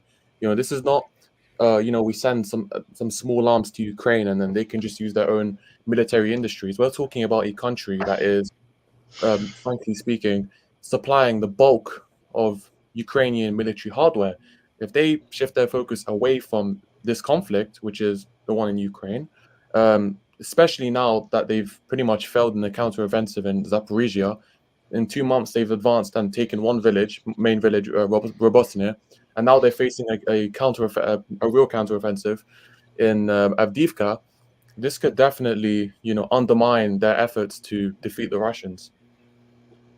Yeah, if Russia actually, accidentally captured Avdiivka, because I don't think they actually mean it, but if they accidentally capture it, it will totally negate every gain that Ukraine have managed in the Zaporizhia offensive, because they captured more than just one village. They captured, I think, at least 5 to 10, but all not strategically that important. But all these 10 villages plus all the land that they have captured cannot compare to one Avdiivka city. So that is the main problem. Wyatt, I remember one of your open mic when you mentioned this Alifa or poke and run. Yeah. You use a little comical statement about it, and you're right, because when they were busy trying to quote unquote capture Zaporizhia, the Russians are just like, oh, what is opening here? This is an opportunity right here, and took it. They went as far as to the river and came back and watched again. They keep several times. They go poke and come back, and yeah, if they end up I don't think that was their plan. But if they take it, as he said, that would be another punch for Ukraine. It could be yes, even in my mapping, I noticed that some certain places that geolocated that Russian forces are there. The next geolocation, the Ukrainians are there. It's like the Russians basically took the place and then they just left it. They just left. So, and it makes my mapping a bit boring. Like, the map don't change. Things happen. Yeah, but you show the picture with all the blue and the red spots, and it's like the same. It's like they take. It's like nothing changed. Well, not to mention all the animal analogies, the fruits, and all that. And Wyatt is making here we have the turtle and all that. But sorry, I wanted to. We have a routine of asking our new panelists. So, especially when we're talking about this conflict here, just that we pilot here, we asked what is his view on the ground, or Egyptian's view on the Israel-Palestine thingy. That probably is something also Omar probably would have an opinion of, I would assume. But just sticking to Ukraine here, I was just wondering, like, I'm not sure if you're in London or where in the UK, if that actually matters, but what is your perception on the ground of people's perception and attitudes regarding the Ukraine war? That's actually a really good question, because when February 22nd happened, I remember everyone was talking about it. It was like this big thing, an attack on liberal democracy, and we should be with the Ukrainians, and we should allow the refugees, we should give them some suffrage here in the UK, they should come to the UK. And everyone was on board with that. We understand, from my understanding, of course, social media could go either way. I mean, social media at the time was Putin is, undermining liberal democracy, attacking a sovereign country. Therefore, we should defend our liberal, our liberal democracies in Eastern Europe, the ones that are, post-Soviet era blocs. We should send them military aid packages, and it was justified by people like, for example, Ben Wallace in Prime Minister's Questions, where he was talking about, for example, and I quote, defending against the barbarism and despotism of Vladimir Putin and his thugs. The Irish Parliament had similar sentiments when they were talking about the barbarism and supposed, this is secondary source, this is not what I'm saying, secondary source from the Irish Parliament talking about despotism in the Kremlin, so on. This is how it was back then. But the longer this war progresses and the more events, spew up from the ground, the more and more attention that people have on, global conflicts, geopolitics, is going to shift away from the Ukrainian conflict increasingly. And let's highlight this word, increasingly. So it's not like, oh, they're going to shift their focus and then come back. No. That's not how it works. That's not how the social media works. There's a trend. That trend is presupposing the conflict in Ukraine. the conflict in Ukraine has become less important. So much so that if you look at social media, you look at Twitter, for example. When's the last time you saw a trend of Ukrainian sovereignty? When's the last time you saw a trend of Prime Minister Rishi Sunak, for example, talking about defending Ukraine's right to exist? That doesn't happen anymore. That's because everyone is focused on other problems like the war in Palestine. This geopolitical issue in the Middle East is going to affect because we live in a globalized world. A conflict in God knows where does not mean that it's not going to affect a country in God knows where. The conflict in Ukraine, for example, the debacle that happened from the grain deal affected Egypt. The point I'm making is, as Ukraine's situation, PR situation continues to deteriorate in the interests of the media, this is a parallel between its situation on the ground, which is also deteriorating and has had geopolitical impacts and impacts on other countries like Egypt. The food prices in Egypt are rising. Therefore, public discontent in Egypt is going to be higher than it would be in London. London, we don't have these kinds of issues. Therefore, we're not as focused on the Ukrainian issue. So in other words, whatever doesn't affect us on the ground will not compel us to sort of, be activists, outrage and so on. So it's not that no one really talks about the Ukrainian issue in London anymore. If I can follow up question to that, Omar, but it's starting affecting people in London. If you go shopping in places like Asda, Tesco, you're gonna see a big difference. The prices, a big difference. People are starting realizing that this war has nothing to do with UK. Though, and in that, I don't know where about you are in UK. I'm in North London. When this war started, there was a lot of flags, Ukrainian flags everywhere. Yeah, and Houses of Parliament were hanging the flag, and people were spraying. There is none where I live. There is none left. Oh, they're gone months ago. Because people started asking the question. Okay, go on. Yeah, because this actually pertains, because like you're saying, the flags are now down and the economic hit is actually now occurring. And so this is perhaps a little bit too specific, but considering that Omar seems to be a little bit in on these kind of things, maybe you are aware of the recent sanction package that the UK have put on Russia, where they have sanctioned not the Russian gold mines, but the Russian gold refineries. And this, I'm not sure if you're aware of that, or if you are. Oh, about the recent sanctions. Yes, especially on the gold. And because the thing is that Russia has a law that bans exporting raw materials such as raw gold ore and such like that. It needs to be processed into finished product. So when UK is banning the Russian ore refinery, they are basically banning, in effect, they are really banning the gold. But so, how do you see it? Because I see it very similar to the oil and gas sanctions. Essentially, Russia is just going to find another buyer, and then the UK is going to be left in the dust, having shot itself in the foot for no good reason. But the UK is a special case because it's hyper financialized, and I don't get the impression it has the same. The gold has the same importance for UK, even though it might seem like it. But to me, it strikes like a strategic asset. So, what is your opinion on that? Like, how do you perceive the gold sanctions? Well, this is what I call strategic consistency. A lot of the things that happen in geopolitics, particularly if we're talking about foreign policy, I don't think the public are. This is not a legislation or a foreign action that is like 100% on the ground referendum. Let's sanction Russia. I think that sentiment was definitely there from February 22nd, like a few months after February 22nd, when particularly sort of anti-Vladimir sentiment was at its peak. I mean, we're talking about a invasion in Ukraine. But when it comes to sanctions now, like the one you just mentioned, this is on top of. We're talking about the EU alone. We're not even putting the UK aside. Even the EU itself, as a sort of economic union, this renowned dominant European institution, they passed over 10 sanction packages against Russia, even the EU. And when the UK does it as well, that just shows you the sort of magnitude and the scale of this conflict. I believe it's actually the 12th sanction. Yeah, I believe so. Well, there you go. So that just shows you.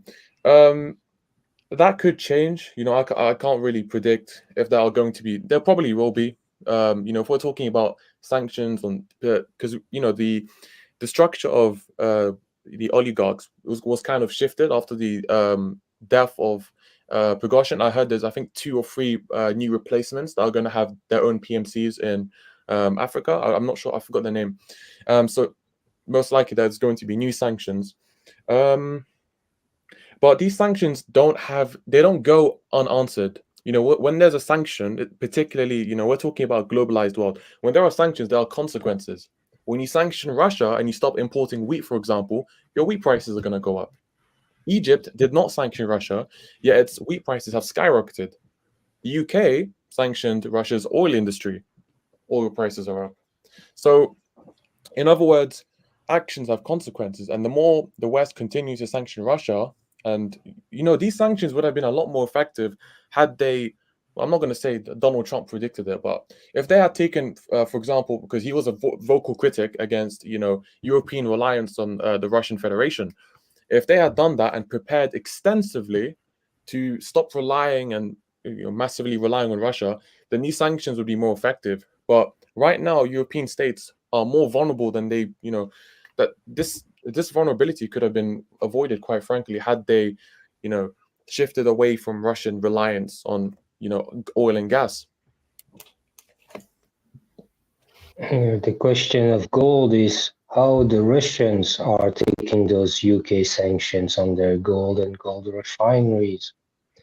Russians don't care. Most of the gold production of Russia is bought by Russian central bank. Yeah. Simple as that. It won't. I mean, I'm they not going to say don't care, and it will higher the price of gold. You know. So higher all the assets in gold that Russia has already. Bravo. You know, UK doesn't have enough to offer Ukraine, but one thing for sure, they don't want to give up. They don't want to give up supporting Ukraine. They don't have a lot to give. Well, according to Ben Wallace, the UK has 10 years to rebuild its military. I mean, we're talking about a country that has, you know, the most advanced military in Europe, but even the Americans have acknowledged that the UK can no longer be classified as a leading power in military hardware. The military situation in the UK, the warehouses, the storage facilities, the equipment there is deteriorating. And the reason why I think Rishi Sunak and, you know, the front cabinet, the front benches, whatever you want to call them, decided to send Challenger 2 tanks to Ukraine, I think it was more of a PR message to Zelensky. So he visited the UK before. He was there. I'm not sure the hall. I've got the name of it. Next to the Speaker of Parliament, and they were sort of paraded, and, you know, everyone clapped for Zelensky, like what they did in Congress. It was the UK version of what happened in Congress. After that, then Challenger 2s were sent to Ukraine. I think this was more of a political message of, you know, we are with you, we are here to support you. But if we're talking about impact on the ground, you're going to need hundreds of. I don't care. You can send 5 tanks to Ukraine. You can send them 5 Merkava tanks. You can send them 5 Abrams. That will not make an impact. What will make an impact is if you send hundreds of those tanks. Only then can you make enough battalions and, you know, not just tanks. You need to send them men as well. There's no men. Well, according to recent reports, Ukraine is actually, I think, arresting people who try and avoid. I don't have it's a secondary source, but they're arresting people who they try and send them a conscription, mandatory service, and then they try and avoid that. I think I heard they're arresting them. There was actually there was a Ukrainian living in Ireland, and he received a letter to go back. If he didn't, the right of return. Yeah. Well, like the one thing is, you know, I saw an article the other day where they said Russia's increased its tank production by 7%. I guess aviation's up 4.5%. Ammunition production's up 60%, or 60 times whatever it was prior. So I mean, right there, they're just not going to be able to keep up. I mean, Russia's expanding; they're growing. And I want to pivot a little bit. Sorry, Arya, you want to say something? Yeah, just bad things about UK. It's just a little dog, you know. You are French. Tiny You are small French. dogs. You always got something bad to say about. Only barking. Only barking. But not biting. Damn. That's the UK. Just look at UK defense minister. They made each week a statement. It's just UK bullshit. still a superpower. UK still a superpower. Shovel stories came from UK. There was also Russian the scandal. army being demoralized, being alcoholic, came from UK. That's my Boris point. Johnson. That's my. Boris Johnson came from UK. Yeah. I mean, What is the state of Belgium? That's my point. When I said in the UK, stop barking like a little dog. That's my point. When I said that UK doesn't have a lot to offer, but they're never gonna give up on Ukraine. They got the media, one of the best in the world. Media. Put your BBC and your black hole, please. Wasn't there also the scandal too? They sent Ukraine the 14 tanks, but then there was a story about how they scrapped 20-something tanks. Like they cut up the Challenger 2s, and people were like, "Well, why the fuck didn't you send those?" And they scrapped them for like a fraction of the money that they spent to build them. You know, it was like they got like $1 million for the tank, you know, for each tank, but you know they cost like $4 million a piece. I think it was like 24, and it's like, well, why didn't you send those to Ukraine? But they just destroyed them. But did you read the super chat, Vaughn? Did you read the super chat, that $5 chat about the tanks, Wyatt? Yes, that No, one. I didn't see it yet. Finally! Has Vaughn seen the T-72 and T-80 fight the Leopard 2s? We have the X-Tank itself, with the tall T-9 design so far on the two.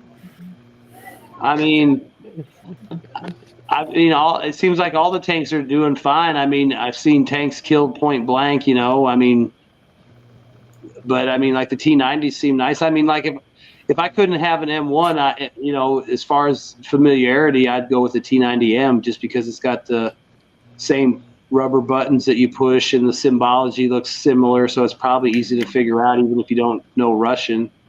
And the only thing I'd probably have to figure out is how to use the autoloader, because I bet you a lot of it's pretty easy to figure out just because it's, you know, like most militaries, it's like pictures. You know, push this button for daylight, you know, so it'll be like a sun or like a half a sun for dark. Or it'll say black or white. And, you know, you might not be able to read Cyrillic, but you can look at the site and push it and you'll see, oh, it's black hot, or you push it again and it's white hot. So, I mean, I would think they're comparable tanks, probably depending on the ammo.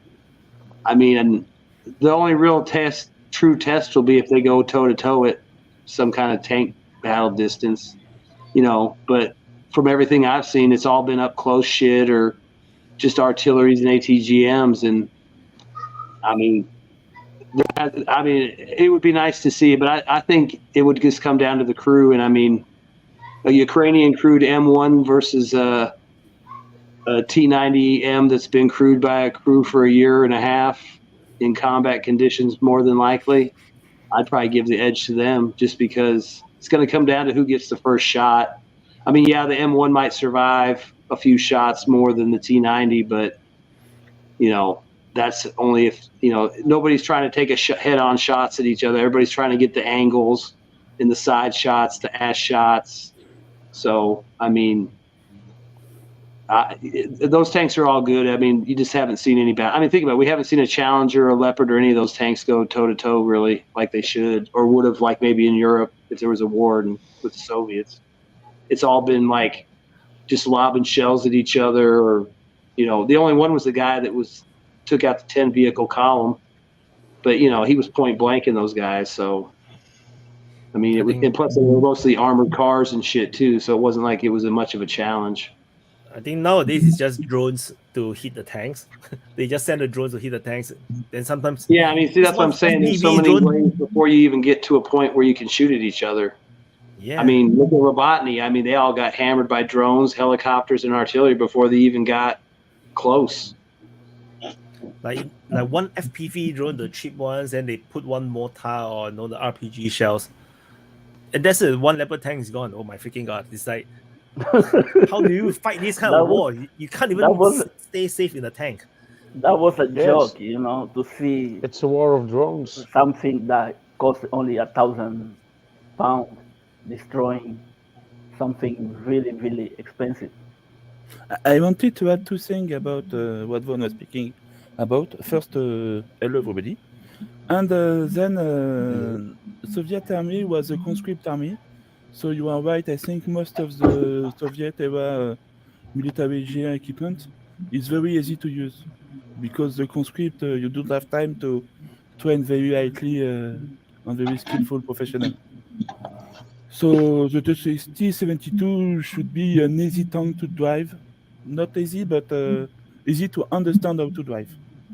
That's my first point. And second point, I think most of the time, whatever the tank is, the feeling we have on the video is that it's about the training and the organization around the tank. If there is a drone available, if there is infantry, a tank alone without infantry and without drone, he is dead. Whatever the tank it is, okay? If the tank has a drone and infantry, mostly is winning. Whatever the tank. That's what I think. Yeah, because I used to describe, sometimes people are a bit confused what a tank is supposed to do. The tank is the ultimate destroyer on the battlefield. They can destroy anything. One shot and can destroy anything. But the problem, so that's why the tank is always the ultimate target. When it appears on the battlefield, everyone wants to destroy it because it's so dangerous. Because it can one shot literally anything, even another tank. So, but today's age, it's quite scary looking at the drones. Yeah, how do you even stay safe? You know, the funny thing about these tanks from the West, you know, no one wants to ride on Leopard 2 because it's the first target for Russia. And from the post on Telegram, most of them, they keep fighting who's going to be on this Leopard 2. Because no one. Another thing too, on the T-90Ms, they're starting to put that like anti-drone device on there on the turret, which will basically probably just give it a protective dome of whatever, maybe 100 meters top from in height, because it's got to be high enough to stop a shape charge from going off. So you figure maybe 50 feet above the tank and maybe 50 feet around it, you can't hit it with a drone. If it works the way they say it works. But I mean, that's another thing they're doing. I mean, that's something that they're learning, and it's like, are other Western countries going to start copying that? Because everybody made fun of the cope cages until cope cages started popping up on IDF tanks, and then all of a sudden it's like, oh, it's a good idea. It's like, it ain't the best idea, but it's better than nothing. I mean, if I had an M1, I've already come up with an idea for, I'd make my own damn one if they didn't give me one. We've been going on for about 4 hours. I think it's about to close. Let's talk about Israel before we close. The war. Let me suggest we close, because Wyatt has a limit on the AI, and we don't want to be rushing our closing. So let's wrap it nice and quiet. And I promise you guys, if you want to continue exactly where we're left off, I've told you this was scheduled, and I still going to have a couple of hours for continuing a post recording on the open mic. So let's not be ungrateful. Wyatt has already dedicated quite a lot of time. Let's not move to another topic. Let's move to closing. Yeah, but we need to talk about Israel, because Yeah, you need to stop talking about economics and bullshit. Yeah, I think it came late. That's a huge discussion in Israel. So let's talk That was about a very Israel long in the discussion lounge. in Israel. It came late. We'll take it. We'll take it in the lounge. We'll take it in the lounge. 5 years of I discussion. want to make Why a just comment do it about in the your defense. closing? So I just want to make a 26 comment. Just now, years. you guys were talking about the British ministry. Then they come out with the shovel, all the bullshit, right? I think they got the Daily Mail to do the writing for their SIP rep. Sometimes I read the British Defense Ministry's intel report about the Ukraine war. It just don't make sense. It don't read the military report. Like it doesn't read like a SIP rep. It doesn't read like a real thing. It just read like tabloid. So I just thought that is very funny. I just wanna add something. When the West knock on your door and say we're gonna help you with this and that, please say no. Remember, 12 months ago, People magazine said Zelensky is man of the year, is untouchable, is the next Charles Hill. Now, the same magazine, the same guy, the same journalist said he is a delusional. He doesn't know what he's doing. You need to be careful when these people knock on your door. Welcome if to they the come, West. just say fuck off. If they knock on your door, just say fuck off. Hey, we're here to help, man. Why you gotta be so rude? We're here to help you. No, just say welcome to the West. I'm just welcoming them. That was the same journalist, the same magazine, But this is very common. That was 12 months ago. 12 months ago. But this seems to be very common among the mainstream media. There is always examples of journalists writing total opposite stuff. Across a period of time. There are ridiculous ones that are between a week. They go from one position to the opposite direction within a week. Think about the one. What was the guy that said Mariupol by summer? Or Crimea by summer? Crimea Beach party, man. Von, there is a lot of guys who are thinking that Russia is going to win in 3 days. So the same thing on the other side. So one day, when the war is over, right? Maybe DPA will organize a Crimean beach party in Crimea. Never I actually want to go there next summer. I want to go to Crimea. in 3 days. If you want to ruin your life, go to Russia. Next summer, I'll be in Russia. Look, Scott Ritter went to Russia. The media destroyed him. Yeah. Dr. Winkler went to Russia. The media destroyed him. What this guy, this Phillips? Martin Luther King. Phillips. He lives in Russia or Donetsk. The UK. Oh, Patrick Martin. Nah. The UK took off his nationality. Lancaster? Yeah, Patrick Lancaster. There is another guy. There is Mario. Matt Jones. The YouTube destroyed him. If you go to Russia, you're done. So the reality I'm is not going to Crimea with you. Sorry, DPA. Let's go to the guy from the tribe also. After the war. So that's why I say that you have to be His name is Grant Phillips. His name is Grant Phillips. No, because I'm firmly aware of this kind of bullshit. That's why I would not go to Russia at all within this conflict. I would not go to Ukraine as well. Now I cannot even go. I cannot go to Israel as well. So it's all these places are dangerous places. No. It's not for people. It's a war zone. Russia is not dangerous. Wyatt, you have to enjoy Taiwan before the next election. Because after that, we don't know. Yeah, after that, Taiwan may not exist. They need to fix the trash system over there. The Communist Party cannot allow rubbish trash system. Like so messed up. You have to chase after the trash truck. You have to chase a trash truck every day. So So, do you guys have any more topic you want to talk about? If not, we can do closing, because I know the closing gonna be. I just would like to know what's going on in Gaza at the moment. No. They're killing them. They're killing them like yesterday. No, like the day boss. before. I think we should do a direct Just need to watch the news. I'm gonna go out on a limb and say there's like an F-16 dropping some JDAMs probably, and maybe some rockets flying.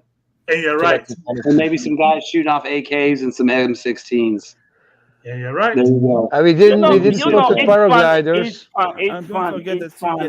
It's funny. Ukrainians are dying, but no one is sending troops to help them. Israel, the famous Israel that got the best troops in the area. They can even fight from the against West. Hamas, and US is helping them with manpower. This is fucking bullshit. Yeah. $14 billion worth of aid is going to Israel. There is no manpower. That is a propaganda. No, don't have. Yeah. The US have manpower sent to the Iraq and Syria and Jordan to reinforce their bases. It's not to Israel. That is the reality, because they're afraid that the military is going to rise up. There's a U.S. news report of U.S. military in Israel. Yeah. There was a tweet from someone from the White House. U.S. news agencies reporting about U.S. military presence in Israel. You mean contractors? Is that what you mean? Contractors? No, there were some reports that there was some U.S. military there. I don't know what they may have just been advising. They may have just been liaison. I don't think they're fighting troops, because most of the troops that went in were Rangers, probably to reinforce the. Was it not Team America? Maybe they need special forces to try to extract the stages if they located. I mean the Chinooks they used are specifically to the special forces, and the only ones that would have access would be like Green Berets Delta, which they're not going into Syria. So more than likely, 2 Chinooks were carrying like a company of Rangers, and they probably dropped off a couple platoons in each place, and then flew back. Yes, it was. There is no reason for American forces to dip into. Maybe Israel is not that strong. No. The way everyone thought they were. If they need help from the United States to fight, like 100 people. It's impossible. I know what the Hamas. Then no Arab countries will fear Israel. That's why I say it's not true. It cannot be true. There's no need for the American special forces, and there is always this thing that America always do. They always spend the special forces to protect their embassy. So this is what I think they are there for. They're not there to participate in the operation. You have to understand Israel is a very different country from the European countries. They don't like foreign interference into their stuff. Military operations. I mean, and the other thing is too, those Chinooks could be flying White. Come on, White. They give passport to anyone who wants to be Israeli. Yeah, there is no. A Jewish thing. But you need to serve in the army, woman or man. You need to serve in the army. And but if you want to be a Singaporean, so they need help from everyone. Because that is the conscription thing. You have to put conscription for everyone. Singapore is the same. If you become Singapore citizen, the new citizen don't have to be. Yeah, but Singapore no one's door and tell them, I'm gonna give you passport if you come and join my army. No country does this. No country in the world apart from Israel. The French did with the Foreign Legion. Yeah, that was a long time ago. No. It's still the case. But French people give to Ukraine does it. Russia do it. Ukraine does it. USA do it. Yeah, so boss, you are invalidated by too many countries. Nah. It's different. The way Israel do is different. You know. No. In Israel, you must be Jew. If you are not Jew, they are not accepting you. Yeah, no, they changed that. Yeah, exactly. I've got someone who grew up with me. He's not fucking Jew, but now he is. He say, I'm Jew now. Now he got a fucking Israeli passport. I can actually That means this. he was that means he was already Jew, but he didn't tell you. I knew he wasn't. I know his mom. Wait. I can clarify this. I can clarify this. Israel does have avenues for non-Jews to be joining as professional soldiers, just like mercenaries. There are no requirements but they have very strict ways to go about it, and they don't really try to tempt foreign mercenaries to come in. So they actually do have some avenues for opening that in, but it's very much more leading to what RL is saying. Like in actuality, it is more what RL is saying. You are first and foremost an Israeli citizen, and that citizen is decided by, well, the criteria that Israel chooses to qualify you as a Jew, because this was just something that first and foremost was a little bit more clear, and then later on expanded. And now the thing with Israel is that there are also quite a lot of intermarriages, in particularly with not with the Muslim world for a variety of reasons, but the Christian women and so forth and so this creates actually the opening, just like RL mentioned here earlier with the Creole militants, right? So it's sort of a little bit of the same dynamic kind of going on that enables the foreign mercenaries, but it is not like Ukraine or not like the other cases. Israel is indeed quite an outlier. Like Wyatt says, Israel has a much more insulated way of going about it. Yes, please. Yeah, and Vos, you can still check that at your friend. Just pull his pants off and look if he has a little skin on his wee. Then you're going to know if he's Jew or not. No, so because I have to add, because Israel is not your typical European country. In Angola, we yes, but there's 7 we shop off that shit. The whole thing. The whole thing. Chop off the whole thing. No, Israel is very different from the European countries or the other countries that US like to manipulate. Israel have a very, very fierce independent foreign policy and internal politics. They don't like anyone to interfere with the way how they do things, be it militarily or politically. So Singapore is very similar, but we are not as strong-willed as Israel apparently. But no, Israel is like they all out. They will do their own thing. If you try to stop them, they will destroy you. Which is why they sunk the US Navy ship during the 6-day war. They don't give a fuck. They feel like they need to get that thing done. You come and stop them, they'll sink you. They don't care because they will feel that you are the enemy. So Israel is a bit different. So I don't believe a single word or thing about that the US military is involved. Israel is so powerful, they don't need US support. So powerful that they can beat Hamas. They are beating Hamas. Hamas is getting destroyed. The entire leadership is. It's been a month. It's been a month. All they're doing is kill civilians. That's because you are buying all the propaganda. Okay, listen. Go ahead. Why? There's no propaganda there. Why? Don't forget Hamas leadership. Hamas does not live in Gaza. Hamas leadership lives outside of Gaza, so they stay alive, stay kicking. The ones who fight in Gaza are the ones that are pissed off over the years. But the structure of Hamas does not live in Gaza. They live outside of Gaza.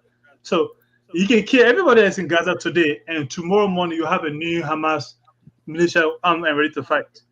But they have the same doctrine, though. They both have the same doctrine, Hamas and Israel. I mean, Israel. All of them. I mean, one of them is a state institution that is recognized by the world and kills innocent people. The other one is not recognized by the world as a state institution that kills innocent people. The key difference is one is a strategically, strong power that no longer relies on direct U.S. support. But to be honest with you, if we're talking about 1948 onwards and pre-2008, Israel has relied exclusively on U.S. support. I mean, even now they rely on U.S. support. I mean, there's a military aid package worth $14 billion that is being debated in Congress whether it should be sent to Israel. U.S. Reaper drones have been doing reconnaissance missions over Gaza. The truth of the matter is Israel is a staunch ally of the U.S. And if Israel ceases to exist, then U.S. interest in the region will dissipate. So the U.S. has to make sure that Israel remains in the region as the dominant military power to protect its interests. One way, whether we want to send military support or contractors or PMC mercenaries, it doesn't matter. The point I'm making is Israel fundamentally relies on the US, and this is not what I'm saying.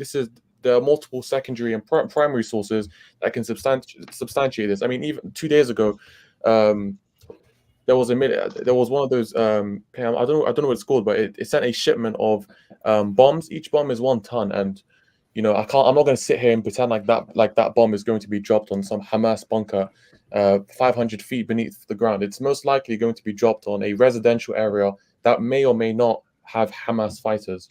In this war of attrition, in this urban combat, civilians are unfortunately going to die. The question is Israel willing to press that button to kill those civilians willingly or unwillingly, or is it going to use another solution or surmise another solution to deal with Hamas? And quite frankly, that's not going to happen. I mean, their top officials are saying that they want to destroy Hamas. Quote, "We are going to destroy these animals.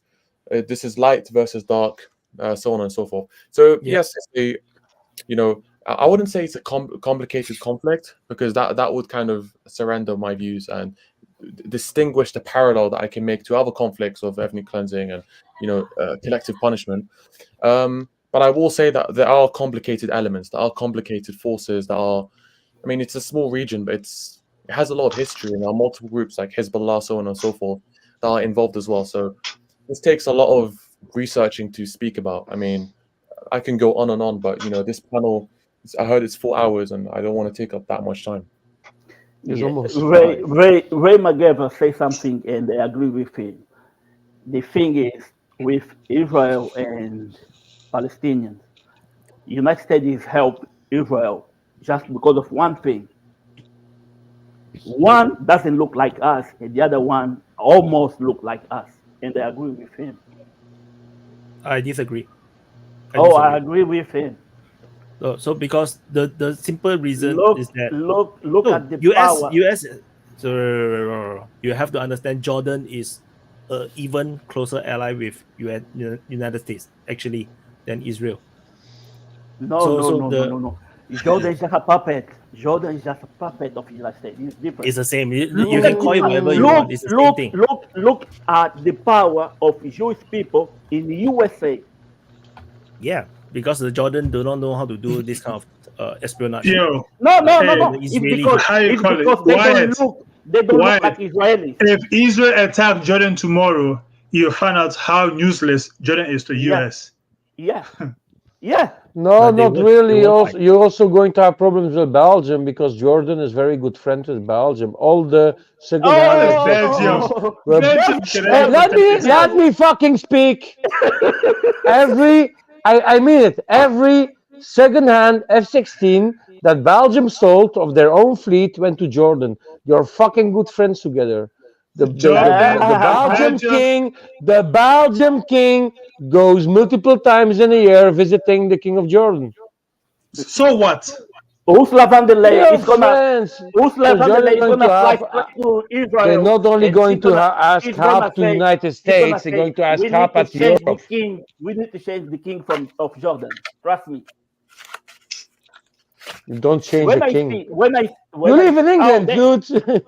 You need to wait till he dies. We didn't talk about Iran in that topic of Israel, because Iran is the new local hegemon with Turkey in the Middle East. And you have to understand the point of view of the Iranians. The Iranians want to get rid of Israel. They don't want those people there. They have nothing to do there. That's their point of view. No, they made it very clear. They don't want the Zionism. There's Jews in Iran. Is that a Jew? No. And also what the chat has tell the queen of Palestine. It's more than that, because for them, those Israelis today who are in Israel are not part of the Middle East. They are Ashkenazi Jews coming from Europe. They have nothing to do there. Except the Jews who were locally there already during the Ottoman period era. Yes, those Jews, yes. But the vast majorities of settlers are coming from Ashkenazi Jews. They have, for the Ukrainians, have nothing to do there. Let me tell you the story of François Fillon, one of the prime minister under Nicolas Sarkozy. He went to Iran and he met with Rafsanjani, the prime minister of Iran in that time, and they were discussing, and in a point in the discussion they talk about Israel, and Rafsanjani said to Fillon, we don't want those people. They have nothing to do there. They have to leave. And Fillon replied, you can't say that. You can't say that. And Rafsanjani replied, give me one good reason for them to stay there. And François Fillon replied, they were there 2,000 years ago. Okay. And then Rafsanjani, it's not the end of the story, please. Rafsanjani began to laugh. Ha ha ha. You know, me and my people 5,000 years ago, we were in India. And we have no plan to return back there. François Fillon wasn't able to answer anything. Okay, to that point, Israel was supposed to be in Africa, the initial plan. So what they didn't. So no, hold on. So what's the difference? So what if today this was in Africa and they're bombing Kenya? Oh, for land. So what's going to be explanation? Oh, even Madagascar. Madagascar was selected. Even Madagascar was selected. So yeah, that's what I'm saying. Yeah. So I think the other one was where this today is being imposed on people that were there. It could have been anywhere. Why not installing a Jewish state in the United States? It's a so big country. No, why not leave them in Europe where they were? Why not create a state for them in Europe? Yeah. Why placing Israel in a place where nobody wants them, especially if those who are claiming to be Jews are in fact European Ashkenaz? All right. That's why there's a religious background to it. That's why they want to be. Exactly. That's why you know all these people that they gave passport. When they fall, there's gonna be a war. You know what they did? It doesn't matter. I've got second one. Bye bye. Why? It doesn't. Because that's not their place to be. Ultimately, it doesn't matter what we think or how we feel. What is the moral and ethics about it? The reality is, for the Jewish people, they feel that is their religious homeland, and that's where they will go. That's why they have a Jewish place in Russia. They are not going to stay there. The USA is perfectly fine and free. They don't want to stay there. So that's just how it is. The place in Russia is bigger than Israel. I don't know why they. So you can destroy Israel now, for example. For let's say the whole of Middle East decided to go to war with Israel and successfully destroy Israel. Another few hundred years, you're going to see the Jews come back again. It will always be the case. Now they got money. They got money. Money buys everything. He's right though. That's the thing, because even before Israel was a country, Jews existed in Judea, Samaria with the Muslims and with the Christians for hundreds of years. I think what people are trying to touch upon is not whether they have a right to exist, which they do, but more so the way that they created their state isn't legitimate. Now we could, discuss on and on and on whether it's legitimate or not. The international community doesn't think it's legitimate, with the recent vote being, I think, 137 to 44 abstentions on the ceasefire humanitarian pause.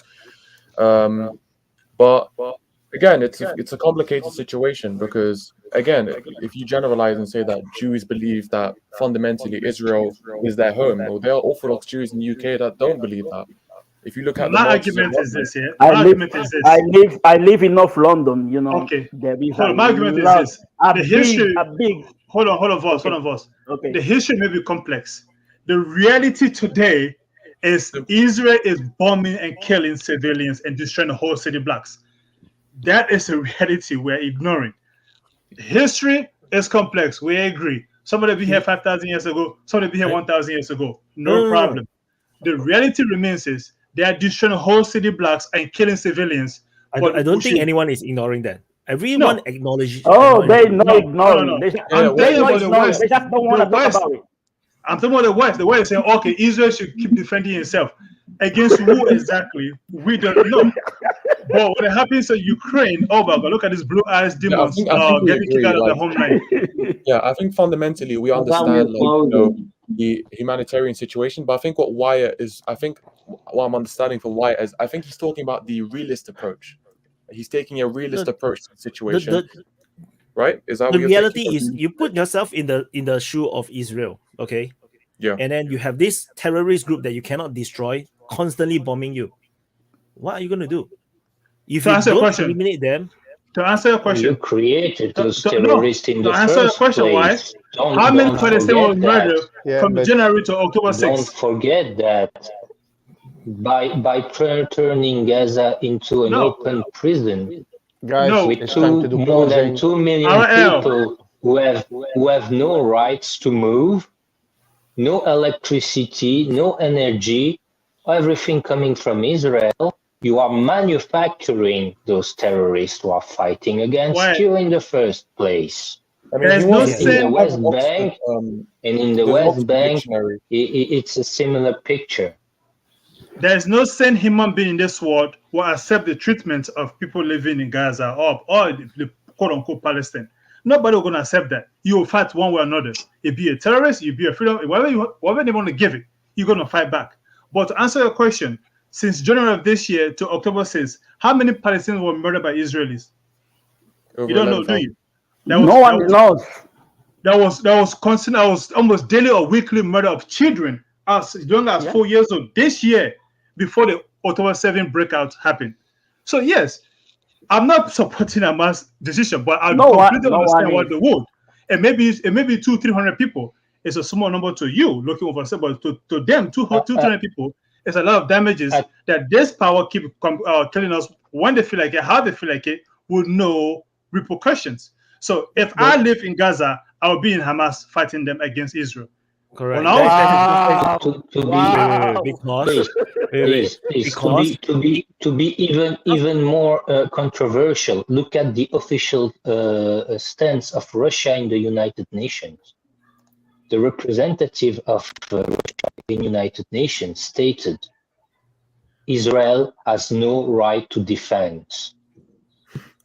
Under the laws of occupation. Because they are an occupying force. Yeah. See? Yeah, and then Russia perfectly able to defend themselves when they are in Ukraine. Where I live, you have to understand. So I tell you why my position is very different. Because for me, I'm totally neutral about this issue. Whatever numbers you can quote, there is a war zone somewhere around the world that have more death. That's it.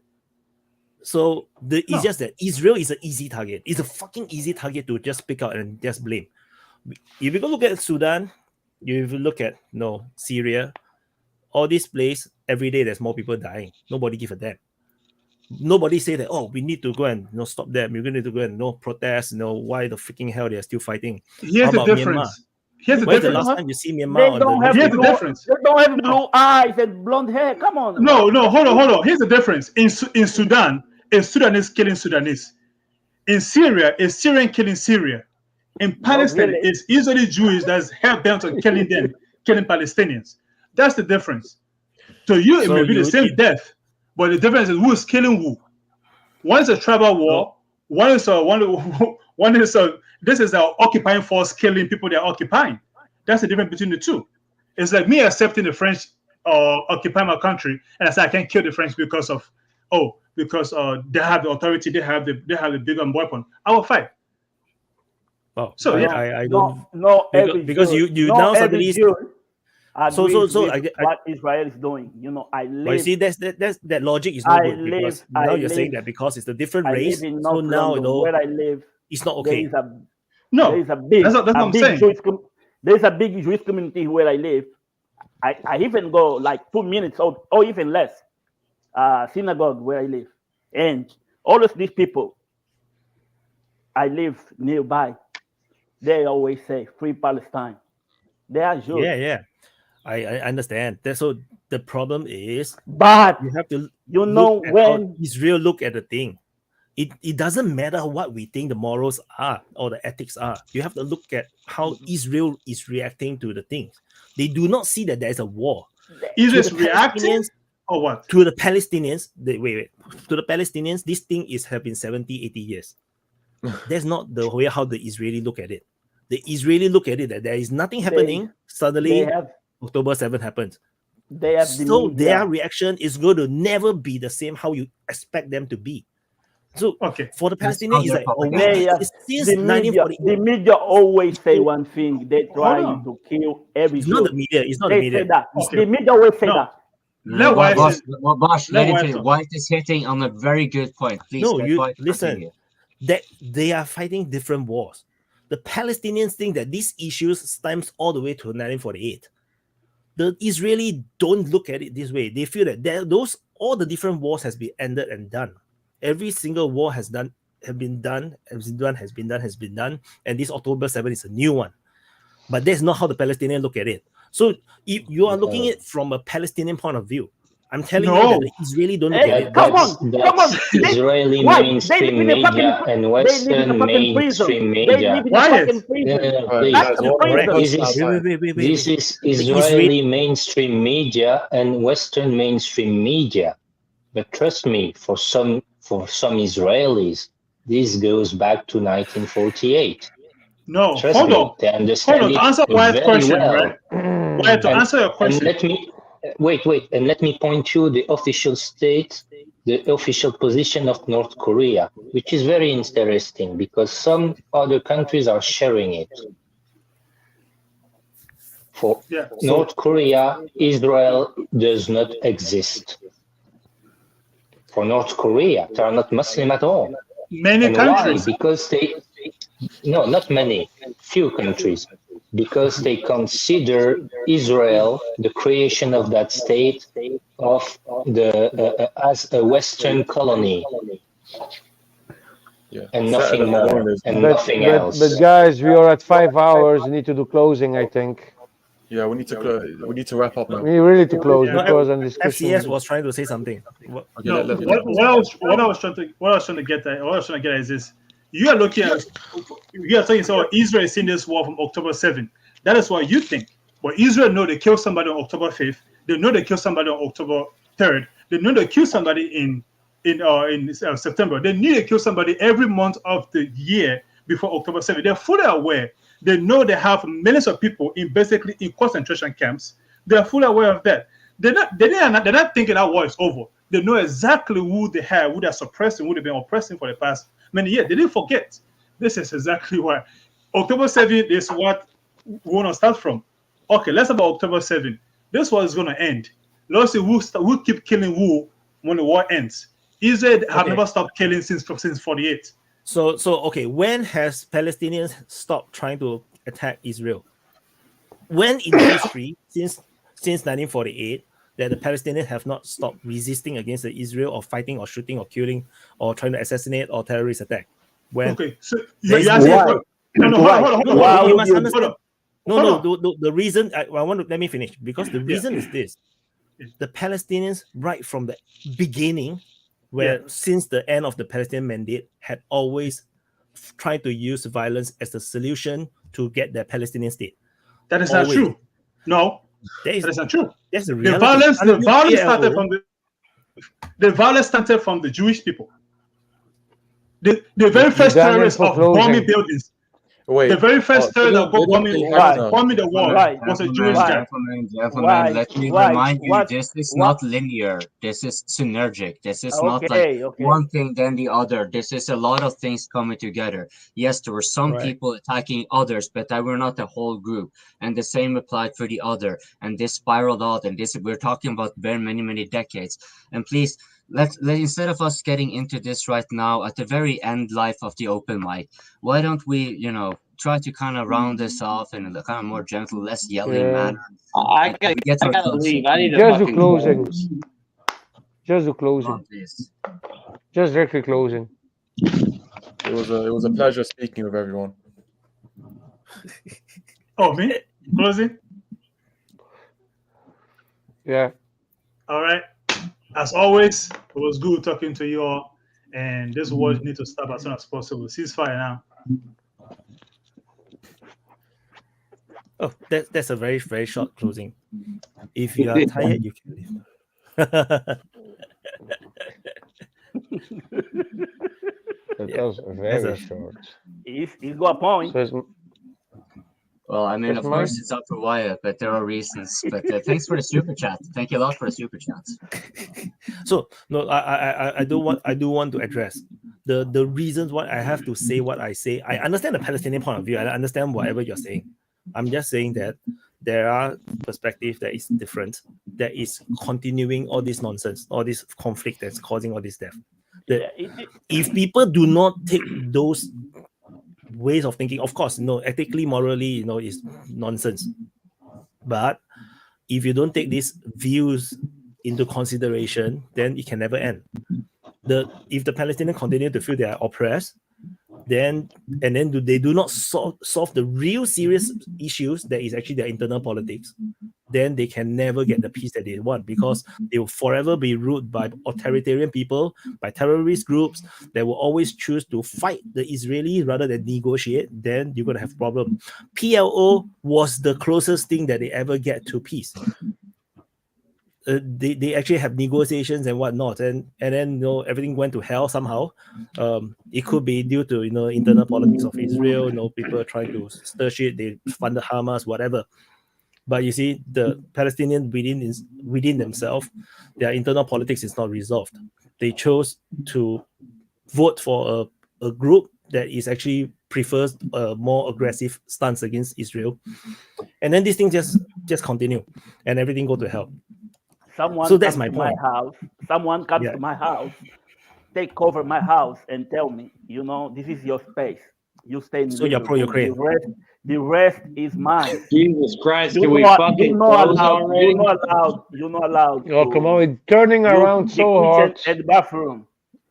So Voss is now pro-Ukraine already. He's using the pro-Ukrainian analogy. The freaking Russians sit in my living room, make me sit in the bathroom. Love Ukraine. No, I'm saying the reality. The how I view these two conflicts is exactly the same. It's just that people emotionally took a side and suddenly I'm the wrong. I'm in the wrong. I'm talking rubbish. Someone in the chat said, "Who funded Hamas?" Who funded Hamas? We all know the answer to that. That's for another topic, I think. So the thing is, it's easy to say who Israel funded Hamas. The question is how long, for how much, when, since when? We do not know. It's an easy way to blame Israel for everything. Well, when and then yet, I don't care. Remember when Al Qaeda and ISIS were enemy number one of the United States, and then in Syria, someone from State Department United States said they are on our side. I was like, what the fuck? Yeah. So that's the thing is we know when the US funded the Mujahideen. We know when or how much they funded the Al Qaeda. We can kind of estimate. We do not know when Israel funded Hamas. For how long? How much did they fund it? This is just propaganda. It may be true. But you need to know that's how not much. important. It's important. That's not Even important. if the funding It's very important. It's very important. It is important. No, it's I don't not. believe it. No, it's not. Let me tell you, Frankenstein, the golem, once you create it, it goes off of your control. Doesn't matter how long you have financed it. You managed to create it, and now it's blowing against your face. How do you create something like that? It's very easy. You just, if you isolate people, you're going to create hate. And with that hate, you're going to create terrorists at some point. If you take the example of Palestine. I guess the closing is not going to happen. Yeah. I mean, so honestly, I'm doing closing statement first. I want to do closing first. I want. So it was a nice open mic as usual. We saw new faces. That was great. And I hope. Did you have any footage, Wyatt, of you playing soccer or football? I want to see that. He doesn't play. What's the level of Want to see the Singapore bloopers. football? Very lousy. Terrible. He doesn't play. I want to laugh a big time. Seeing you running after a ball and trying to. I do like crap. And by the way, it's football. It's football, no fucking No. soccer. It's my turn. So let's see what happened in Ukraine, in Israel. But yeah, fuck Ukraine, fuck Israel. I'm waiting to see war against Iran. I'm waiting the future conflict against Iran, like Lindsey Graham wanted so much, and some people in Israel also wanted that, to bomb Iran. I want to see that. What will be the consequences of that? So voila. Thank you, RL. Who need to leave already? The want to do first? I have a question. Yes. No, it's closing. No question. No, copying. Does it continue from here, or we have to join the?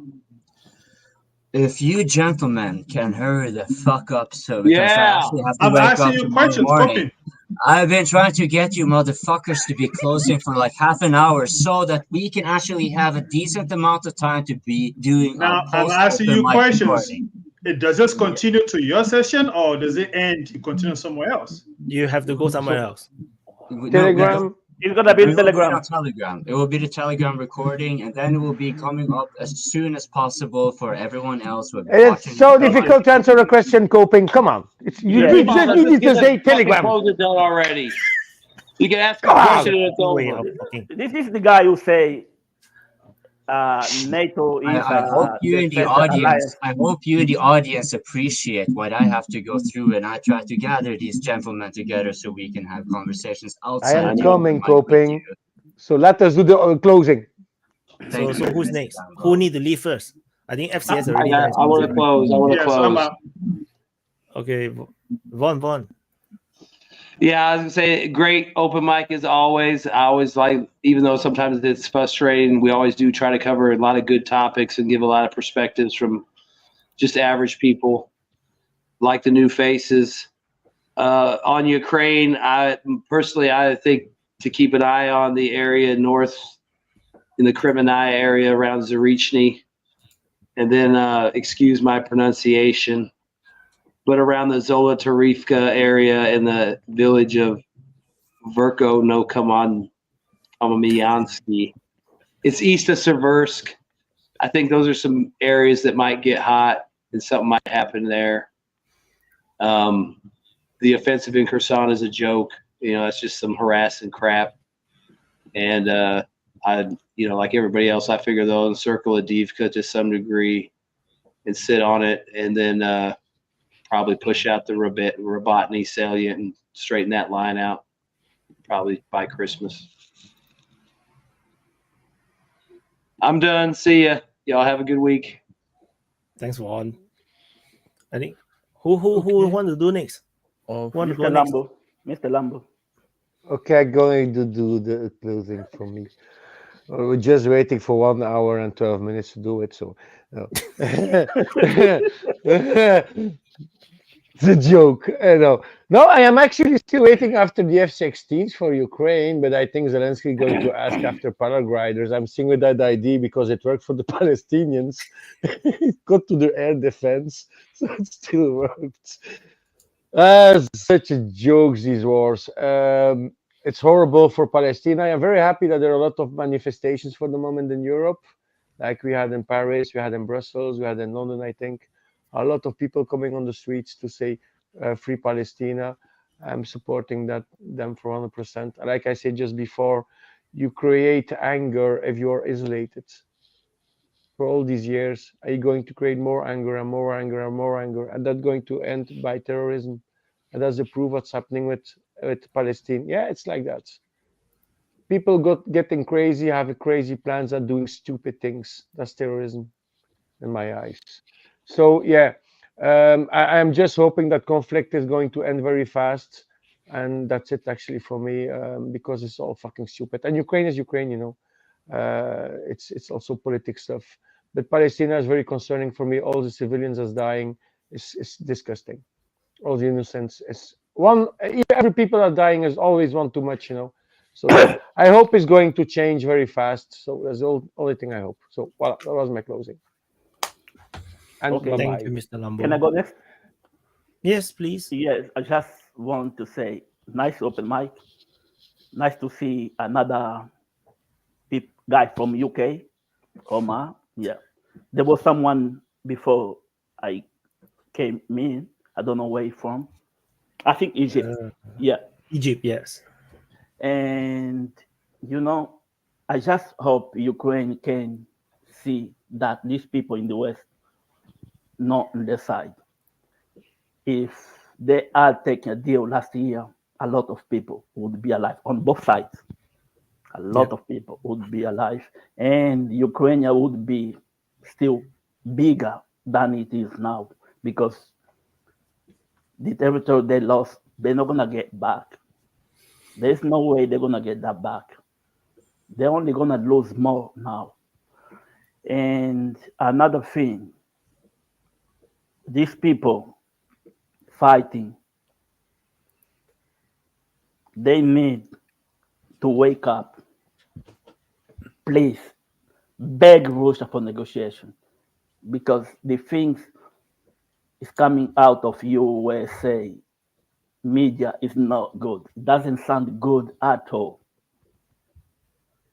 It's like they only go UK left helping. The EU always say, oh, we're gonna help you. Ukraine has been crying for F-16. Oh, they go one. What the fuck are they gonna do with one?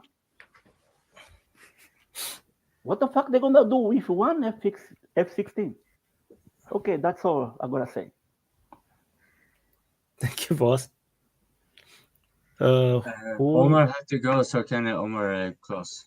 Yes, please. So, thank you for having me on. It was very interesting conversation, discussing, quite interesting, contemporary geopolitical, issues in the world, differing opinions. Yeah, it's really interesting. I think I took some notes down because I saw like different perspectives. I'm going to look at them, assess them, evaluate them. I might come back probably in the next open mic. I mean, this is my first open mic, but there'll probably be another one. That's a sequence and your next open mic. One thing I would say though, you could call it a parting message, a departing message, but I'd say with this conflict, and especially the one that's happening now, there's an information war, and I think it's absolutely vital that we arm ourselves intellectually and understand where we get our sources from, because in the end of the day, we can have any opinion, but quite frankly, it's the facts that matter, and it's the attitudes that make the difference on the negotiating table. I don't really have anything other than that to say. I wish everyone all the best, and yeah, that's pretty much it.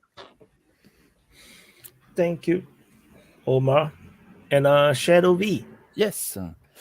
Today we have two very mediatic wars. I don't think they are going to end very soon. I just hope for the civilian in these two wars to be able to flee away from the battlefield and to avoid death.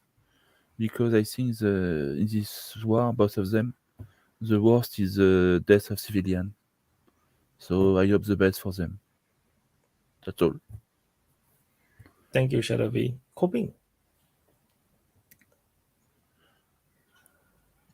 Oh yeah, I was just prepping to get people over on the launch mic. Oh, well, so here we are. Question, I guess, is how many minutes am I going to keep you going on here? Oh, no problem. So, thanks all of you for having watched the open mic. Especially those of you who have super chatted, it directly validates our presence. Very much appreciated. Also for supporting Defense Politics Asia, generally speaking. all that shtick, those of you who know me, and you all know the YouTube stuff. So I wanted to just, we're having quite a lot of things going on with recordings, and we're now going to try to do like regular scheduled open mics that are going to be cut up into topics that are going to be like the open mic. We have the lively discussions, and the thing that make it kind of nice, and we have the new members, they get accustomed a little bit with the older members and so forth. So you don't have to see the same old tired faces, or there is this disorderly tendency that always occurs naturally, necessarily when a new person comes on, because this varies depending on the person, but this is just the way of things, right? And so do have a look at the videos that we have, and if you have any inputs on what you would like us to discuss, this is the things that we are doing here. It is also because we want you to be a part of it. And if you may not be able or completely unwilling, or what is it, to come on the open mic, you can at least converse with us on the comments. You can go on the DPA Telegram group and the forums and reach out to some of the open mic speakers there, and so forth. And your input is going to be taken into consideration, especially when you comment in this video. That being said, try to share if you want. Any tips for sharing, do that too. And all being equal, thank you all for watching Defense Politics Asia, the Open Mic channel. Bye-bye. Thank you, Koping. So it's my turn to do closing. So it's a very good open mic, definitely for me. And we have a lot of exchange of stuff. So I just want to talk a bit about thank you, Iranian Putin. I think Iranian Putin also gifted five membership to people. So thank you so much. And I just want to clarify a bit regarding the thing about Israel and Palestine issue. If the Israeli put themselves in a very, very difficult situation, they put themselves in a very hard position where they basically trap themselves with a permanent problem. But even that, you have to also understand that an attack like the October 7 will not be ignored. Like, they will have to react. And what we are seeing now is the reaction. And this is something that I predicted in the first video that I've talked about when the conflict just started, that Israel is going to react very, very brutally, and it turned out to be true. So there's the Israeli way of doing things, and unfortunately, I think Palestinians and Israelis are very similar. They are both very stubborn and very stubborn people. They both have a very strong ego, and they both do not like to concede. They do not give up. And as a result, then you have two people that just refuse to make peace. And that is the reality of what it is. Why I keep singing the opposite song, talking in things that it seems to trigger people. The reason is because I need people to start thinking from multiple perspectives. If you only look at it in a pro-Palestinian perspective, which means you are only looking at it that the Palestinians are being oppressed, and for many, many years they are living in a cage, living in an open prison and whatnot. Then is their right to defend themselves. They are supposed to fight, and it's perfectly fine for them to attack Israel and whatnot. Then it's just never going to get a solution. That's the reality, because Israel will never settle and allow such a Palestine to go independent. That is the main thing that I'm trying to push, to highlight that you're not going to get peace in that way. You're not going to get a settlement, a two-state solution, because Palestine that is aggressive against Israel is a national security for Israel. If they are ever a country, then they will just create a second Syria, and one that is right inside their own borders, or very close to them, because the way how the borders between Palestine and Israel is divided it makes Israel undefendable. So which is why, we have to also look at, the reality that Israel have. Palestine, from my reading and understanding, has been a struggle against the Israelis or the Jews right from the beginning of the Palestinian mandate. So it's easy to say that, the Israeli terrorists acted first. They acted first doesn't mean that the Palestinians must also react in a violent way, but they also have their own terrorist attacks, and they have very violent fighting right at the beginning. And it was a very complicated time during the Palestinian mandate. There are different groups. There are right-wing, terrorist group on both sides, and they are fighting each other. And in the end, the fighting became the Arab-Israeli War, the first war, or the Israel called it the War of Independence, I guess. And yeah, then in the end, Israel kind of got their independence through that. So since then, the Palestinians eventually formed the PLO just before the 6-Day War, and then they conducted terrorist attacks, bombardments, and all the way until the formation of PLO. And all the way until the negotiation of the PLO to recognize Israel. They signed a peace deal. They are going to go towards 2-state solutions, and then things went to shit again. Maybe because of some certain factions, maybe it's Netanyahu started funding Hamas or stir shit. Then violence broke out again. The Palestinian authorities broke up between the West Bank and Gaza. Hamas took over Gaza. Intifada, fight. So under this kind of circumstances, it is no wonder that Israel also will not give Palestine their state, because the Palestinians are always fighting against them. So it's no wonder, because the Palestinians have good reasons to fight against the Israeli, because the Israeli are being stupid. So yeah, that's the reality of the situation, and this is a stupid conflict. Like all conflicts, I tends to think that they are stupid. There is so many parallels between this and the Russian-Ukraine war, and a lot of people doesn't seem to understand that whatever they are arguing against Ukraine, they are arguing the same points for Palestine. So it is just contradicting. A lot of the people always say that Ukraine should cut their losses, surrender, give up Donbass, give up Crimea, don't become a smaller and smaller Ukraine. But the same thing is not said for Palestine. Palestine, why they don't say that Palestine should cut their losses, take the peace deal, but it may be not as big as what it was promised, but at least you have a state, you have peace, you stop fighting, people can stop to die. People don't say that about Palestine. People don't tell Palestine to cut their losses.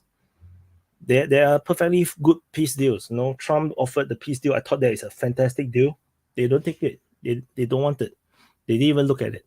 So, and then somehow we are here, on one side saying that Ukraine should surrender, on the other side we say that Palestine should fight on, and Israel is the bad guy. And I think this is not the right way to look at the world. This is why I have my positions, and of course a lot of people don't like my position. So yeah, because they already pick a side. So that's just how it is. Unfortunately, then yeah. So anyway, it's not my problem. It's not my war. Again, it's not my war. They will fight regardless. You can destroy Israel now. Like I said just now, you can destroy Israel now. Like, with a combined force of the entire Arab world, perhaps they can destroy Israel. Perhaps Israel don't even have the nuclear weapon that was rumored, and then Israel was totally wiped out, and then Israel ceased to exist. The Jews got kicked out of the state of the land of Palestine. But they will come back again after a few hundred years, because that's what they do. But you may not see the same thing for the Palestinians. A lot of Palestinians moved out. They have a dual citizenship. They work and live in Europe, in USA, but they may not necessarily have that kind of affinity for the land like the Jews do. Not that I'm advocating for the Arabs or the Palestinians to leave the land, but I'm just saying that the Jews have a different way of looking at the land of Palestine. And so this is a unfortunate play of fate of how religion messed up humanity. But that's just what it is. Just live with it. Anyway, yeah, that's a very long closing from me. Thank you for watching. Thank you for all the super chats. We have from Utis, NGS, Iranian Putin, Tamit, Hussein Alred, and NGS, John Steele, Corbin, Logizan, Wallace. Thank you so much for all the super chats. These super chats will help to fund the processing of the clips. I haven't been doing much of the clips, despite I feed it to the AI tool. The AI tool to that do the timestamps and everything had some issues. Recently, it's just fixed. So I'm gonna stress test the tool. So 5.5 hours, I think, is a good stress test. Because the last try, it seems like it's fixed. So I'm gonna see how it goes, and yeah. So as for I can answer a bit about the Johnny Yuma say that Jews organized terror groups right at the start of Israel. It's not Jews organized terror groups. Like, it's not like the state, the Zionist movement itself, they want to form the government. Then there are groups that actually want to do more extreme things. They become extremist groups. They do terror attacks. They feel like they are contributing to the cause. So, and they were actually a problem for the Zionist government then that is trying to form Israel. So you have to understand that it's a bit, there's always bad eggs, and it applies for all things, all factions. For example, even Russia, Wagner forces seems to be very good until they started to do the coup. So, and then you're gonna have bad, lousy commanders. You're gonna have group that defects. Same thing for Ukraine. So this is just how the world works. This is just humanity. And recently I've been watching some YouTube videos about the history, especially of China, and the history of I think some breakdown about Israel, history of the Arab world. I can tell you, whatever we are seeing now is nothing new. It's just history repeating itself again and again and again. People just can't stop killing each other for power, for land, for influence. And to be honest, propaganda or mainstream media or people who are supporting Palestine love to call this a genocide. I have to say, this is not a genocide, because it's nowhere close to what a genocide actually means. So when a real genocide happens, you will know. I don't have to tell you. You will know when the real one happened. Just like, when the Russians were first invaded Ukraine, bombing and attacking Ukraine positions and whatnot, then people say this is genocide. No, they say that they are flattening Ukraine cities. No, Russia deliberately attacked civilians. Now you know, right, that what it is by the means of the indiscriminate bombing, or bombings that have no care about civilians. Now you see, but so now you can see the difference between how the Russians do bombing and how the Israeli do bombings. So now you see that in fact the Russians did not really bomb in the indiscriminate way, or at least they seem to take a lot more consideration about civilians. Now the Israeli bomb in such a brutal way, people call it a genocide. I'm telling you, you haven't seen what a genocide look like. A real genocide will make you vomit, will make you sick. People are already sick with whatever they are seeing now. I can tell you, a real genocide will be much worse than this, because I read all these histories. I watched some of these YouTube videos about the histories. I know some of the histories. Real genocide is way worse than what we are seeing now. It will be a massacre, and then it will redefine the public consciousness of meaning of what is massacre means, what is genocide means. Real genocides you'll be looking at indiscriminate shootings, utter wipeouts of people. They will not let them escape. They'll kill them all. The number of deaths will not be in the thousands or tens of thousands. It's going to be hundreds of millions of people. That's genocide. So hopefully we'll never see it. But if we see it, you'll know what I mean. Anyway, very sad, but sad note to end this thing. So anyway, hopefully I will continue to do the open mic on a very regular basis, not skip so much. I know over the past 4 weeks, I only do 2 open mics, so that's not ideal. Thank you for watching. I'm a bit talkative today. And I know.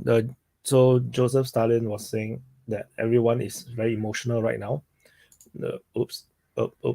Yeah, this one, he said everyone in the news is hyper emotional now. I know. And that's why I feel very sad. I feel very disappointed because after 1.5 years of Ukraine war reporting and trying to share to people, don't be emotional, don't be manipulated, don't be affected by by all this propaganda or misinformation or information warfare, and immediately everybody jump down and just get manipulated. So